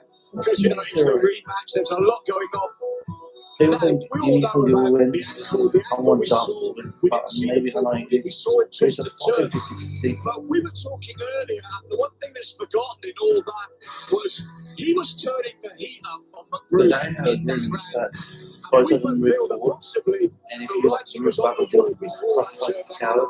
You said it. Oh, Brown, go to He was on the wall in that third round because Kid was on the way to beating up Oscar McGrew back to back, like the entrance music he's using right now, the 96, 97 just ball song. based for the I'm telling you right now, this man fears no one. He's heard all the talk about Mayweather getting this, Jarvis got power that, put down Tom Zanetti this. He doesn't I'm not going to give to it. Fuck it. I'm going to give to it. I'm going to give to it. I'm going to give to it. I'm going to give it. No, give that. These moments, though, Malcolm, if you're a kid, you're picked to win this tournament. This tournament was technically built around you. There is a lot you have to show. The pressure of this moment, it doesn't get to him. I've never seen it. So again, you ask the question, what does Jarvis bring this man? I think it's a fascinating setup. We talked about the semi-finals, and I think when you look at it in the cold light of day, we got the semi-finals we needed. I really do.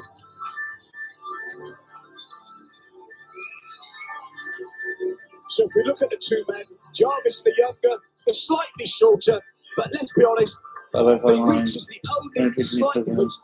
On paper, not much between these two men at all. As the legend Mike Goldberg once said, virtually identical. These two are tailor-made for each other. The way they stand, their height, their weight, but not only that, Malcolm, the way they fight. Watch both these guys step on that Kingpyn ground, and let's see who moves that first back step.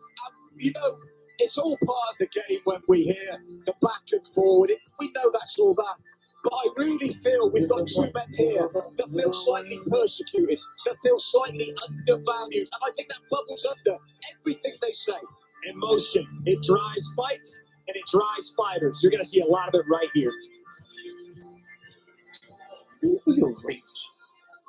Ladies and gentlemen, this bout scheduled for 5 3-minute rounds and is sanctioned by the ISKA, the timekeeper at the bell, Barry Delaney, and the third man in the ring in charge of the action, referee Owen Doyle, and the 3 judges scoring ringside, Troy Holohan, Connor Doyle, and Jack Johal.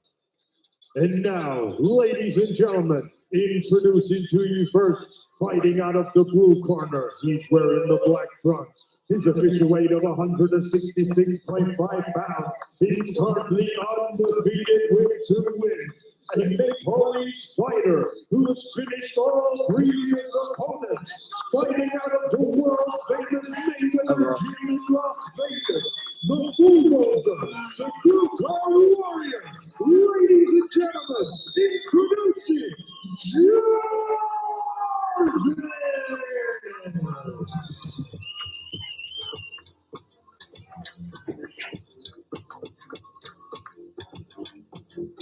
and his opponent across the ring, fighting out of the red corner. He's wearing the golden brown. His official weight of 106.5 pounds. He has a record of 6 fights, 1 loss, and 5 wins. A YouTube star, undefeated in his amateur boxing career. Hailing from Saudi Arabia, representing the United Kingdom. The 7-figure keeper.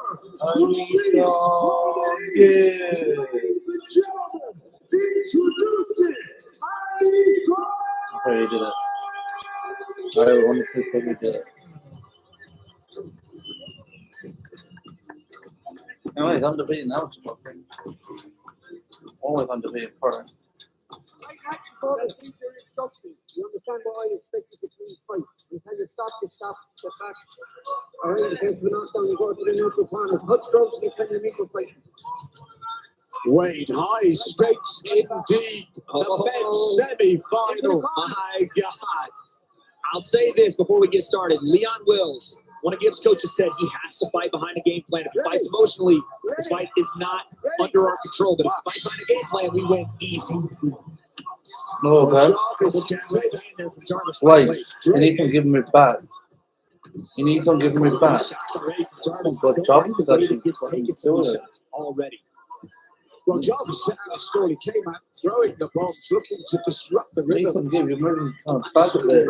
We know he's a 5-round fighter. Sometimes it does take a little bit to heat up. Jarvis starts quick.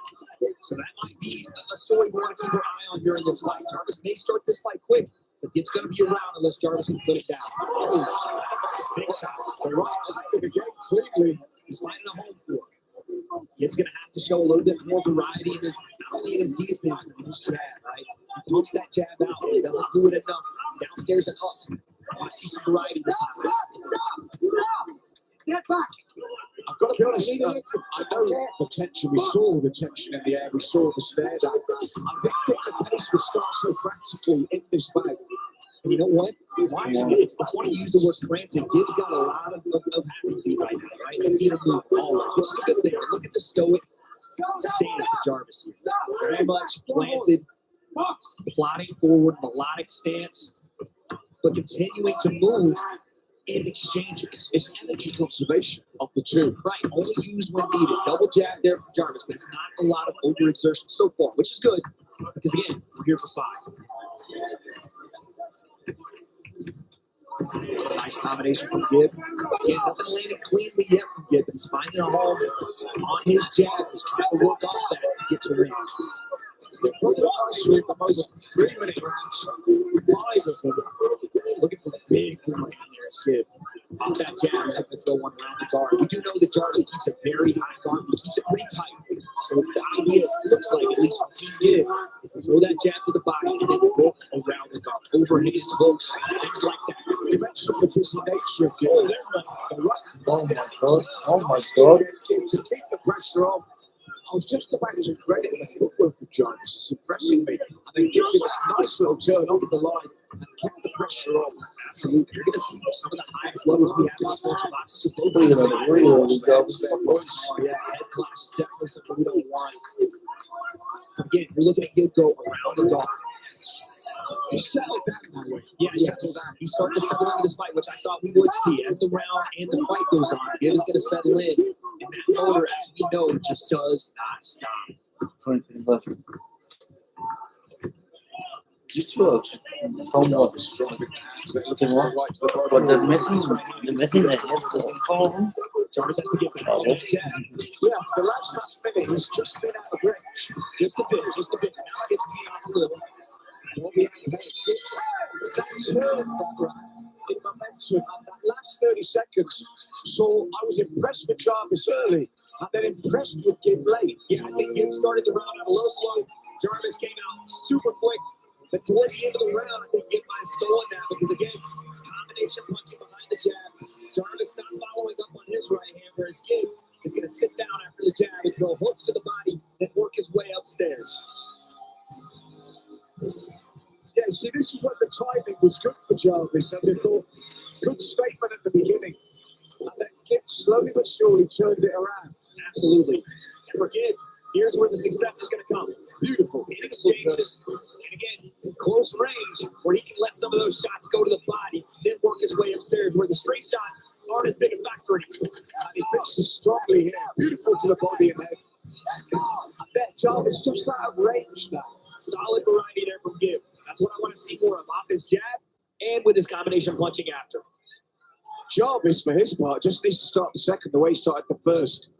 Just a bit more relaxed, a bit more focused. But again, the emotional game we talked about, Jarvis can't get caught trying to go tit for tat. If he takes one, he can't just be so anxious to get one back that he throws all these crazy punches and tries to come to range without any kind of setup, because that is where Gibb is successful. You're right. We've got to remove the emotion. He's got to relax and just get to work. That's a nice double chop right there. At the right range. And that's how he started the first, is how he's starting the second. Some big swings and misses there from Jarvis, but again, did a better job of getting his head out the center. One of the keys coming out of the Thompson Eddie fight was that Jarvis kept his head on the center line continuously. And maybe it was a part of the strategy to be able to hold that high guard and say, I'm just going to gas Tom out. One guy you're not gassing out is anytime Gibb. And Gibb's beginning to work the body nicely now as well when he gets the opportunity, especially with the right hand. Controlling the center right now, Gibb is. Jarvis having a hard time getting combinations going because Gibb is just so much with his onslaught, his pressure, right? The combinations, it isn't just the pace, it's the combinations behind it. You're trying to find avenues to throw and counter back, but you just can't. And that right lands clean to the body again. He's settling into a nice little groove here now. That was a beautiful frame from Gibb too. He jabbed, left that frame out there so that he could measure for his next shot. And ultimately, it kept him at distance to where he didn't land or he didn't get hit with a big one. You see Jarvis waving that right hand around. Right? He knows Gibb should see that right hand as Jarvis continues to wave, and he wants to go to it. It's always a danger when you use You know, one thing we see coming to modern boxing is the distraction jab. Yeah. You've got to be careful with it. Yeah. There's no purpose behind that shot. It can easily be slipped and thrown with some purpose behind You it. leave it hanging. Absolutely. And that's when it slips, and that's when the shot lands. Again, you're seeing Gibb on the front foot, giving no space to Jarvis here, right? Oh, nice left hand. And solid jab to the body. He's out of range. That's been the problem for Jarvis in the second round.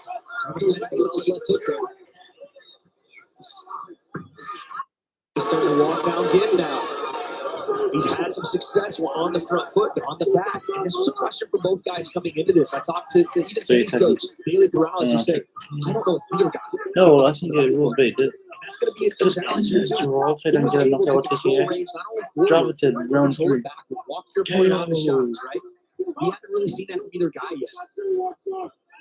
We haven't seen either. They keep on missing the hits. That's the sad part. That old cliche, the seesaw battle, it's going back and forward. And just when you think one of them's getting their range, the other comes back, and then they're just out of range again. Yeah, and the tough part with Gibb is when Jarvis meets in there in range, the jab is being there, but everything behind it is a bit overthrown, right? Gibb is landing things, but when the gap gets closed, and now Gibb has to make that decision to go looping with the shot. Sometimes they're just around the back end, where if he is to maybe reframe out with that jab and then go to the body, then upstairs with those overhands, that's where I'll have more success. He works that right into the body well, but do you not feel the same problem with Jarvis is just that one step too close with the same thing? But here's where Gibb needs to keep. You see that jab and the shot to the body behind it.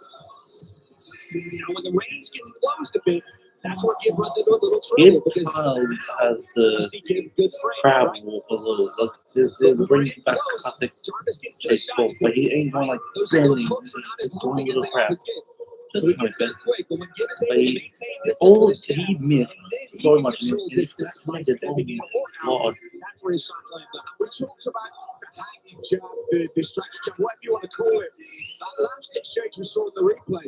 If Jarvis slipped right, he's went around and over that jab for his own right hand. I want to see Gibb shorten up on some of these shots here, especially when we're in tight, we're in the pocket. Shorten up on some of those looping shots, right? Yeah, you can still throw those hooks, but let's shorten them up just a bit. That was a nice right hand that got through there from Gibb. Under the body as well. He brings out well with the jab. That's good work. Now that's the difference I said with Jarvis. If he starts to roll the other way, he can free up the space for that right hand. He throws a good right hook. He just hasn't found a target for it really cleanly yet. Oh, that is a good hit from Jarvis. Yeah, This is round 3. Where's Jarvis said he's going to knock him out. For that right to become effective. Nice left hook on the entry there from Jarvis, but Gibb again is very understanding of where he's in danger. You see that? Absolutely. My jab, get back to range, and start again. Again, frame out with the jab. What I like about both men in this battle, which makes it so true, combination from Gibb there. That was beautifully done, the way the right and the left came through. I was just about to say, both are very good at stopping the opponent building momentum. And as I said that, I just feel that Gibb has just started to build. Jesus Christ. Yeah, this is what happened when you fight Gibb. No, it's definitely Jarvis feels like you're getting tired. He is all right here. This is the momentum. Look, he's staying in there. He's just beginning to build. The previous 2 rounds, the other one reacted, came back to a bit more back and forth. I just feel Gibb has really worked well this third round. His motor, it just doesn't stop. The volume of punches, it doesn't matter. This guy can go for 3 hours, it feels like, when he's in there. So as these rounds continue to go on, Jarvis is going to answer. He has to answer because you'll find yourself, without even knowing it, in a tidal wave. That's what Gibb does to guys. So Jarvis has to have an answer here. He's got to regain the respect he had in the first round. I agree totally because I'm really favouring Gibb in this round now. He's catching the eye. And again, it's all off the jab. That's what I talked about. I want to see Gibb show some variety in his jab. Upstairs, downstairs. Big right hand. Oh, no. That's his go-to combination right now. He throws the big overhand, and then he wants to scoop that shovel hook underneath it with his lead hand behind. And he's had success. He's troubled Jarvis in this round. And Jarvis is looking for answers right now.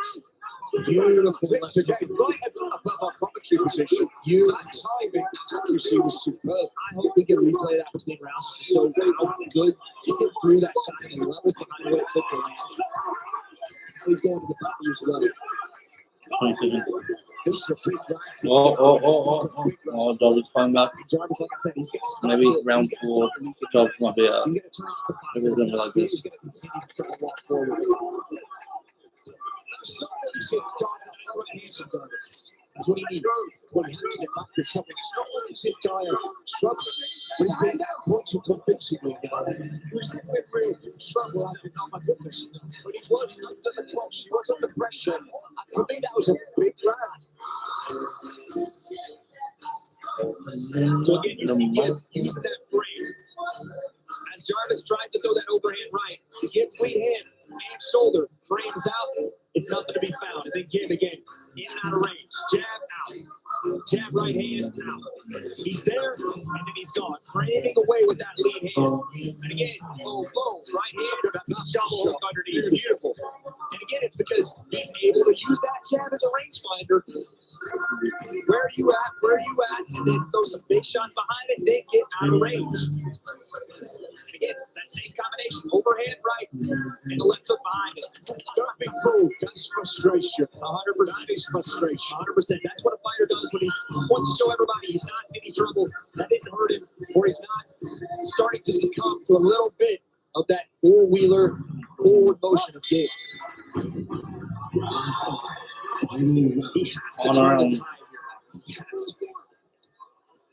This has got to be, I mean, if we're talking about a fight going one way, it's starting to go toward Gibb. I agree totally. Jarvis has to find a way now to figure things out and turn this fight.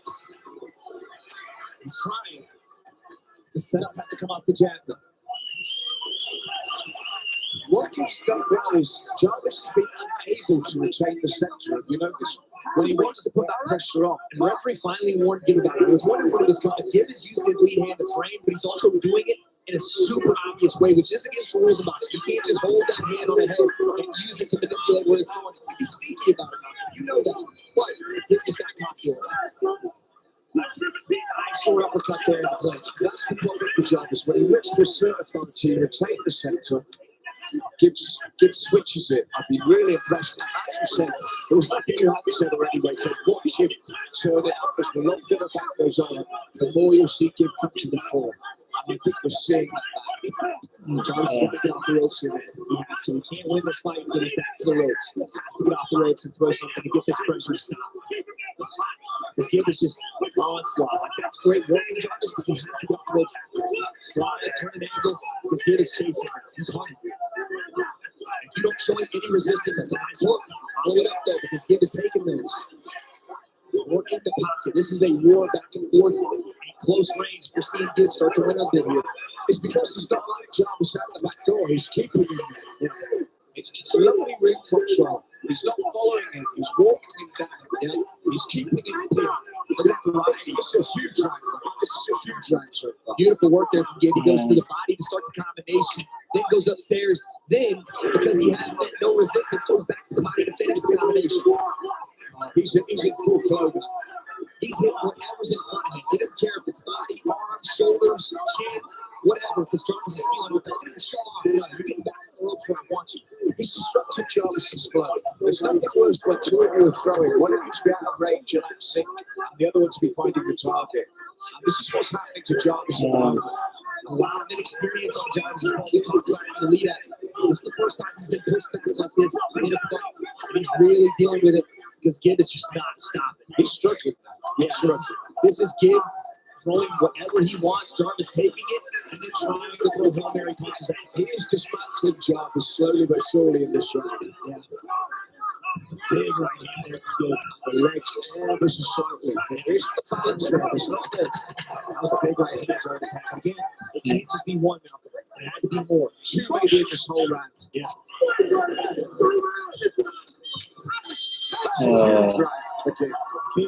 Big time round. Now, ring announcer said this was our fifth and final. He was incorrect. We have one more round. This is our fifth. This has got to be it for Jarvis, though, man. Because listen, every exchange in the last round was Gibb doing exactly what he wanted to do And Jarvis throwing Hail Mary. Watch how he doesn't let him away. He doesn't let him off the hook. He just doesn't let him get out. He expects a separation because look at the first 3 rounds. Yeah. We had exchange, separation, exchange, separation. Gibb decided, nah, I'm just going to keep walking forward. The other thing we've got to give him good credit for, Jarvis tries to tie him up. Now, sometimes you allow it and let the ref break you. You see the way he moved. Yeah, the free those off absolutely. To keep the assault. Absolutely. A smart move for a guy that understands that the gas tank from Jarvis is dwindling. Gibb knows that pressure he puts on, the pace he works at, there's not many on the planet that can deal with it. Unless the boxer would have allowed Jarvis to pull him in, stop and think of it. No. The pressure was for the full round. Let's see what Jarvis has here, man. He needs something big. These are moments as a fighter you define yourself. On Gibb's side, close the door. Shut the entire showdown with this round. If you're Jarvis, you have one last gas. Find it. Whatever it is, whatever makes you go to that place in the doghouse with Mayweather. Find it right now under the lights, or else it's going to walk away with it. The only thing for Jarvis is that right hand, but he was trying to throw it. Gibb was catching him. Rounds 3, 4, and 5 for me have been really impressive for Max. Little by little, how he sneaks up on you. Oh, look, beautiful right hand there. Now, if he sneaks up on you, though, man, all of a sudden, you're in the 5th round, and you're like, hold on a second. How did we get here? Where was my offense? What happened to it? Because I was starting off so well. It just slowly last round. wears you down, and he's doing it here again. Yeah, he's breaking it, and in one respect, it's a pleasure to see the way This is closer for the next one.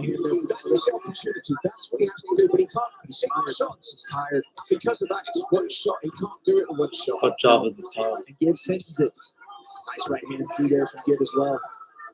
But Gibb senses it. When he does sense it, that just means he turns it up to the next level once again, which is so impressive, man. For guys that aren't professional boxers and don't do this for a living, for Gibb to be able to put this kind of work on guys, again, I would love to see the Yeah, Jarvis, bro. uppercut, right hook behind it. I would love to see the punch stats in this fight to see just how much output Gibb put on him.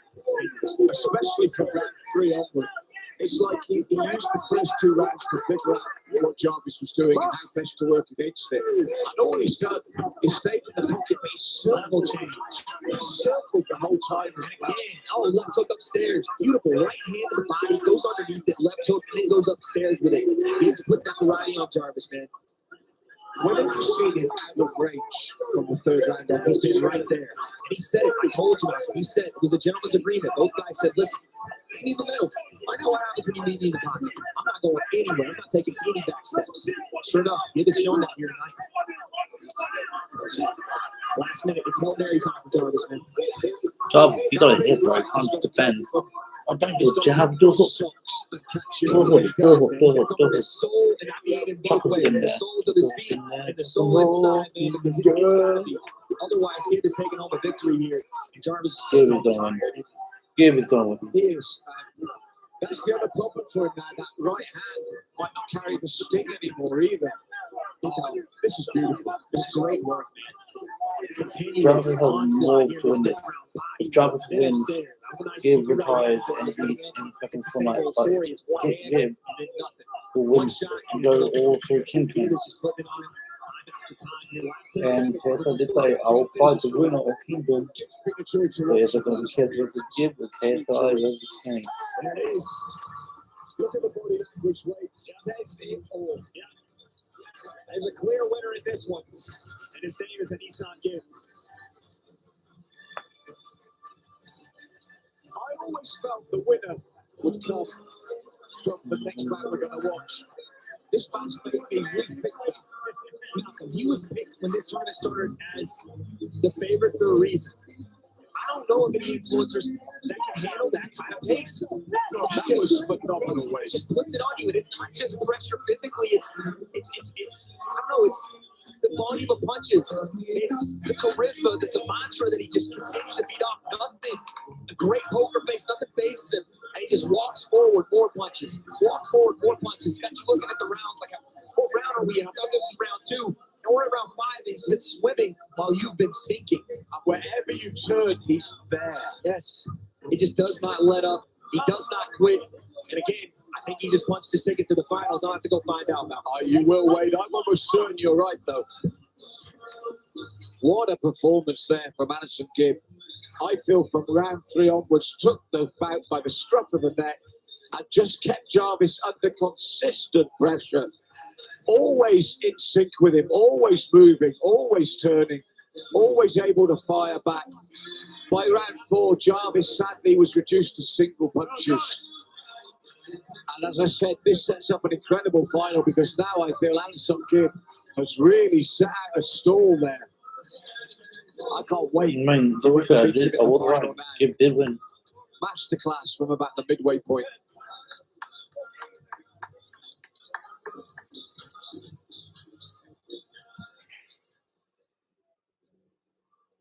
Ladies and gentlemen, after 5 rounds of boxing, we go to the judges' scorecards. 2 judges scored about 49 to 46, and the 3rd judge scores about 48 to 47. And your winner by unanimous decision, Anissa.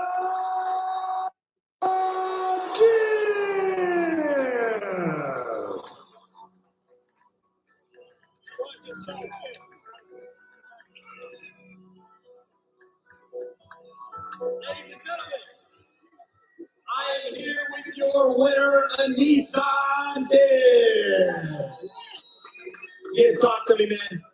You came in here and you said, I want to make you quit. I want to make you quit. You put on a master class instead. Talk me through that fight. That was a great fight. I got respect for Jarvis as an opponent. But my folks said on, finals, Kenny Winterson Nunes, I'm coming for you. One of them two, whoever wins, I'm seeing you in the final. And that's it. Quit down, niggas. Talk to me about what it took, man. You saw that first round. He came aggressive. He wanted to trade right here at the Kingpyn crown, but you made him rethink that later on. It's nothing that I didn't know. People saying I was underestimating Jarvis. I trained how I usually do. I went out and did what I did. I smoked him 5 rounds. George, the main event. But respect to Jarvis. Down to the final. Yes. Now, like you said, you're awaiting the winner of Kenny and Winterson Nunes. Can we maybe see you make a return here tonight to keep a close eye on that one? I've been watching this since 3 a.m. I'm going to get changed. Who knows if it'll be a quick fight. But yeah, we could see me here.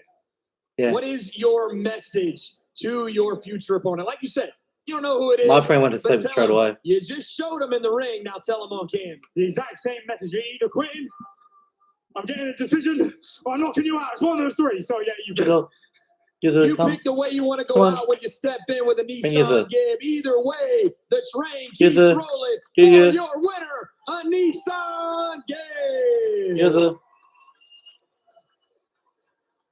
The 7-figure Gibber, is he finally proving his worth as he progresses to the Kingpyn finals? Who will he meet? Will it be King Kenny? Will it be Winterson Nunes? We're going to find out in just a few moments' time, but you can see what it means to him, his team, and Anderson Gibb, who came into this tournament with so much hype externally, but also from himself. He's just weighing the pressure on his shoulders.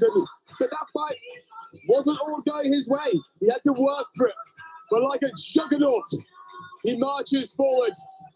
And we can't wait to see the big Gibber in the front of the Kingpyn tournament. But it's look, the atmosphere here in the 3 arena is electric. It feels like we're in Brazil. The Irish have come.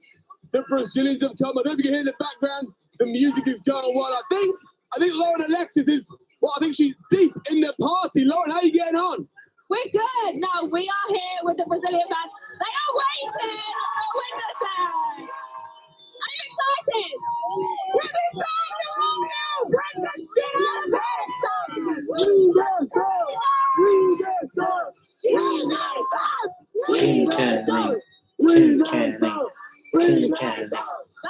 excited to say that we are about to have Winterson versus King Kenny right there in the ring. These fans can't wait. Sorry,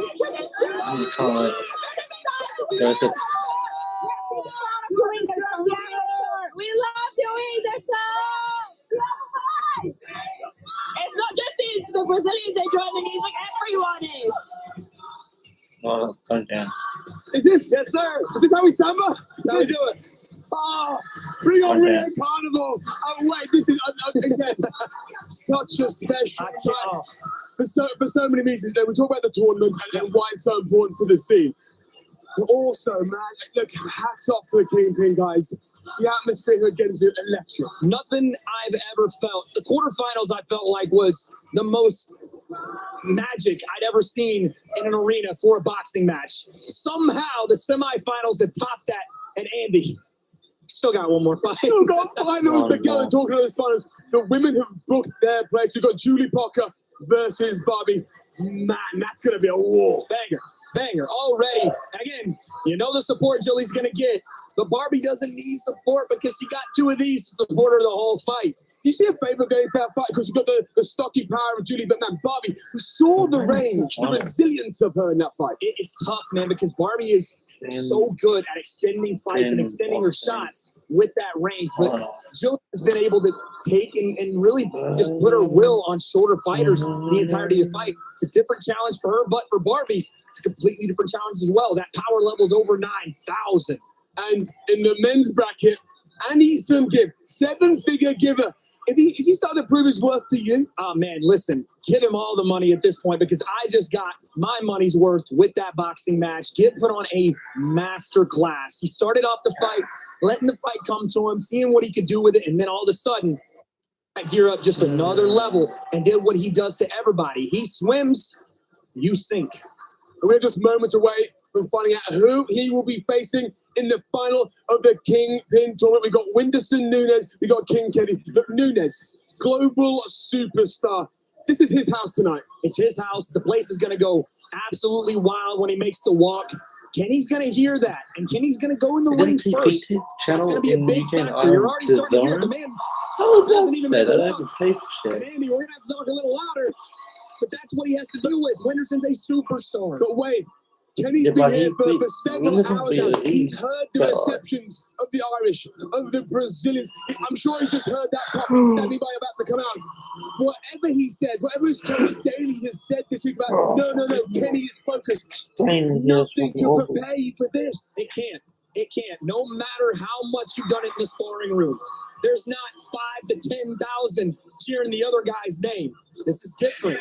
Take the headgear off, put the gloves on, but they're a little smaller, and put a raucous crowd. It's the first time you're going to see anything like that. Guys, honestly, we might as well be in Rio de Janeiro tonight, not Dublin Island. But look, King Kenny, what does he have to do to beat Whindersson Nunes? It starts with the jab. Always the jab. Kenny is the longest fighter at this division in influencer boxing. He has to be able to utilize it, not just defensively, but put some malice behind your shots, like my mate Nate felt in the quarterfinals. This time, Whindersson is looking to close that distance. It's a perfect matchup for Kenny. All he has to do is win the distance battle. And look, wait, you and me have been, well, we've been part of Kenny's journey since he started some 18, 19 months ago now. And you just saw that footage there. He's evolved. Look, if you saw him in the gym, night and day, you will be questioning. It went from this to a bona fide boxer in 2 years. He looks, if you see him in the gym, he looks like his physique, everything, he looks like a boxer. So you might see the most developed athlete in this men's bracket. Absolutely. Like physically as well. Every fight he becomes more shredded. I keep calling him the Tommy Hearns of influencer boxing for that size and that weight. Look at that. And I'm not talking about the trim and the hair. I'm talking about the trim abs. The only person with comparable abs is perhaps Whitney Jones. That's insane, man. It's insane. You could carve something with the grooves in those abs. But the way we know, it's not a bodybuilding contest. Correct. It's a fight in there. And look, guys, I think it's time. I think it's time to find out who will meet Andy Sumgiv in the final of the Kingpyn tournament. Is the one we've all been waiting for. Brace yourself, because wait, this place, it's time. It's gonna go off. Main event time. Let's go. It's King Kenny versus Whindersson Nunes. My name's King Kenny. Record is 3-2, and I fight out of trenches boxing. Meu nome é Whindersson Nunes, eu sou de Bom Jesus, no Piauí, e eu tenho... Quantas lutas eu tenho? 3 lutas, 2 vitórias e um empate e uma derrota. I fought in the Kingpyn quarterfinal. When's about to start? And he got knocked out in the second round. Yeah. After that fight, I realized, already main event. That knockout was kind of a mistake. 5 rounds, 3 minutes, so 13 minutes. Imagine if I just put some proper power and technique behind it. It's gonna be a problem. It should have Nas quartas de finished final, half an hour though, yeah. aqui, eu nocauteei técnico, né? Kingpyn, o polonês. So Wenderson is a Brazilian comedian, and I think he started crossover boxing. I think I'm sleep deprived. I really cannot. No. Pretty much all I know about him, and he's got a massive. I'm tired, but I can still stay Eu vou up. lutar com o Kingpyn, né? Que é um lutador do Reino Unido. Ele é um bom lutador, tenho certeza que é um cara muito mais carismático. Tenho certeza que ele é um cara muito mais carismático que o polonês. Mas já tem um treinamento bem preparado. E vamos ver o que vai acontecer. In this fight, I'm going to make Wenderson very uncomfortable. He hasn't been in there with someone who's going to try to take his head off. Bom, nessa luta eu vou fazer o que eu venho fazendo já há muito tempo, né? Eu tenho treinado desde a base, agora eu tô acredito nível melhor, então eu vou tentar mostrar um nível mais técnico, mais bonito também, apesar de muita gente de todos os países, de vários países. Tem muitos brasileiros que estão me assistindo, vai ser também, então Wenderson. Oh, you gave me what you. This is the main event, you see? Ladies and gentlemen, now it's time for the main event of the evening. Oh, good morning. The final bout of the high stakes tournament semifinals. Only one way to go.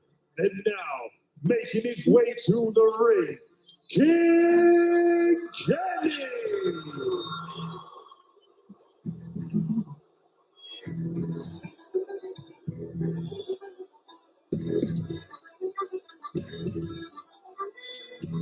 Listen to the music, wait for the technology here. Absolutely, absolutely. And look at the roll that it comes out towards the Brazilians. Irish music. I was going to say the Irish music.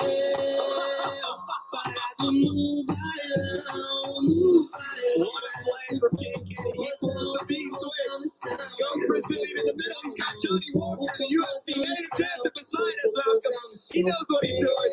He knew exactly what he was doing with that. Brazilian music. His entrance. We saw Kingpyn. Then we see. The man was there, he hadn't showed it yet. My mate Nate was really well rated. Kenny took him apart into. We said, that's the Kenny we all thought we could see. It's the one we knew was hiding the whole time, man. Hold on, what miss 9-5. It was the complete package. Boring. No boring, you can do. The power and the decision making behind it. Finally deciding here not just to skate by and win. It's a full pack stadium. To win it decisively. What? Do you not know what boxing fans, influence of boxing fans are? He's in the gym with his brother, Daily Morales, every single day. Nah, people travel from other places to go here, to go to Dublin.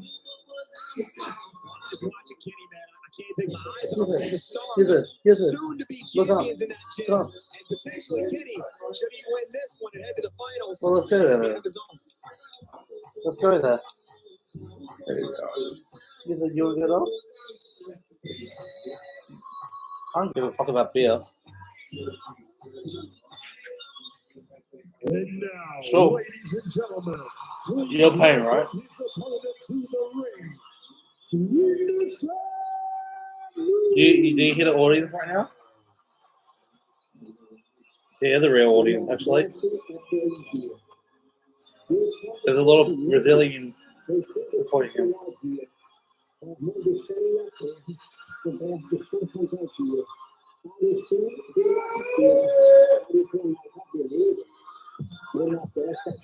Oh, don't rap to the fucking rain. Hey? There's a monitor tomorrow. Oh, fuck. Oh, cool. Well, it's in the afternoon because Emily wants to play. So it's not too far. He's rapping in Brazilian. What if you don't understand Brazilian? It just sounds like gibberish. Oh, I can't speak Brazilian. I don't know what he's saying. He'll be saying very well. I don't think that's Brazilian. I think that's Portuguese. Go, shut up.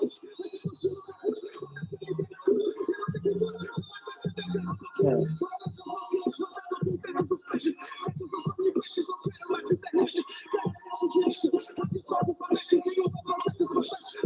Dad, remember tomorrow. Why are you here tomorrow?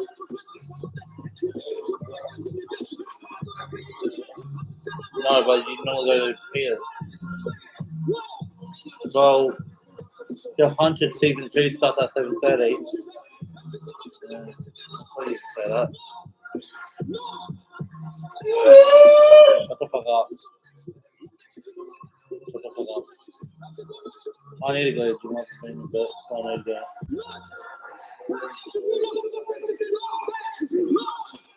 Well, technically, I haven't been to sleep all day today, so yeah, so I probably am tired.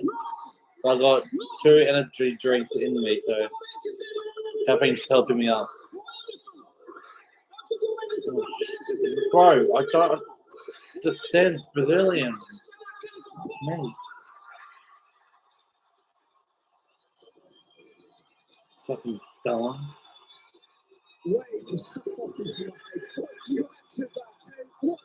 Packed out stadium. Just to see a Brazilian dude.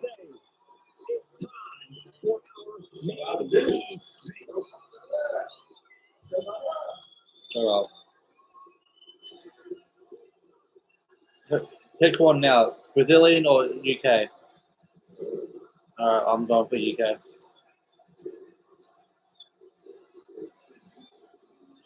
One's a YouTuber and one's a Brazilian TikToker. Unbelievable way. This is what it's all come down to. It's just beginning to calm down now. From boiling point. If you have design, you don't. Again, not much difference in age. Height advantage for Kenny. Boxing was fun. Advantage for Kenny. The Kenny that we saw can make that pay rate. He has month to. to month. That's 8.5 inches of grease that he has to put on every single time he tries to hit a range. That will be the difference in the fight. Can Kenny keep this fight at the distance he can to succeed? When you're Winterson, you have to get inside that jab. No, it's a monster fight. Big time punches because this crowd is going to. I never cancel it.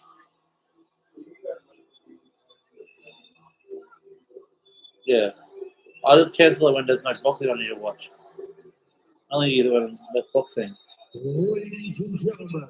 So next week as well. Next week as well. And sponsored by Kingpyn. This bout is also and I'm gonna bet. Can I bet next week? Yeah.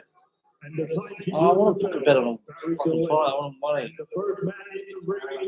You know, my dad. You know, Jack was gonna bet on the Jake Paul fight, and he could have easily made $1 million, but he didn't bet. He didn't bet on the right round. Ladies and gentlemen, to all in attendance at the Free Arena Dublin, Ireland, and for the whole round and by what?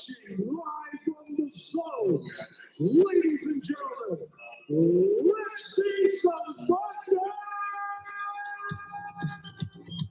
Main event. It only took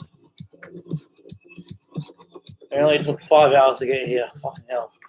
Just if this ends quick, I'm gonna be very upset. But I've been holding a piss in 5 hours. He's wearing the yellow and green. He's officially weighed 169.5 pounds. He has a record of 5 fights. Nah, Kenny's been 5 fights. Watford, England, Dad. Have you ever been to Watford, England? Watford. Yeah, but you're not rich.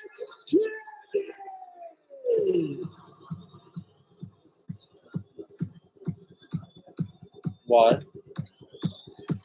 Huh? Yeah, that's the place name. What? What? Oh, you might try out.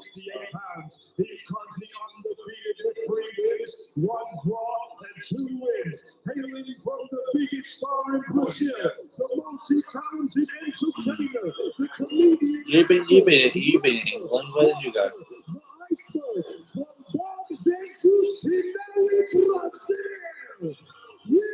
Well, fucking London. Did you watch football?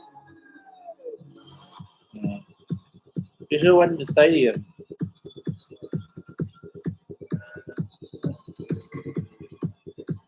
Did you go to Buckingham Palace? Nice. Oh, you dickhead. Do you reckon I can knock out one of the guards? Yeah, but they can't do anything. They have to stand still. Well, Mr. Beast touched him, so. Alright, round 1. Do you want to watch it? Look how everyone's filming it on their phone. I can see you. Look at that. Round 1. Oh, fuck off. Don't text so much. For Kingpyn, he's up against it all. For Wenderson, you're here to prove everyone right. Who? Just did the jet boat through the canyons. It was scary, but so fun. I did it. I did it first. Fucking dickhead. Come on. Alright. Yeah. Yeah, it went around very well. It was very fast. No, but it's not like our speedboat where we went to Gold Coast. It was faster than that. So come on, Kenny. I don't care, I'm watching boxing. Sharp work from Kenny to start this round. And he's talking to Wenderson a little bit. He's like, yeah, come on. Walk forward. That's what Come on. He wants Wenderson to come in over aggressive so he can counter. Prevention confidence is even. Come on, Kenny. Yeah, he's waiting for the crowd. He's living in this moment. You love to see it from Kenny. Look at how he's grown as a fighter. What? And now he's talking a little bit with his jab. Following it up as well. Showing him that backhand. Great hand movement from Kenny towards the end. We went on a red one, you fucking idiot, Dad. We saw that. There was just something about his Was it not out of Queenstown? as well there for Kenny. Look at that. He's playing a lot of games here, and Wenderson's happy to oblige it, but at the end of the day, he knows what Wenderson has. He's got to take him seriously here. Look at carrying the jab. Sticking on his face as well. That large chance, are you sure you don't want to watch the main event?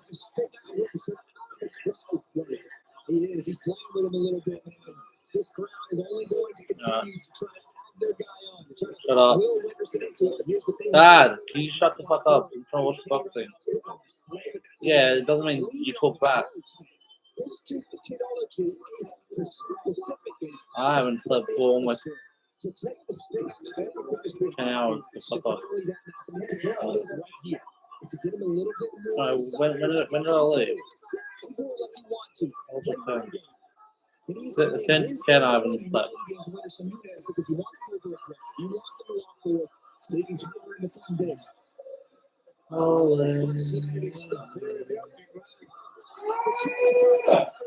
What's Olay? What country's Olay? I don't know how to do it in Portuguese then. The Brazilian. Oh. Are they? What's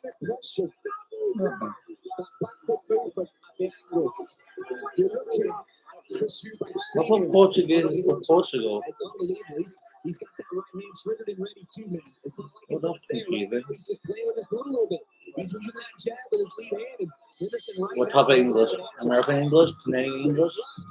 British English? That's why I was trying to say, like, he was really trying to pull the teeth of the crowd and say, hey, This is what's going to happen. 1-2-1. Yeah, I do want to have an English accent. Shakes his head. Yeah, I do. Wenderson says, "I'm the star in this ring. I belong can here get just any like you girl. do." Look at that head movement. And then he does a Floyd Mayweather and leaps on the ropes. Then the jab behind it as well. Then the uppercut, left hook. Beautiful stuff here you're seeing from Kenny. He's the subtle here. It's a rhythm interrupter, right? You're seeing it. There's your Chris Eubank. Does the double hand clap behind him and gets back to it.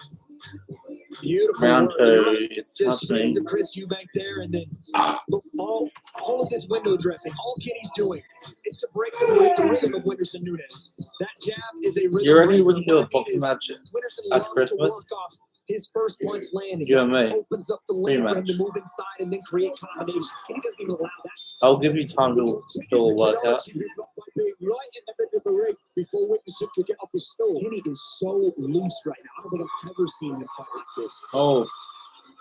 Yes. Come on, Kenny. Wenderson. Come on. Man, what a big shot.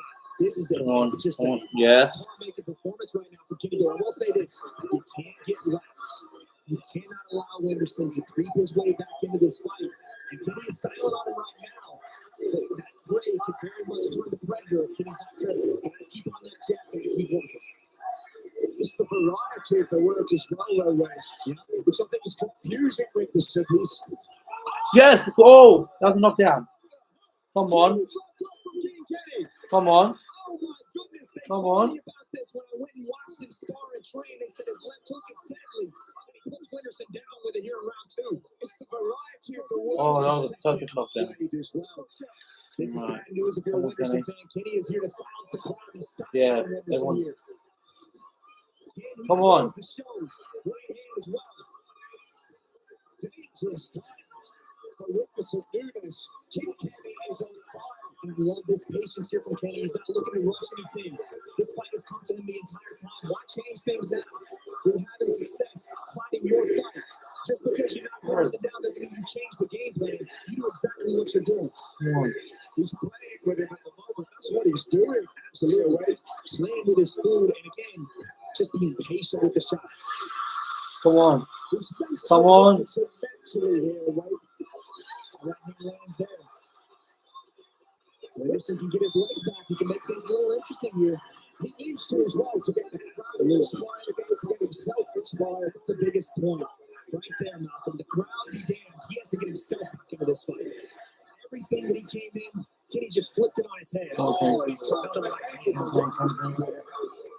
Wenderson has to be able to get some confidence back here. I'll do it. Because right now, Kenny is soaking air out of this ring. You know, the frightening thing, Wade, he's doing it genuinely without breaking sweat. It's not like he's going to fold. It's not like he's going to gas. He's not even exerting himself. Malcolm, when you talk about manifesting a fight, visualize it. I'm sure you talk to your fighters about that. This is what you tell them. Yes, Kenny. Think about landing your exchange. Think about being smooth working there. No effort needed. Well enforced. That's what Kenny's doing. You dream of these days. So nothing's going wrong for him. And again, it's still a fight, right? Round 2, and Wenderson's still on his feet. He still has 2 hands, 2 gloves. They can move forward. If you're Kenny, you keep doing what you're doing, but you have to realize the threat in front of you at all times. Come on, Kenny. Come Nice on, right Kenny. hand there again. And he smiles at Wenderson. Oh, My goodness. Wenderson right at the end of the round there wanted to call Kenny on, and that's what he's got to do. He's got to make him overconfident, overexert, and then look to counter. Through 2 rounds, we're seeing utter dominance from King Kenny. To the body. Wenderson overcommits here and gets clipped for it. Look at that beautiful body work with the shoulder to get in range. Said, hold that. Still in round 3. Space, and then I'll throw my hook. Look at the shoulder. Huh? That's the teachings of daily paralysis on display. Beautiful shot. There's 3 minutes each round, man. There's 5 rounds Such total. good work, man. And again, it wasn't a lot of effort to get to the shot. We had 10-ounce gloves on here, Malcolm. It doesn't take that. Look at him. He's not sweating. Look at him in his corner. There's not a bit of sweat on him. If Wenderson's hoping that he will flag, he's got to have a plan B. Has to. And like you said, maybe the strategy is now for Winterson to play the back foot game because clearly trying to get to range is not working. Maybe you try to get Kenny to make Kenny into a back and forth here and walk him onto a shot because as of right now, the shots you're throwing out aren't even coming close. Winterson has got to stay focused. He's got to get his head off the center line. He has to. He's got to keep his Come on, Kenny. So just an overcommittal there, though. Just an overcommittal to the shot. And again, Kenny, slick, smooth, pivoted out. Got the range separated again. Got to use some head movement here if you're Winterson. And not just the pull right hand. It's got to be off the center, left to right. Nice, nice, nice. Jab behind it, right hand behind Nice. it. Because this is just food for him. He's picking up a part. That right almost got through the guard as well. It's, at the moment, Winterson is totally the wrong fish. He knows exactly where he's at in the ring, too. He felt the ropes, just glided away. With no disrespect to him, because we know how he calibrates. Winterson is like a rabbit in the headlights. He's amazed by what Kenny is producing. No one expected this. And it's just so hard because Kenny is Come on, Kenny. to use his jab, but there's more behind it now. It used to just be a jab from Kenny in defense. Now he's putting combination behind it because if you walk into it, you used to be able to walk through it. Now, not so much. You're going to hit the canvas. Yep. Snapping that What the jab. fuck up audience? Winterson has been at that range the whole part of this round so far. He's not managed to close the gap. He's not managed to make a dent in Kenny's defense. And anytime he tries, and you know something that Kenny's doing here to create some variety? He isn't just framing him off with his jab. He says, you want to play the game in close? Come on, Kenny. Sushi a little bit here, Sugar Ray a little less, and then come upstairs with a hook. Oh, the shoulder goes. Winterson landed a nice uppercut there with the lead hand. But that shoulder work is there once again for Kenny. The bump and lead out. It's got to be more than from Winterson. It can't just be moments. You're down 2 rounds with the knockout. Kenny just patient here on the ropes. Great head movement. He can afford to be at this pace, at this work rate with the man exactly. He's not even exerting himself at the moment. This is the problem for Winterson. Winterson shakes that one off, but we've already seen what the damage Kenny can do with that lead and backhand. He's trying to, like you said, he's trying to get Kenny to play the game. He's like, come on, yeah, come forward. There comes a time, Wade, when nothing else is working. You've got to start thinking about boxing dirty. And what I mean by that is getting inside that range. And what I'm saying about 100%. Right now, he's letting Kenny bully him a bit. He's talking to him, and Kenny's talking back, but Kenny is just doing it with a jab. And Winterson's okay to take it. You can't be okay with it. You can't smile and nod. It's got to be more than that. Step in, get your own shoulder going. Give him a nudge, get your head down into his chest. Because Kenny can fight at this pace the entire fight. Exactly right. He can do this all day long. Winterson's not going to find an opening just by tiring Kenny out there. Good job. When they're actually right in the pocket, do to Kenny, get the shoulder in, get the head down, foot, and chin up. All of them. Look, the beta squad is saying we're smoking on that 3-0 pack right now. They think he's up 3-0. It's hard to argue with them. They just happen to be wearing Argentinian shirts. Yeah, that was the one thing. A little shot across the bow there. And you see the baby Winterson being displayed as well. They're having a good time because, listen, Kenny's having a good time. He's as relaxed as they are on the outside in the fire. That's crazy to me. Wait, there comes a time when you've got to recall to some of the old tactics. You box a fighter, you fight a boxer.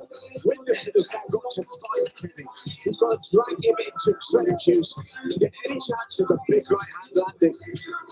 Look at the man. Ready to go. These last 2 rounds for Winterson have to be go for broke. There is no more standing at range and taking jabs, smiling back, and then running right back into it. There has to be some urgency here from Winterson Nunes. The moment that first jab comes out, Nunes has got to get in there at an angle and work in close. That's what he's got to do. He's got to blast him hard and stay there. But the reason he can't get there is again off of the jab, right? Winterson throws that uppercut. It's nowhere to be found because he's not anywhere close to Kenny. It's got to be more than just throwing under the jab because he's getting stuck with it time and time again. And he can't be satisfied here either. This can't be where you win the fight. Head movement, parry shots around. But right now, Kenny is in full control. The key moments are when they turn it. And Witness allows Kenny to turn without throwing a shot. Left hook, uppercut again there from Kenny. And these are landing clean. The guard is up, and he's getting through. Beautiful. Splits the timing with the jab there. You saw that. He let Winterson relax for just a second. Then he split the timing. I do like the switch up there from Winterson. He tried to go drop step and then run into a southpaw stance with his lead hand forward. But it's not enough to just show it. It's got to be more. Wade at the moment, it's the old cliche, the matador and the bull. Yeah. I like that. I like that step into range left hook. He's got to, and he's got to stay there. Yeah. He's got to start boxing. Start fighting, Kenny. Yeah. Because right here, where Kenny can just tee off with that jab and smile at him, it's not going to be enough. And his corner knows it. They're screaming for it. They're like, you got to break that range. You have to get in there. Yeah. And it's just so hard, man. We're commentating. The corner's on the outside. In the fight, I wouldn't want to be standing in front of that jab from Kenny either. Because I'm sure he knows he needs to get there, but it's just an impossible task right now. There's a nice left hand to the body there from Winterson. But Kenny with the three-punch combo answer. And Winterson saying, hey, you're not hurting me. That's a nice double left hook there from Winterson. Okay. It's moments. It's got to be consistent. He's got to keep his foot on the gas. He's got to ask questions, Kenny. He hasn't taken him out of his comfort zone. He hasn't broken his rhythm. Nope. Not once. Not once has he hurt Kenny. Not once has he got him off his game plan. Around the guard, Kenny goes with the right hand. Okay. To the body, uppercut. Anything and everything Kenny wants right now, he has it. I hate to say it, in a fight so important with so much at stake, but Kenny's turning it into a sparring session. At this point, he's relaxed. He knows what Winterson has. Winterson hasn't showed him anything new since the first round. Kenny has read it, downloaded, and now he's attacking consistently. 10 seconds left. Doing whatever he wants. It's beautiful work from Kenny again. Leans on it, makes him think that pressure's there. Slides away. Three-punch combination to follow. Goodness gracious. Complete domination right now for King Kenny. And this crowd is at a complete last round. I think they're stunned. I think they can't believe it either. I think Winterson has been confused. He's been completely immobilized. He just completely immobilized. There is nothing that Winterson has for Kenny right now. And if there's a Hail Mary in the arsenal, he's got to pull it out this fifth round. When we talked about visualization, I talked about how the fight was going to go. That's what he needed consistently in the round. But you tell me there was never a point in this fight that Nunes visualized this sort of fight. No way. Never. No way. They were so confident that they could break the range of Kenny. They were super. And look at Daly Perales. Kenny is, for all intents and purposes, got 4 rounds in the bank, and Daly is screaming at him like he's down for it. That's the mark of a good coach, not letting his fighter rest on his laurels for this fifth and final. Instead, it's time to close the show. Winterson's got to stay in the pocket and he's got to fire away. I can't see it because Kenny's got so much more still in the tank. Absolutely. He's showing it right here to start the round. He could do 10 rounds on this fight. At this pace, with his jab, I don't disagree. He could be just like this for the next 5 if he wanted to. And Winterson's just not showing him enough in the lead, man. He's throwing one shot at a time. Now Kenny's pushing him with both hands. Pushing him around. Referee's warned him about it with the open hand, but still, he doesn't care. He's just whatever. There's no need to worry. It's a short left hook there from Winterson. That's where he needed to be 2 rounds ago. Yeah. Again, good body work from Kenny, not just to land of the body, but that shoulder, taking it into his sternum. Just touching him right now. It's a touch spar. It's pretty bad. It's a sparring session. He's had harder sparring in the build-up to this fight, I'm telling you. So far, I can agree 100%. Again, it's just the same thing. Look at that. Beautiful. Way to close the range from Kenny. Using his shoulder to block any of those jabs or lead hands incoming and the backhand behind it. Wade, it's as simple as this. It's not a script Winterson would ever have read in any shape or form. Not at all. And if it was a script, I mean, let's be honest. The people in the stands, the fans, they all were behind Winterson. And Kenny said, that's cool. Yeah. I decided to not show up for acting class today. I didn't get any script. I'm here to flip the entire movie on its head. And that's what he's done throughout all 5 rounds. Beautiful work. Multi-punch combos from Kenny, and he punctuates it at the end. And again, to the body. Finding in the phone with the winners and Come on. putting the pressure Oh, Kenny. Come on, Kenny. Dominance of this performance. The total domination of this performance has been scary. It's unbelievable the evolution we're seeing Kenny go through right in front of our eyes. Stepping into range, just playing with his food, uppercuts. Just whatever he wants, he's loose. No defense because he doesn't need it. He is styling on Whindersson Nunes, cross guard, stomping into range. Oh, again. It's beautiful. This might be the best performance I've seen in influencer boxing. I'm not even joking with you. Look at the head movement. Are you kidding me? Unbelievable. King, what am I seeing right now? This is, well, you're watching the King. I'm truly watching a man that is wearing the crown. This is a performance for the ages in influencer boxing. This is a where were you moment in our scene, because I'm telling you right now, Kingpyn's gone to a different level. He's gone to a different level, Malcolm.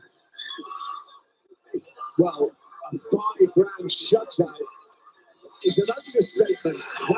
What a performance. Look at the corner. They know that is the performance of the night. Performance of the night, Malcolm. Performance of a lifetime for Kingpyn. What I thought should have been the final has turned into one of the most one-sided matches you can imagine. Wow. And it's your Nissan Kid, who's the man that Kingpyn will fight in the final. What do you say about that? What do you say about this way? In the pocket, boom. Whatever he wanted. Shocked. And you hear Daily Perales, he is screaming at the top of his lungs. Where is Kid? Rightly so. What a performance. Look at this. It's unbelievably good. We're commentators, Malcolm.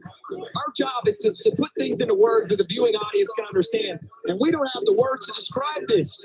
Also, the thing I'm trying to get across is it can sound so biased, but what else can you do today? What do you do? You can't do anything else. Look at that. He just landed an uppercut with both his hands round his knees. Boom, and another one behind it, man. It was target practice at the end of this fight. Malcolm, I'm going to leave you to it, but I'm going to try to form some words here with Kingpyn and figure out what the hell I just saw. Unbelievable. Wow. Unbelievable.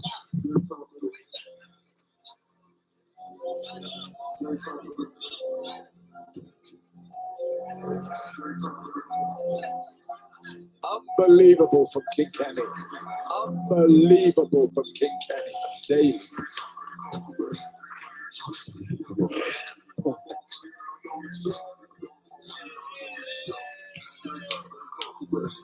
What a performance from Kingpyn. Nobody could quite believe it in the auditorium. Kingpyn's team, the opposition, the whole auditorium's virtually gone silent as they've watched a masterclass from this man reach the final. And as Wade said, in influencer boxing, what do you say to that? What an incredible way for one man to end an incredible show. We've had an absolutely amazing night of boxing tonight. High stakes indeed. Brilliant performances. I felt the female semi-finals were electric, and now this man gives us this. I cannot wait for the finals.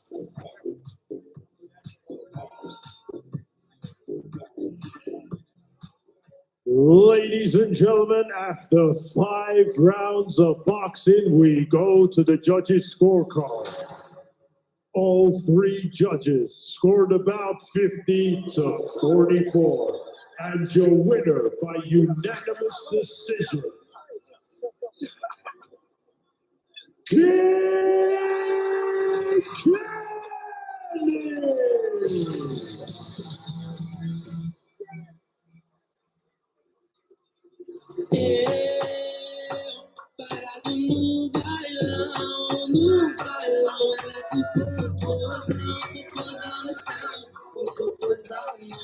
Well, look at the celebration. It's great to see the two men celebrating, but I cannot stress, you heard the story, a total shutout in favour of Kingpyn. I love the fact that they're all dancing together now in this ring.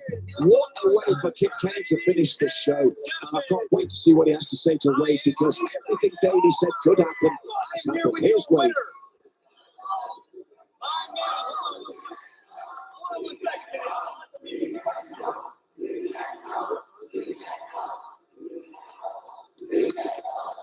am here with your winner, Kingpyn. I'm a commentator, Kenny. My job is to put into words for the fans what I just saw. And I can't do it, so I'm going to let you try. That was the greatest performance I've ever seen in influencer boxing. So talk to me about what I just saw. I mean, we put in so much hard work into the camp, but first and foremost, I want to say thank God for everything. He helped me through this camp, physically and mentally. Second of all, I want to say thank you to Winderson for giving me this opportunity. He's a hell of a fighter. Give it up for Winderson, please. He's a hell of a fighter. And I just want to say love to Brazil for coming out. You guys have got amazing energy. Thank you for coming out tonight. Kenny, from round one, it was apparent we were getting an evolution that I had never seen, that I didn't know we could see. You were marching in place, styling and profiling, uppercuts.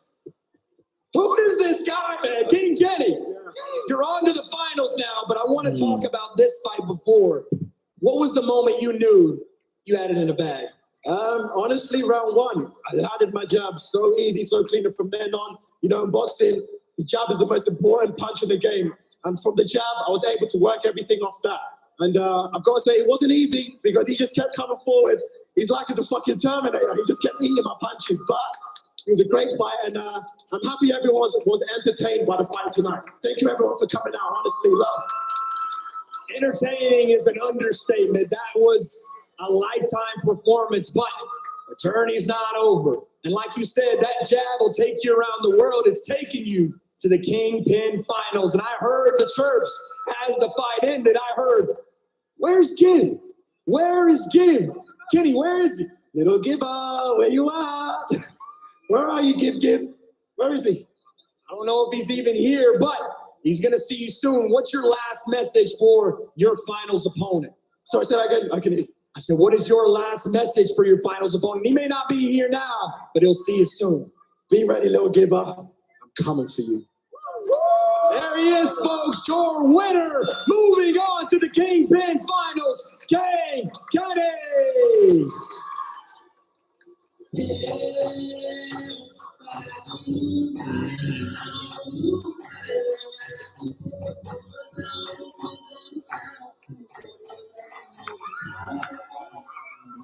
I am here with Wenderson Nunes.